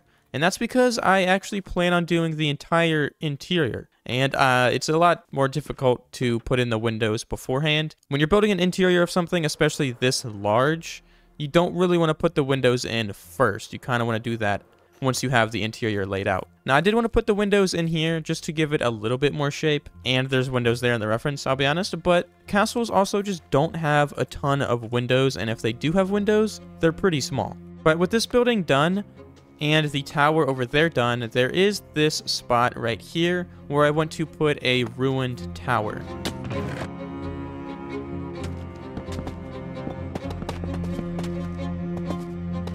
But I do think if I add any more ruined areas to the build in the future, I want to also add areas of the build that are maybe under construction as well, just to tell a little bit of a story around what's actually happening in the castle. This place is supposed to be absolutely massive, as it's going to be covering up this entire region. So this castle would still be pretty functional, and you would think a castle of this scale, people would still want to live in it. With that being said, I do have the right side now complete, and now I'm moving on to the left side. I'm getting started on the biggest part of the entire castle. So right now I'm creating 2 large doors because I plan on doing the interior of this section. Again, this will be the barracks of the castle, which means there would be a lot of guards, and those people would need a space to live and eat and store their weapons. I wanted to break up from the boring skyline closer to the right end of the castle, so I created a couple large towers, which also gives it a more menacing vibe. It's hard to tell just how big this section of the castle actually is, but once I get the interior put in for this, the scale is definitely going to be, it's going to be noticed. I don't have a ton of the interior planned out for this, mostly just the bottom floor. Right now it's currently a cave, but there's a wandering trader down here. Oh no, his llamas. Oh no. Where'd he go? He wants to give me some slime balls. Some gunpowder. Ooh, I actually might need that. Maybe I might actually take some gunpowder. I'm lazy. I don't feel like grabbing emeralds. Anyways, so now I have the main gate put in. I have this area on the right side, and now I have the main kind of corridor of this part of the castle finished with this large building, and then I have a couple more towers, maybe for further defense against, I don't know, perhaps dragons or something like that. I mean, these are some very, very tall towers right here. But who knows? Maybe people are attacking from the mountaintop right there. Now, for the first tower, I just used a very simple trick with the walls to make it look like it's slightly curved and out just a little bit, which I think looks very nice. This one, I don't know if it's used as much for defense. There's not really any battlements on it at all, so it might just be a tower. Now up here, I really liked the gray stained glass I put in. along this tower, and then I used the slabs on top to get that battlement look. So this one could be used a little bit more for defense. Maybe I can put like a giant crossbow up here for a defense against a dragon or something, which would be honestly pretty cool. This area has a kind of a circle shape to it, this area in between all these mountains. And what I want to do is I want to kind of have the castle go along with that circle shape. The last section will be the main dining hall for the castle, with a couple more guard towers on the edge. This area of the castle is a lot more open than the rest, as the main building is very rectangular and has a ton of room. So this seemed like a perfect spot to put the main dining hall and any other common areas. Towards the top of the castle, I was thinking about adding some more living quarters and of course some more areas of the castle centered around its defense. That includes this more ruined tower on the end. This tower is a little bit ruined, a little bit more ruined than any other part of the castle that I've built other than that tall tower right there. And this gives me an idea of creating some scaffolding up here as if they're trying to repair it. So if I go on and fly down here, I have some spruce fences and I want to get some trap doors. And I want to go ahead and make some slabs and grab a few stairs. I also want to grab a few chains, and I want to make a few ladders as well. So I just need to fly on top of this tower, which actually looks pretty cool. I like the ruined vibe that it has. I want to start by putting in a few pillars spaced every 2 blocks. And then I want to put a ladder right here just to give people a way up, and then I can put the trapdoor with the ladder on the other side so we can actually climb it. And then I'm going to bring these fences up probably 4 blocks. I've built up the fences a little bit more, and I want to bring a spruce slab platform here to look like some scaffolding. I also put some chains up here, and I'll admit they look very odd when you're looking at it from where I'm standing. From the angle that you're going to be seeing the castle most from, they look pretty good. I mean, they're not perfect, but you know, you're not zooming in up there a lot with the spyglass, so I think it honestly works. Now, the last section of the build is the giant rectangular building, which includes a very large staircase on the side. Now, the last thing I need to do is bring the staircase to connect this part of the build to where I just was. And this is really the section of the build that I'm like the most excited about completing the actual decoration for. And plus, I think the staircase just gives it a lot of character along this side of the build. I wasn't sure what to do over here, and it's a little bit hard to tell that there's a staircase here. But again, once there's actually some decoration there, I think it'll look super, super cool. And I really like the staircase right there. I think it looks very nice. So here's the scaffolding I put in just a minute ago, and we have this section up here as well as another sort of battlement that's just has a little bit more of a height advantage. I am very, very happy with the way this castle really shaped up. I think it looks very nice. Going through the main gate does not feel so empty anymore until you look over at these mountains, which, by the way, looks beautiful. Coming through the main gate, just seeing the mountains in the background. Oh, it's actually a very nice vibe. Too bad there's a giant building I have planned out to put right here. I also have a plan for the interior, of course, and that is where I'm going to get started next. And it just started raining, but honestly, I think that's a good vibe. I think this castle is supposed to be a little spooky. I think the rain is welcomed over here. But this makes me want to turn shaders on. The castle looks so good with shaders. Usually I'm not like a shader person, but I think it's just defined a little bit more, the shape of the castle. Except I actually have some spooky shaders. Let me try these. Yeah, that's pretty spooky. Can't really see anything. Yeah, these shaders are definitely pretty spooky. I actually like it. What? I feel like I'm in a movie right now. I can't see anything. All right, I better be careful. I don't want to die. Actually, cannot see where I'm going.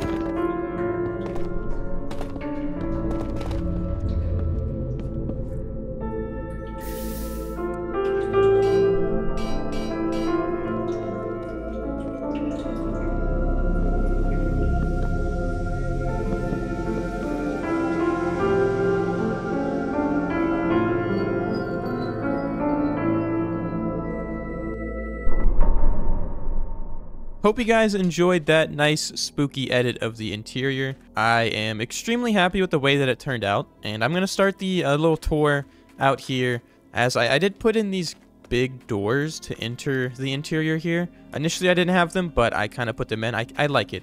This one you can't go through, but this one it's like it's left open a little bit. But when you come into the interior, you have this main hallway in this space, and it was kind of hard to get the shape because it's on a slight curve, but I think it turned out pretty nice. Have some big iron bars, have some small chandeliers throughout here, which I think just add to that spooky vibe that I was going for. I didn't add much in here to make it haunted, but I still think it feels haunted.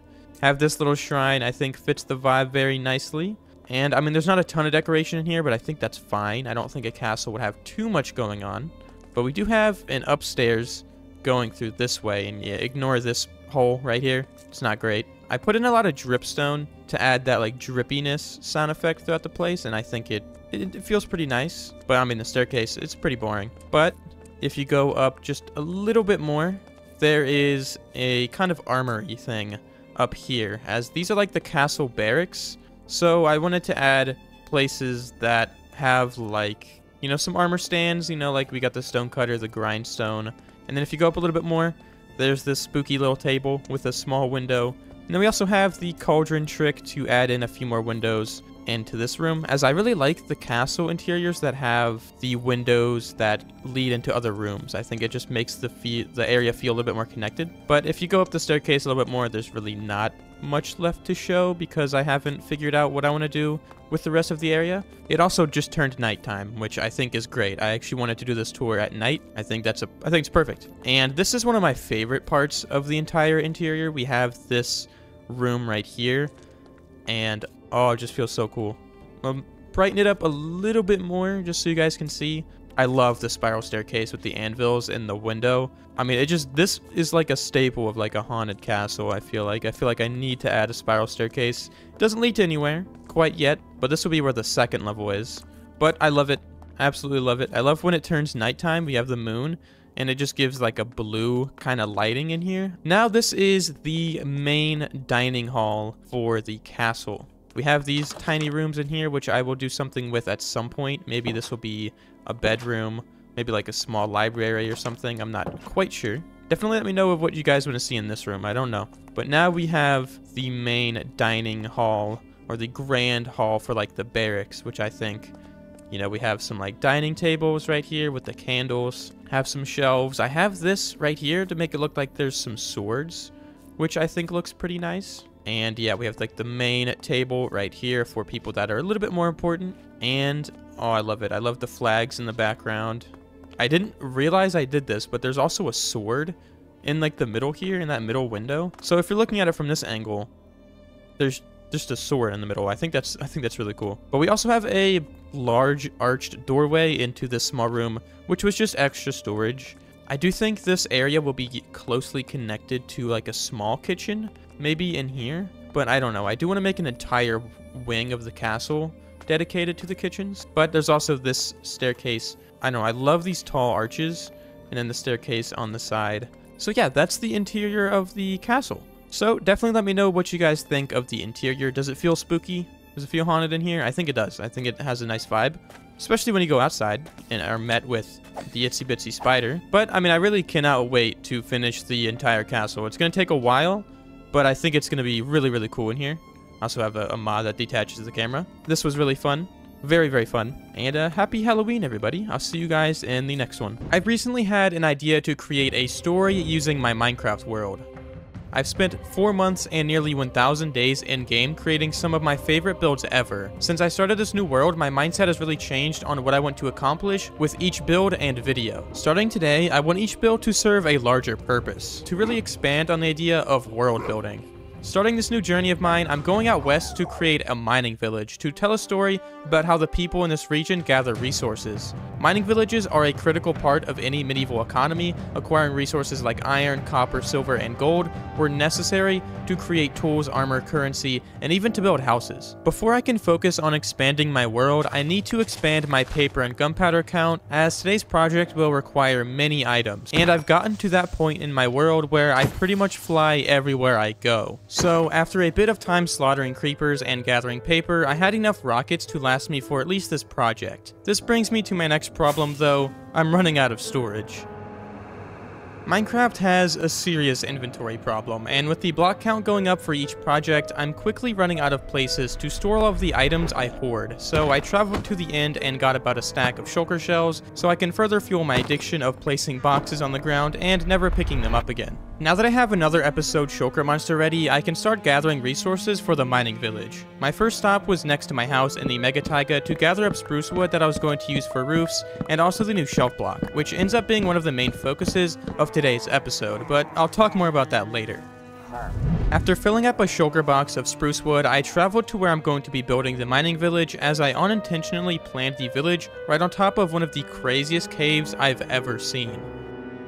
Tuff is one of my favorite blocks in the entire game, and after I saw this gigantic cave, I knew this would be a perfect spot to find these large tuff deposits. So after a couple close calls with the warden and a zombie, I traveled out to the far west part of my world. Trust me, I wouldn't spend this much time gathering mangrove wood if there wasn't a very specific reason. Mojang just created one of the best building blocks we've ever seen, and it covers all of the wood variants. This block has changed the way I build trees, tables, and wardrobes, or whatever this thing is. It also gives you the ability to create planters, and more planters, I guess, if that's something you're into.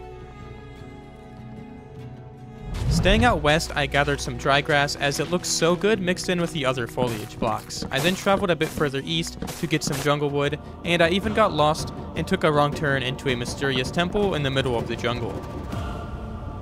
To build up some of the village paths, I gathered some brown mushroom, as it looks like some really packed down variation of the packed mud and rooted dirt, which looks great for your standard dirt path. With my trip out west finished, I traveled back closer to home to the village of Village Town. The villagers were about as dumb as the guy who came up with the name Village Town. I mean, who the hell came up with that name? Stopping by the village reminded me that I had a couple friends that I left there from episode 1, and I knew just the right spot to put these guys. With my trip to Village Town over, I traveled to a dimension that was a bit more lighthearted and friendly to gather up the final block I needed for both houses and a bit of terraforming I had planned. But now that I am done collecting the materials, I am left here with this gigantic shulker monster with all of the materials I'm gonna need. Now the next step is I want to completely terraform this landscape, as I'm gonna turn this entire area into a big old quarry, which means I'm going to need to flatten out this area quite a bit. Now, I do have this big shulker monster, but this isn't all of the materials I need. With me completely terraforming this area, I also want to add in some foliage, which means I'm going to need to create some automatic farms, because I need quite a lot. Whenever I'm creating a village, I love to fit it into the environment, and that's best done with ferns, grass, and the new bush blocks, and for that, I need bone meal. So I spent the night brainstorming how I was going to acquire that much bone meal, and I had an idea. So in order to give myself some bone meal, I'm going to use this side of the moss farm. So I placed the composters. I think if I just place a few chests along here with hoppers facing into them, this should give me a pretty good amount of bone meal from when the moss farm has ran in the past.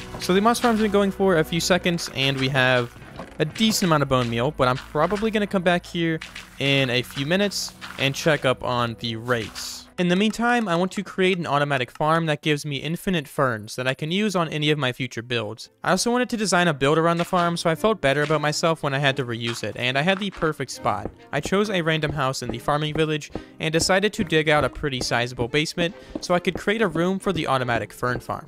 So I've added in the main staircase to go down, and I want to create a kind of arched shape roof for the main basement corridor, just using some tough blocks. So what I can do is I can punch this wall out by a single block, and then I can make the wall tough, and then I can go through with some of the tough stairs and place it on either side. And then for the roof, I was thinking of going up with some slabs here at the top, and that looks pretty good. I now have the entrance done, and I have the basement laid out. Now it's time to create the farm.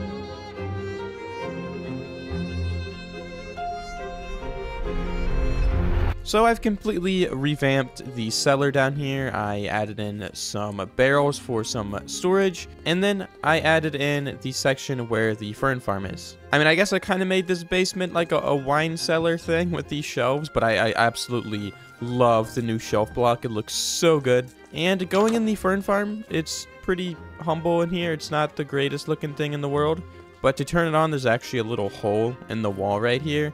And then boom, you can turn it on. Sounds great. You gotta close yourself in the closet, put the ferns in your offhand, and you can just kind of spam this. I think there's a way to get them to place automatically and break automatically, but this isn't the greatest thing in the world. With this out of the way though, I want to make another automatic farm. With the fern farm complete, I took the long journey just next door to create the other farm that took like 5 seconds. This farm though, I think is pretty simple. If I just grab one of the bushes from in here, I think I just place it on that right side, and then I fill these up with bone meal, which I do have plenty of from the moss farm. So I can put a few stacks in here, and then a few stacks in the other dispenser, and then I even have the on and off switch.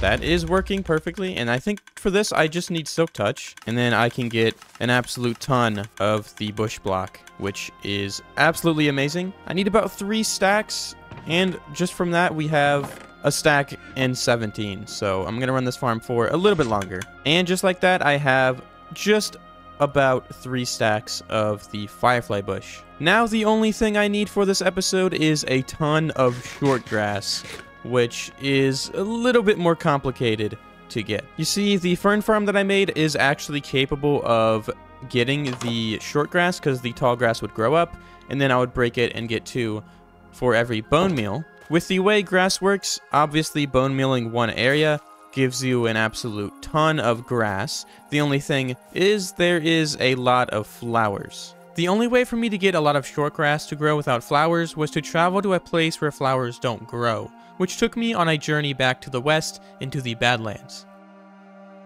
And yeah, see, it just gives normal grass, which is exactly what I want. And then what I have to do is just manually collect it all with my shears. So I'm gonna be here for a little bit longer. Ideally, you put a dispenser maybe right here, which I do actually have, and then I would place it here, maybe put some bone meal in it, and then I would create maybe a little redstone to connect it with a lever, which would bone meal it.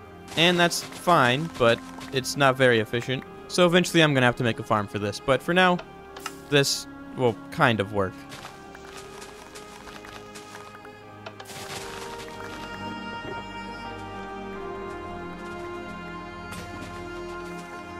After finally gathering all of the materials for the mining village, I'm now able to jump right into the first building phase of today's episode, which is actually not building at all, but instead is the mandatory terraforming phase of each video, as right now my goal is to level out the land to make it easier to travel on, with a central path through the village to make the space walkable. I'm currently a few hundred blocks away from where I set up my main settlement, as I wanted to escape from all of the deep dark, so the spot between the small lake and the ocean seemed perfect to put the mining village.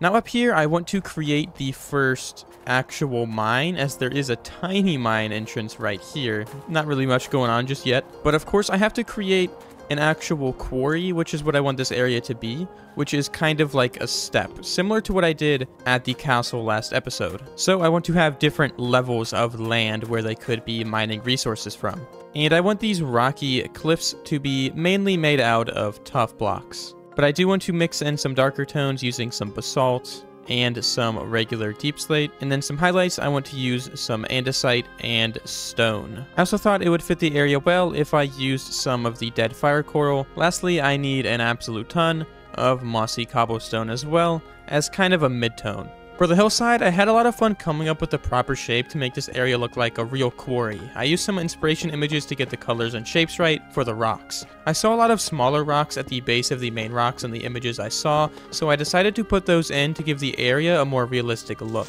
This quarry was a really big step in my ability to texture and terraform. For a long time, I knew it wasn't great to add a lot of noise, but this took that a step further, as I didn't really add a ton of block variation either. And I will say, this is probably the best terraforming I've ever done. After an entire day though, I now have the quarry hills put in. I'm not sure if these are technically hills or just large rocks, but I do really like the texturing that I put in.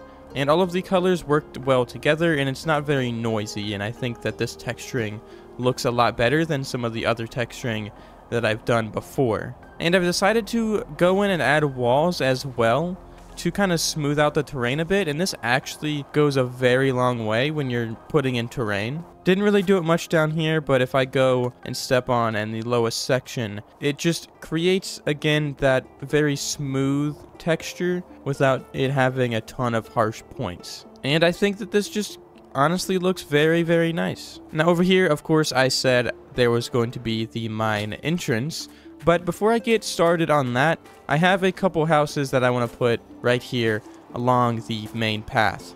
For this house, I want to start with a strong foundation. So right now I'm using a deep slate and acacia mix, as well as some tuff. And I also wanted to go around with some of the dead brain coral. You can already see this is forming a nice gradient, but right here I want to put in a window using some oak trapdoors and some spruce trapdoors as shutters. And then for the highlight of the build, I want to use some of the mossy cobblestone.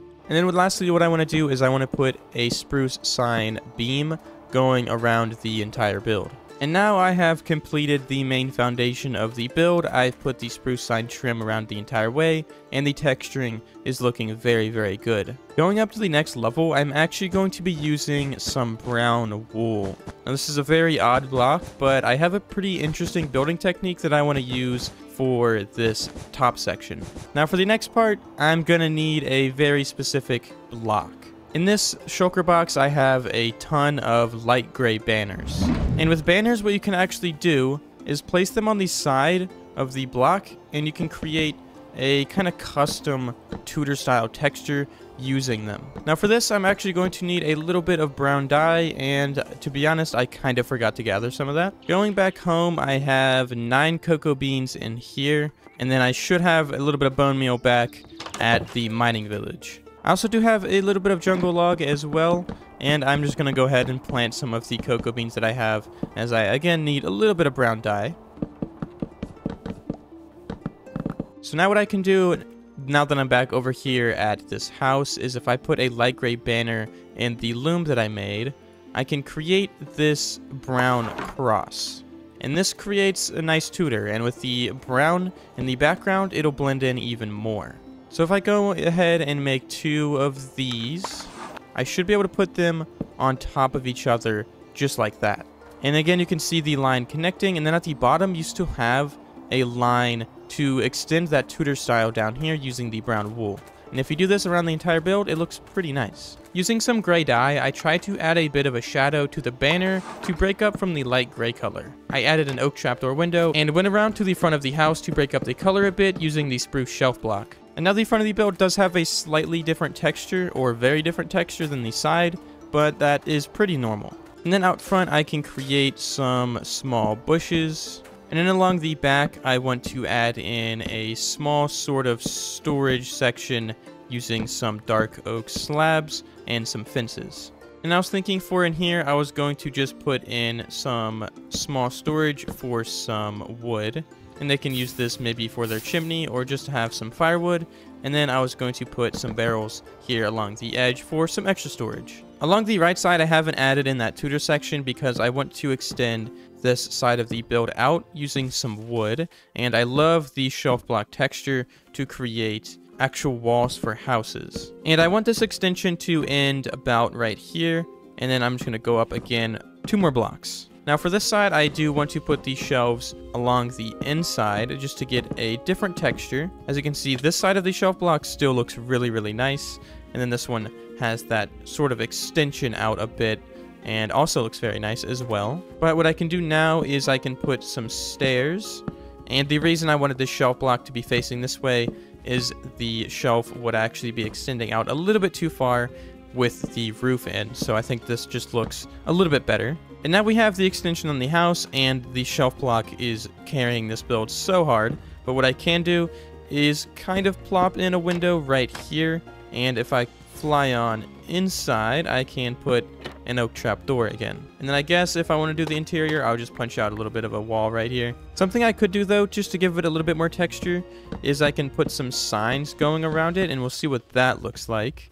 Yeah, I think that looks pretty good. So now we have this side of the build done, but I did still want to add a little bit of that Tudor style along the top. It's not going to look as good because it's very hidden, but I can still do it. From over here though, I think that looks really awesome, especially with the texturing with the gray in there. I think that just makes it look a little bit less plain if it was just the light gray wool. The last thing I want to put here though is a lantern, because I do not do a good job of lighting up my build, so I'm going to try to do that this episode. And I guess I can put another one here around the back as well. So right now there is this space right here for another building. To the left of the first house on the main road, I'm going to create another smaller house, starting with a stone foundation. For this house, I created a darker base using tuff, and went up to the lighter tones using some andesite, wool, and cobblestone. I added in some spruce accents to the build, and finished it off with a wooden roof. For this house, I want to give them a space to maybe cook some food outside, so I'm going to give them a campfire site on this big kind of stone platform that I made here. And I also want to just give them a place to cook some food right here. So I think what I can do is I can lower this down by another block, and then I can put maybe some campfires down here with some mangrove roots on top of them. And then what I can do is I can put some spruce fences with some chains over top of it. And the smoke won't go through a ton, but it looks as if maybe there is some food that they just recently cooked, so there's some smoke right there just for a little bit of movement. And I think that's looking very cool right here, and actually a decent amount of smoke is coming through, and I think that looks pretty cool. And of course they do just need a little bit of firewood out here, so I'm going to give them some firewood. And out front I made this little planter. I can just go ahead and put a couple ferns in here and bone meal that, and now this house is pretty much complete. It's a bit simple, but I think it fits the vibe, and I think it's looking very nice to have these two houses sort of in the middle of the road. But what I did for this house is I did something a little unique for it, and I made a basement. So right here you can just go down, and then I created a sort of cellar with some extra food, maybe some apples in here, just a place where they can store some of their items, maybe for the winter, as it would probably be a bit colder underneath the ground a little bit. This is a mining village. People live here. They also need a place to store their food for the winter. I decided I wanted to rain pretty hard for this next section, but what I want to do is I want to create some scaffolding up here, and I want to go up with some walls with a barrel on top of it, and I want to connect them at the top to create some support using some hanging signs. And because it's at a slight angle, I'm going to have to curve it just slightly, but they're not connected. What I want to do is go up with some dark oak signs just to blend it in a little bit more and add a bit of contrast. So I think that's looking pretty good. To give people a way up, I want to create a ladder, and for this I actually just want to use some of the dark oak hanging signs. And now I don't really love the chain like that, so I think I'm gonna have to place it on the side of the spruce block, just going all the way up. And yeah, I think that looks a little bit better. What I want to do now is I want to create some supports using some spruce slabs, and then I want to go and use some trapdoors and create a line that goes every other block. So I'm going to alternate between the slabs and trapdoors. And since this doesn't connect, there's a bit of a gap. What I can do is place the trapdoors on top of that. And then because the ladder doesn't connect, I am just going to use a spruce pressure plate. I finished the foundation of the scaffolding and then built up another smaller section with a couple mine entrances. This wandering trader scared the living crap out of me, ran up on me while I was building the mine. But I now have 3 layers of scaffolding, I think, technically. With the second layer, I put in a couple of mine entrances. This one using some black concrete to make it look like it goes way deep in there. And then this one's kind of collapsed. Also put in some ores as well to make it seem like they're extracting maybe some of the granite and some iron. And then down here, I actually used some stained glass to make it look like there's a little bit of cave fog coming through here as well. To fill in some of the space, I also want to build a couple of carts to make it look like the area has people working. With a couple small details out of the way, I want to better fit the build into the landscape. So I grabbed some of these shulker boxes of grass, ferns, dry grass, and firefly bushes and started placing them around to give the area a more natural look.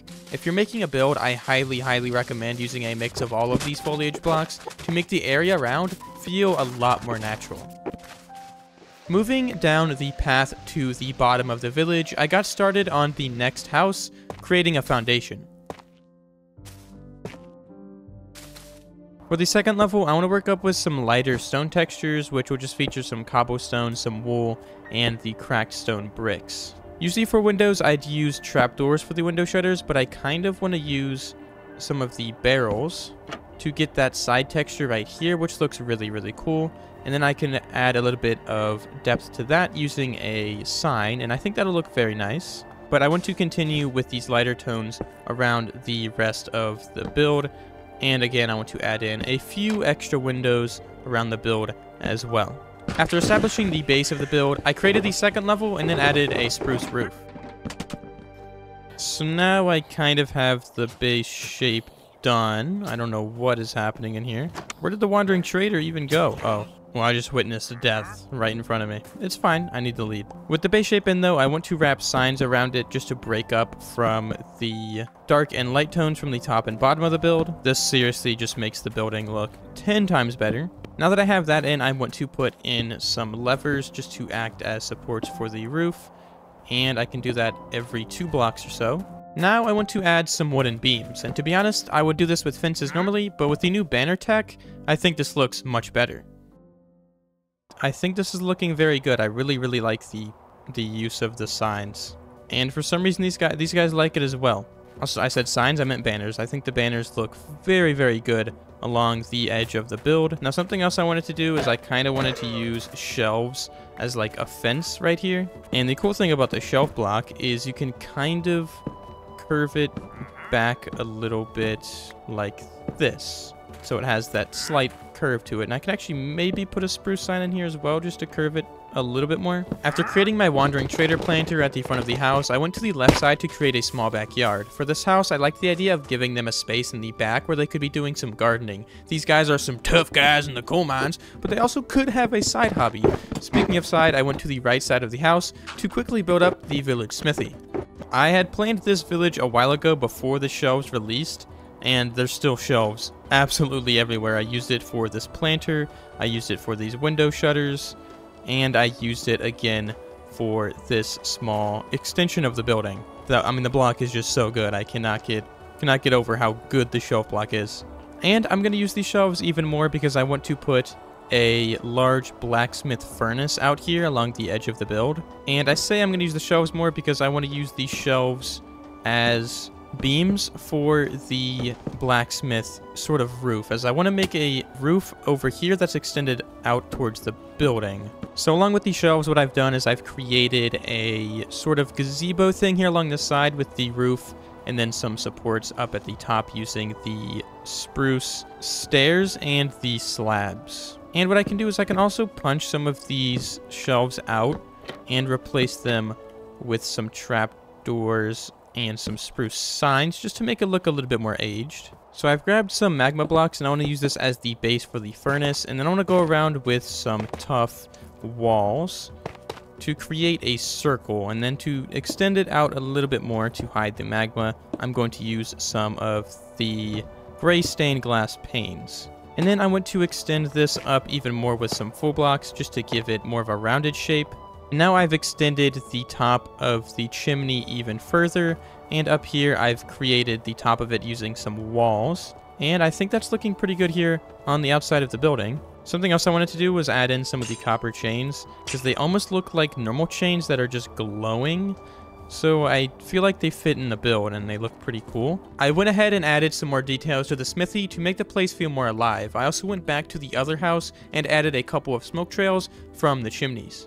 So far in this episode, I've already spammed a new shelf block around, and there's been so many different uses for it. This new update is pretty awesome. And to be honest, I think this bench design I came up with is the perfect use for the new shelf block. And the reason I'm putting this here is because I want to actually put in a large tent and then a couple of small tents right here to make it look like maybe some lords and ladies are coming through and stopping by the farming village, maybe to check up on the rates or something. I honestly don't know the exact reason I wanted to put a tent in a village. Right now I'm creating the Lord's Chambers though, as if there's someone very important staying on the grounds of the mining village. This was a pretty unique way of adding some lore to the world. I'm not exactly sure why someone would be here, especially someone of importance, but this could be a stop on their way to somewhere even more important than the mining village, maybe somewhere I haven't even built yet.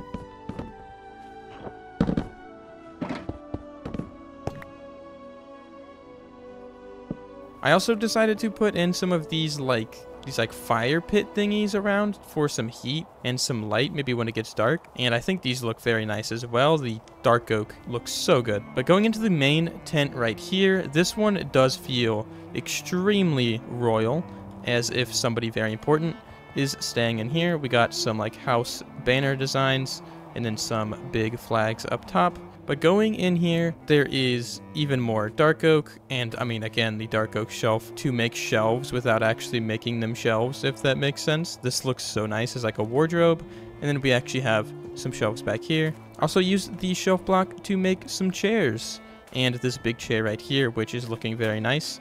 And a little detail I added, was this little map. And yeah, this turned out very nice. I really like the interior of this. But now that I have this done, I want to get started on the next phase of the project, which is actually right in front of me. I want to build another quarry, this one being right in the middle of the village. It felt like the village would be a little too boring if there wasn't a giant hole in the middle of it. This is also a pretty quintessential part of any mining village, of course that being the big quarry deep in the ground. This was a pretty big chunk of land to terraform, so carrying the stone and dirt down 10 to 12 blocks took me a couple hours. After completing the dig, I textured up the walls to fit in with the rocks I made earlier for the top side.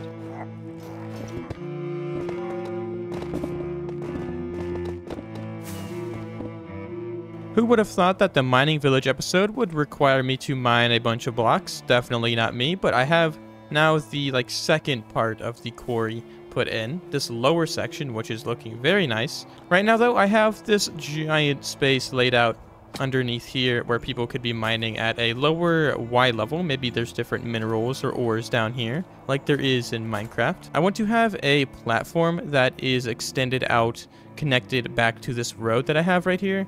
And I also want to put an elevator so people can get up and down much easier. The first thing that I want to do is I want to create some scaffolding. And what I'm going to do is I'm going to use the mud brick and the granite to go up a bit. And then to mix in a little bit of texturing, I'm going to go up with some more jungle fences.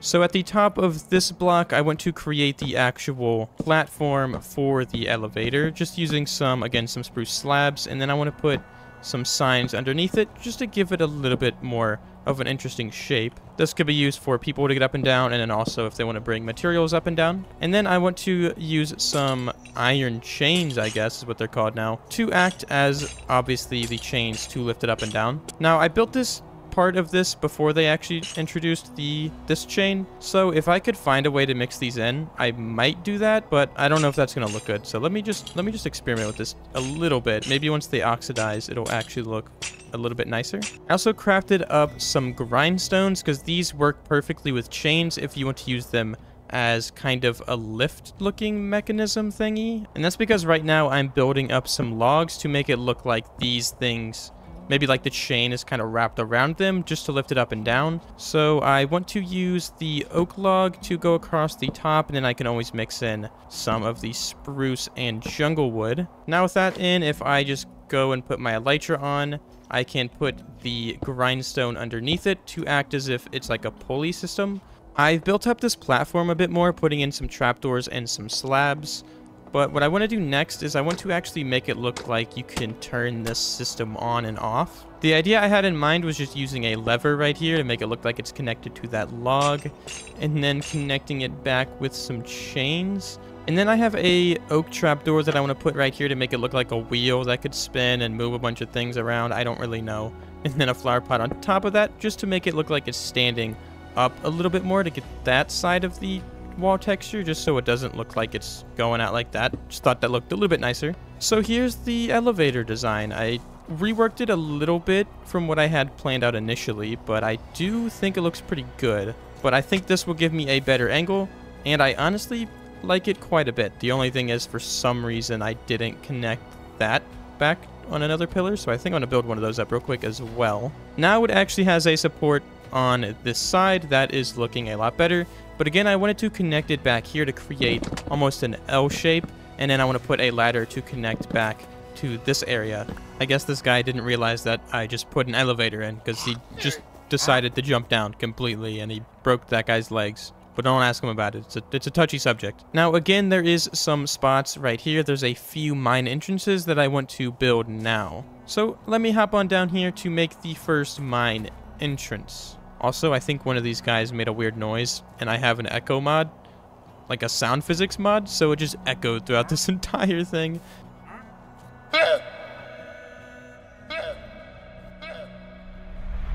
I've cleared out this space to make it look like they are maybe beginning a new mine section, or they tore out some of the materials that they actually wanted to get. But I did want to add a little bit of decoration in here just so it's not super boring. And for this, I just wanted to make a pretty simple table design with some candles on top of it. So there we have a little bit of light. And again, I've really loved using the walls as a terraforming block. I don't know why I've never done this before, but it just looks so good. Sometimes you just gotta stop overthinking it, and you can make something that looks a lot better than what you've usually been doing. This guy needs to stop. I think he's just playing around with the echo location or something. Me.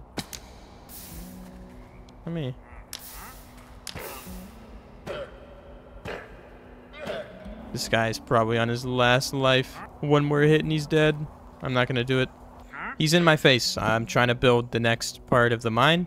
He's trying to get his revenge. Oh, I just built this up, man.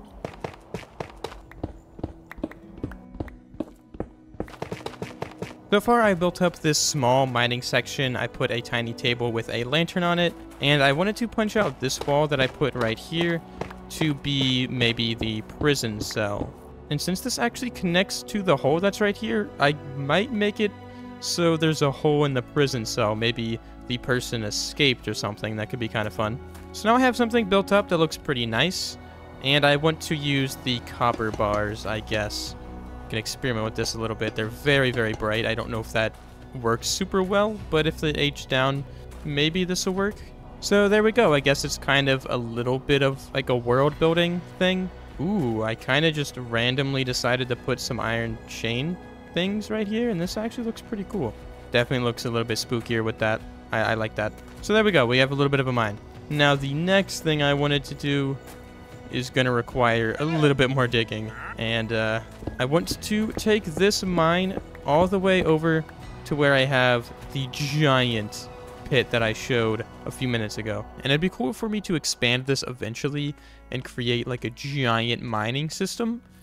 I think that'd be really cool. I haven't really done much strip mining in this world, so I think the next time I gather materials, I might expand this somewhere down so I can actually do some strip mining.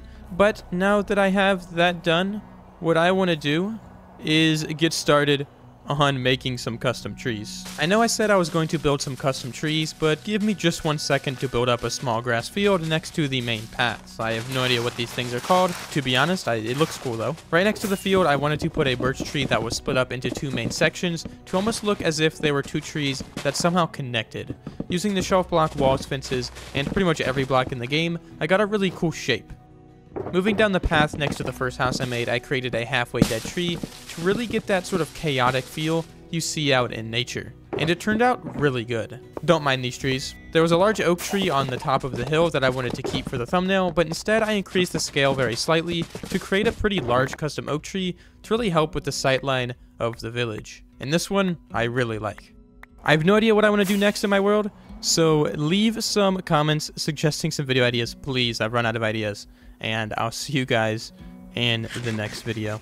Bye! I've spent about a year creating Minecraft content. In that time, I've tried to get better at building with each new project. I created this world almost 4 months ago, but the oldest copy dates all the way back to June 18th, which is almost 6 months ago. The first ever building I had planned for this world was Whitestone Castle, which is a mega castle project I started. I plan on expanding the castle even more, which means this project could take me multiple years. In order for this build to add life to my world, I need to make an interior. Now, this is still my nearly 1,000-day-old hardcore survival world, so before I get to building, I need to do some progression, because in this world, I still haven't acquired totems, netherite, or a beacon. Right now, I'm collecting materials to make a ton of iron golems. I don't want to make any OP raid farms, so I'm going to fight this battle myself. After that, I'm going to have infinite totems, and that is the easiest way to stay alive in hardcore Minecraft. The only thing I have left to do is to find a village. Now, I don't know how many villagers are actually in this village, if I can even start a raid here. I don't know where the villagers went. I have no idea. Mad science. No, don't run away. It's gonna be like a little kidnapping. Wasn't me. Oh, nope, there's 2 villagers. Perfect. Now, the first thing I want to do is set up some traps. Hopefully, I don't step in them, and hopefully the villagers don't, but this is worth it. Anything to get a victory. And, you know, I want to lay, I think, a ton of traps. The more traps I have, the better. Now, that's a big one. Hopefully, the Ravager goes through there. If we hear any explosions, we know we got him. Wait a second. You guys are trying to dodge the war? With a trap set up, I created a wall around the village for extra protection. Now, I just need to win. Round 1. Alright, we're ready for war. We're ready for war!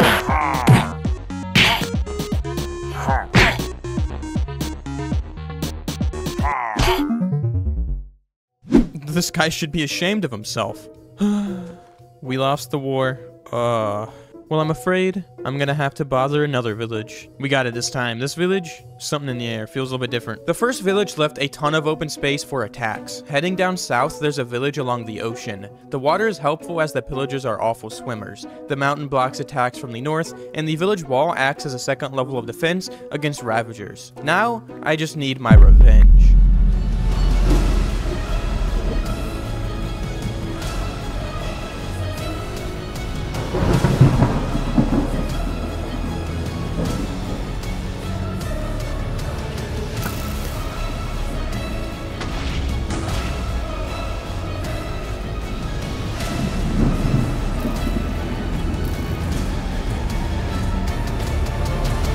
They didn't stand any chance at all.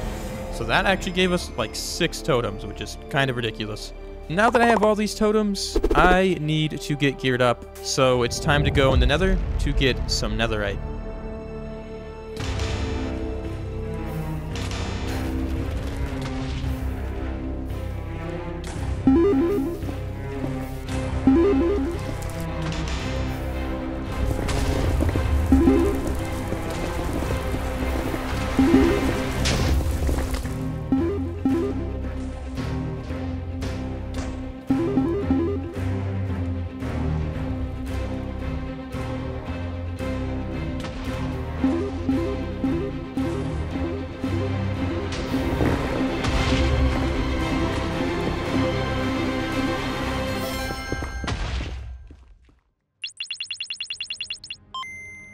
Because I had some enchanting left to do for my tools and armor, I visited the Tower of Enchanting and finally got myself an upgrade.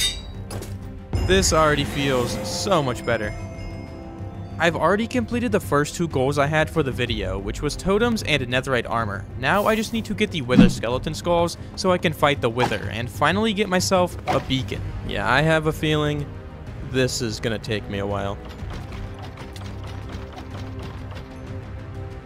I got it. I got the first wither skeleton skull. I mean, this fortress is insane with the amount of mobs that it's spawning.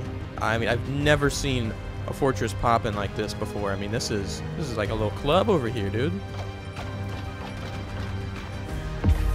I got another one in the war zone.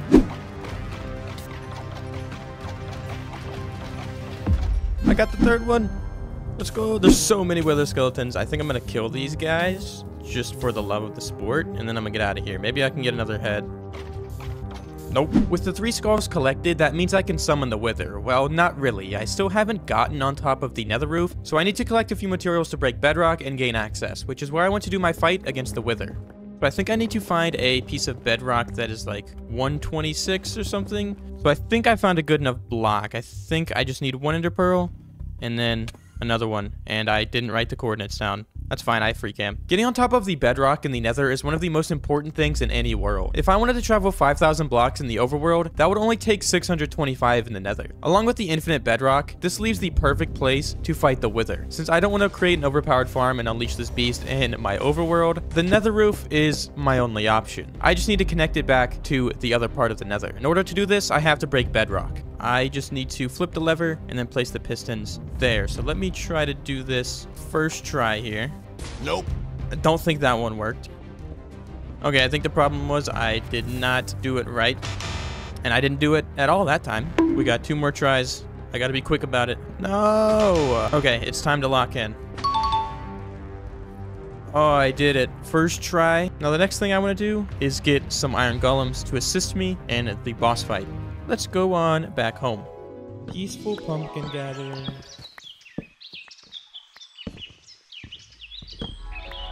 Now we're ready for war. Let's spawn the wither. Let's go. This shouldn't be too bad. But I do want to add in some iron golems to hopefully assist me in this fight.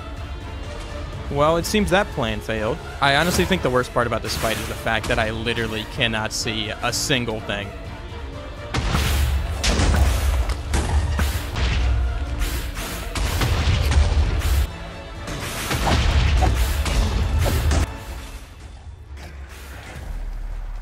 I mean, yeah, he got me to like half health.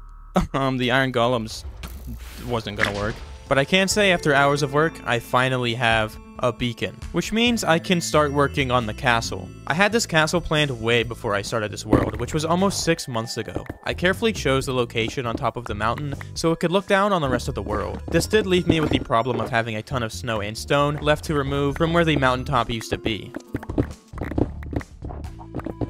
For the castle, I want it to be split up into 3 sections: the keep, the throne room, and the cathedral. But right now, where I want to start is the castle keep, as this is going to be the main entrance, and for that, I want to create a grand staircase.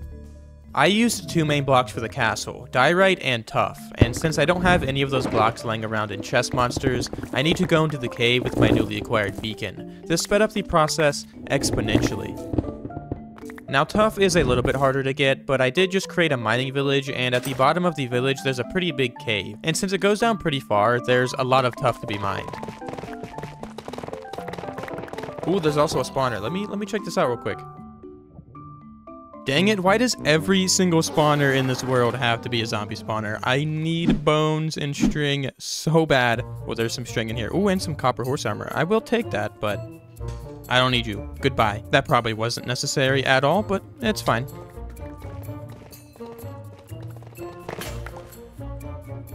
No.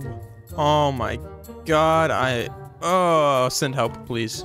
I think I'm gonna deal with that in a second. Let's try not to break this pickaxe as well. Trying to forget about the devastating loss of my first netherite pickaxe, I mined up some spruce wood and then headed over to the Badlands biome because I need a bunch of terracotta. I find that these blocks make great wallpapers for interior design. Staying in the Badlands biome, I kept trying to look for these big patches of cobwebs in the mine shafts because I need hundreds of candles. I'm also just too lazy to create an automatic farm. Since I'm still out west, I'm gonna take a trip over to the coral reef. I used fire coral for some of the texturing on the castle, but I'm also going to use the coral fans as a carpet block, since the blocks are very vibrant and bushy. The last thing I need is actually back home, and I'm dyeing all of my sheep green because I want to use green banners. Banners might be my new favorite building block. You can use them to create these awesome window designs, as well as Tudor styles for your houses. This is all called banner tech, and it's going to be used a lot in the video.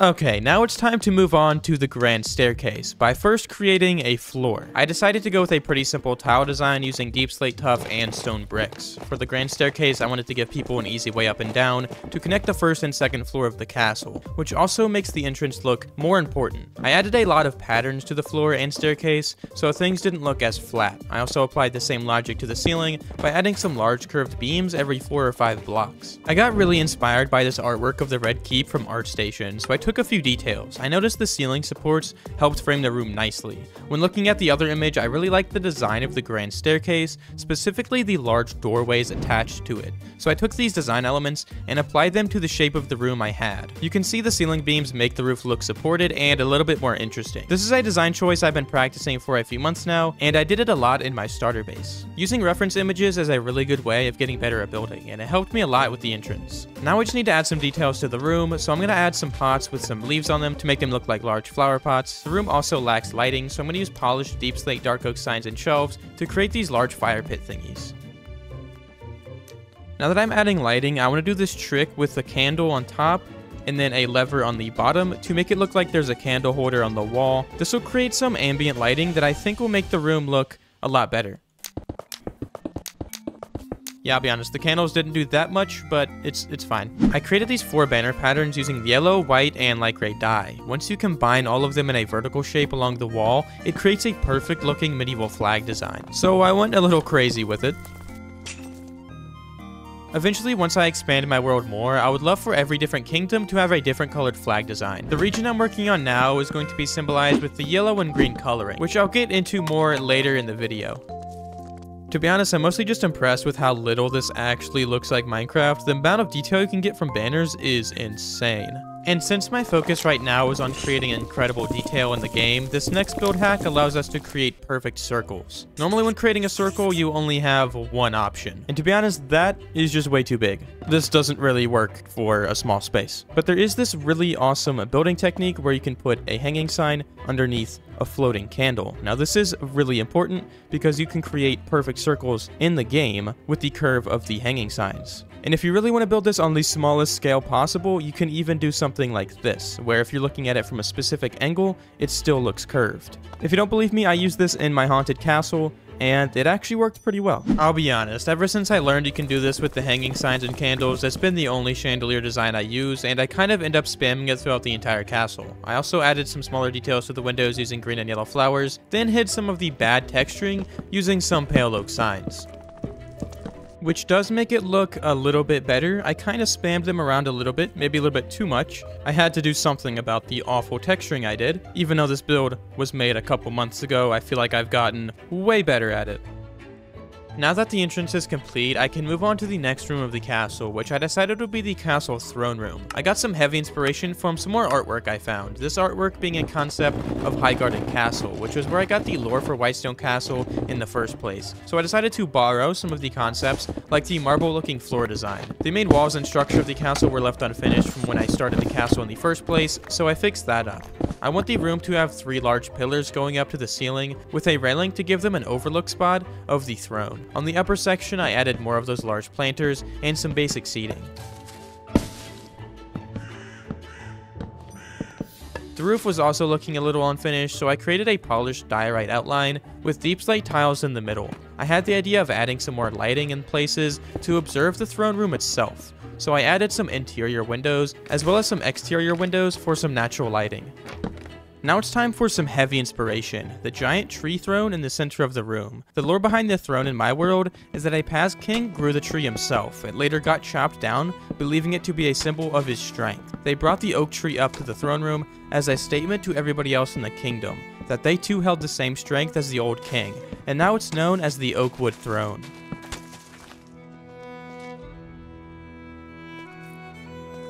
Okay, I want to be able to see the throne a little bit better, so I kind of want to add some more artificial lighting to the room. Instead of lighting the anvil on fire, this is going to light the blocks around it, and it doesn't really look weird from any other angle other than the top angle, but since I have fire tech turned off, this will not burn the entire castle down, and it looks pretty awesome. And that actually adds a ton of lighting in the main pathway. Now another thing I want to do is create these lightning rod torches along the sides of the wall back here, and then I can place some candles on top of them. And when I light these are going to light up the corners of the room, which will just extend the lighting out to the edge of the build. I created some more of those tall torches. To be able to close off the room, I also made a simple door using some spruce wood. Since the room itself was really grand, I thought it was a good idea to add another one of those chandelier designs that I created in the main entrance. This one I wanted to make even more grand by giving it multiple levels. I ended up making about 200 of these in the entire castle. This one is definitely my favorite. Since this might be the most important room, I also wanted to give whatever king is sitting on the throne nowadays some more pride in his house by adding the green and yellow flag to the tall pillars. Those banners above the tree though, oh my god, they look so good. The light gray blends in so well, and I love it so much. Now, what king would sit upon the oakwood throne? I am the king, you fools. Bow, you shits. Bow to your king. The throne room is complete, and it's looking so good. Now I can head back towards the main entrance and take a left into the next part of the castle, the Temple of Faith. The Temple of Faith is the holy place for the castle, so I wanted to carefully construct the building. One of the main details is the floor design I created in the middle of the room. Minecraft has a ton of green and yellow flowers. Oak and birch trees also fit the theme I'm going for, as well as most of these can be found in the plains biome located around the castle. I thought it was a good idea to have the colors actually mean something. And Minecraft actually has a lot of flowers that kind of go along with this green and yellow theme. One of my favorites being the wildflower. I even have a mod or resource pack installed that makes it so it has a connected texture in the middle, so you can place two flowers on top of each other. Another block in the game that utilizes this feature is the pale moss carpets. I'm going to use this to make an altar here in this small green room that I made. So I'm going to create some candle holders here in the middle using some lightning rods going down with this direction, so the big ball thing is on the ground. And then I can put candles on top of them. Something else I can do though is put candles around the rest of the table, and the carpets connect back, so it creates a large tablecloth, which looks really cool. And now after lighting the candle, we have a very big area for people to maybe summon or pray to the gods. These gods will be created as statues, making up each corner of the room, with 4 in total, each of them symbolizing a different pillar of the faith. The first god is known as the Entity, symbolized by an oak tree. The second is known as the Necromancer, symbolized by a wand with purple flames. The third is the Cleric, symbolized by a brewing stand. And lastly, the Combatant, symbolized by a copper sword. These gods are known as the Faith of the Four. The Entity represents the cycle of life and all things that grow. The Conjurer represents magic and the unknown. The Cleric represents health and purity, and the Combatant represents strength and courage. Even with the statues in place, it's still looking a little boring in here. What I want to do is create 4 trees behind every statue, and the canopy of the trees will shade the middle of the room. This specific castle is heavily intertwined with the first pillar of the faith. Of course, they follow the other 3 pillars, but something about the first pillar of the faith has followed them throughout their history, having a lot of influence on their everyday lives. The addition of the trees really give this room such a cool feeling. I especially love the falling leaf particles, but to be honest, I think I can do a little bit better than that. Yeah, that is much better. The trees are not only connected to the first pillar of the faith, I also just thought that it would look really cool to have them in the middle of the room, and now that this room is complete, it's one of my favorites in the entire castle. Towards the back of the castle, there's a large tower that needs attention. I didn't add any details to it because I wanted to get the interior laid out first. Now that I have the design for the interior, I started adding windows and other smaller details. Back in the tower, I started adding a spiral staircase as a way of getting up and down. This also connected some of the other floors of the castle. To get started on the interior, I first created a carpet design using lapis, blue coral fans, and waterlogged pale oak leaves to transition from gray to blue. I want this tower to be for the main advisor of the king, someone with a ton of knowledge. I decided a dark wallpaper would fit the theme the best, so I went with dried kelp and dark oak. To give the advisor room to work, I gave them a small desk and chair. Ever since shelves were added in the Copper Age update, they've been all over my builds, and they help create some really detailed furniture. I created a small bed frame design using the shelf block, as well as some actual shelves using some scaffolding. The shelf block is weird because the main use case for it isn't even as an actual shelf. One of my favorite ways to use it as alongside trapdoors is to create large bookshelves. Since the advisor has a lot of knowledge, I gave them brewing stands and amethyst. Something about those blocks just fits the vibe. To fill in some empty space on the wall, I used open fence gates and barrels to create a wall shelf. To further spice up the walls a bit, I added a bunch of paintings with some dark oak and spruce signs to connect them to the build a bit more. My favorite detail in the entire room is this bird cage I created to be able to send scrolls and letters to faraway kingdoms. Some people might call this build block vomit, but to be honest, this is how you make interiors look good.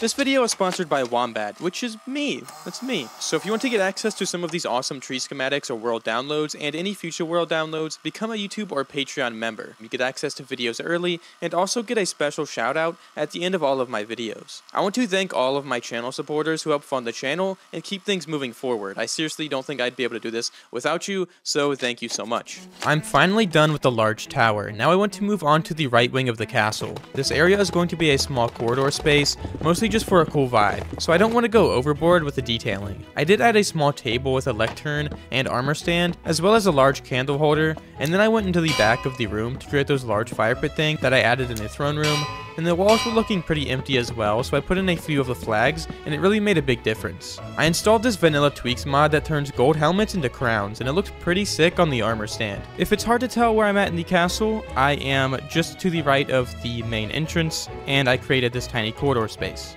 Going through here, there's a watchtower. I just put in a few decorations, nothing crazy, and then it leads outside. Now the next thing I want to do is directly to the left of where I was just working. There is a little lookout spot right here, which I absolutely love, being able to travel through the castle almost like a giant maze. But there's a staircase right here that'll lead up to the next section of the build, which is going to be a meeting space for important people of the castle, a place to discuss politics, current events, or whatever is going on elsewhere in the world. For this floor, I created a long hallway. In the council room, I created 6 pillars to hold up the ceiling. The scale of the room and the pillars made this room look like a very important space.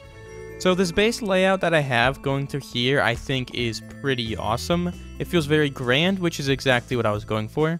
The plan I have for this room is I want this to be a large council chamber, so I want to create a pretty big table in the middle of the room. This table design I think is really awesome. You have a spruce pillar in the middle with some shelves on either side, and then you just place in a couple of trapdoors around the rest of the build, and then in the middle of it, just to give it a little bit more strength, I added some slabs. Now since I want this to be like a council meeting area, I want to add in some chairs, and if you use a backward stair like that with some shelf blocks on the other side, it creates a cool looking chair design. Of course, I want a bunch of chairs around the table though, to make it look like some people, maybe around the realm of my world, are having an important meeting. I added some simple decorations to the rest of the room, as well as the chandelier design again.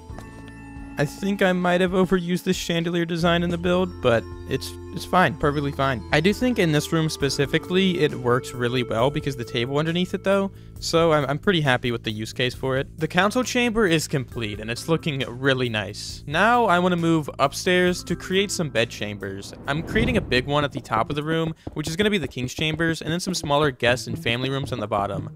I started with a long hallway and added some decorations to the end. I really love this trick with scaffolding to create these deep shelves. So I wanted the hallway to feel more grand, and I think the pale oak does a very good job of that. Using signs, I created a trim, and then the trapdoors, shelves, and then stairs. Oh, it just looks so good. I really love this hallway design I created. Now, I do have a couple smaller rooms that I laid out, and then I have the king's chambers, which is a little bit bigger. So let's start doing some decorating. And I have a giant choker monster I'm gonna put in the hallway. If that doesn't terrify you, I don't know what does. Now, since this is a bed chamber, I'm going to be creating the actual bed. And since I use bamboo, I'm going to use some yellow beds to make it look like a giant blanket is on the bed. So now I have the bed frame in. It's pretty chunky, but it's the king's chambers. I think this fits pretty well. In fact, if I place 2 more shelves on the inside... Ooh, that looks really nice. This is a really cool looking bed design. With the king's bed complete, I added a small shelf and gave him a mirror, which I created using light gray banners. Another trick using banner tech I thought of is using the backside of the banner to create these wooden room dividers. Wait, that's actually so cool. Banners are my new favorite block, for sure. To give the king room to lounge, I added a small coffee table with a couple sofas on either side, then used a combination of coral and moss to create a carpet in the middle. I want the other side of the room to be more of a dining area, so I created a small table with chairs in the middle. I added some wall shelves to fill in some dead space, and then created a hearth in front of the table to give the king some warmth.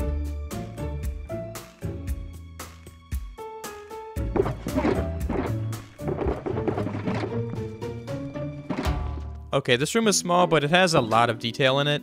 I added a wall shelf and I used the trick with the moss carpet to connect it all the way around. No idea what this is, but it looks nice, I guess. Now this is kind of like a wardrobe slash like armor stand thing. A lot of detail was packed into this tiny space with all of the spruce bits. Of course, you can just place the fence gates with the bookshelves on top of them. And then we have a small room for the bed and then a desk. And then I also put in the flag design in the corner of the room. It's very cramped, but it looks pretty nice. You know, if you just spam paintings with some signs in between them around, it fills in the wall space, which looks good. So honestly, just changing some things up every once in a while in your interiors helps a lot, but in this tiny space, it shows off exactly what you can do with your interiors. And of course, I also put in one of these small carpet designs, just using the fire coral fans, which is super detailed, but it looks very nice. This castle has been one of my most ambitious projects ever in my hardcore world. I spent countless hours at 2 AM designing the exterior, and the interior took me forever. You might have noticed that I only created one small interior on the top floor of the castle,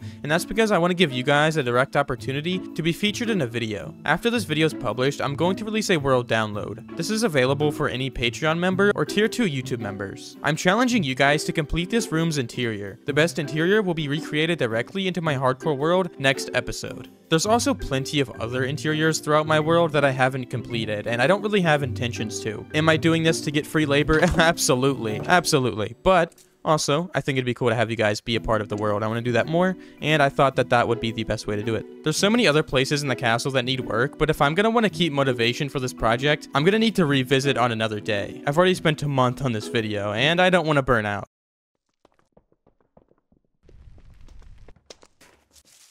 Oh god, the shulker monster. I need a storage room.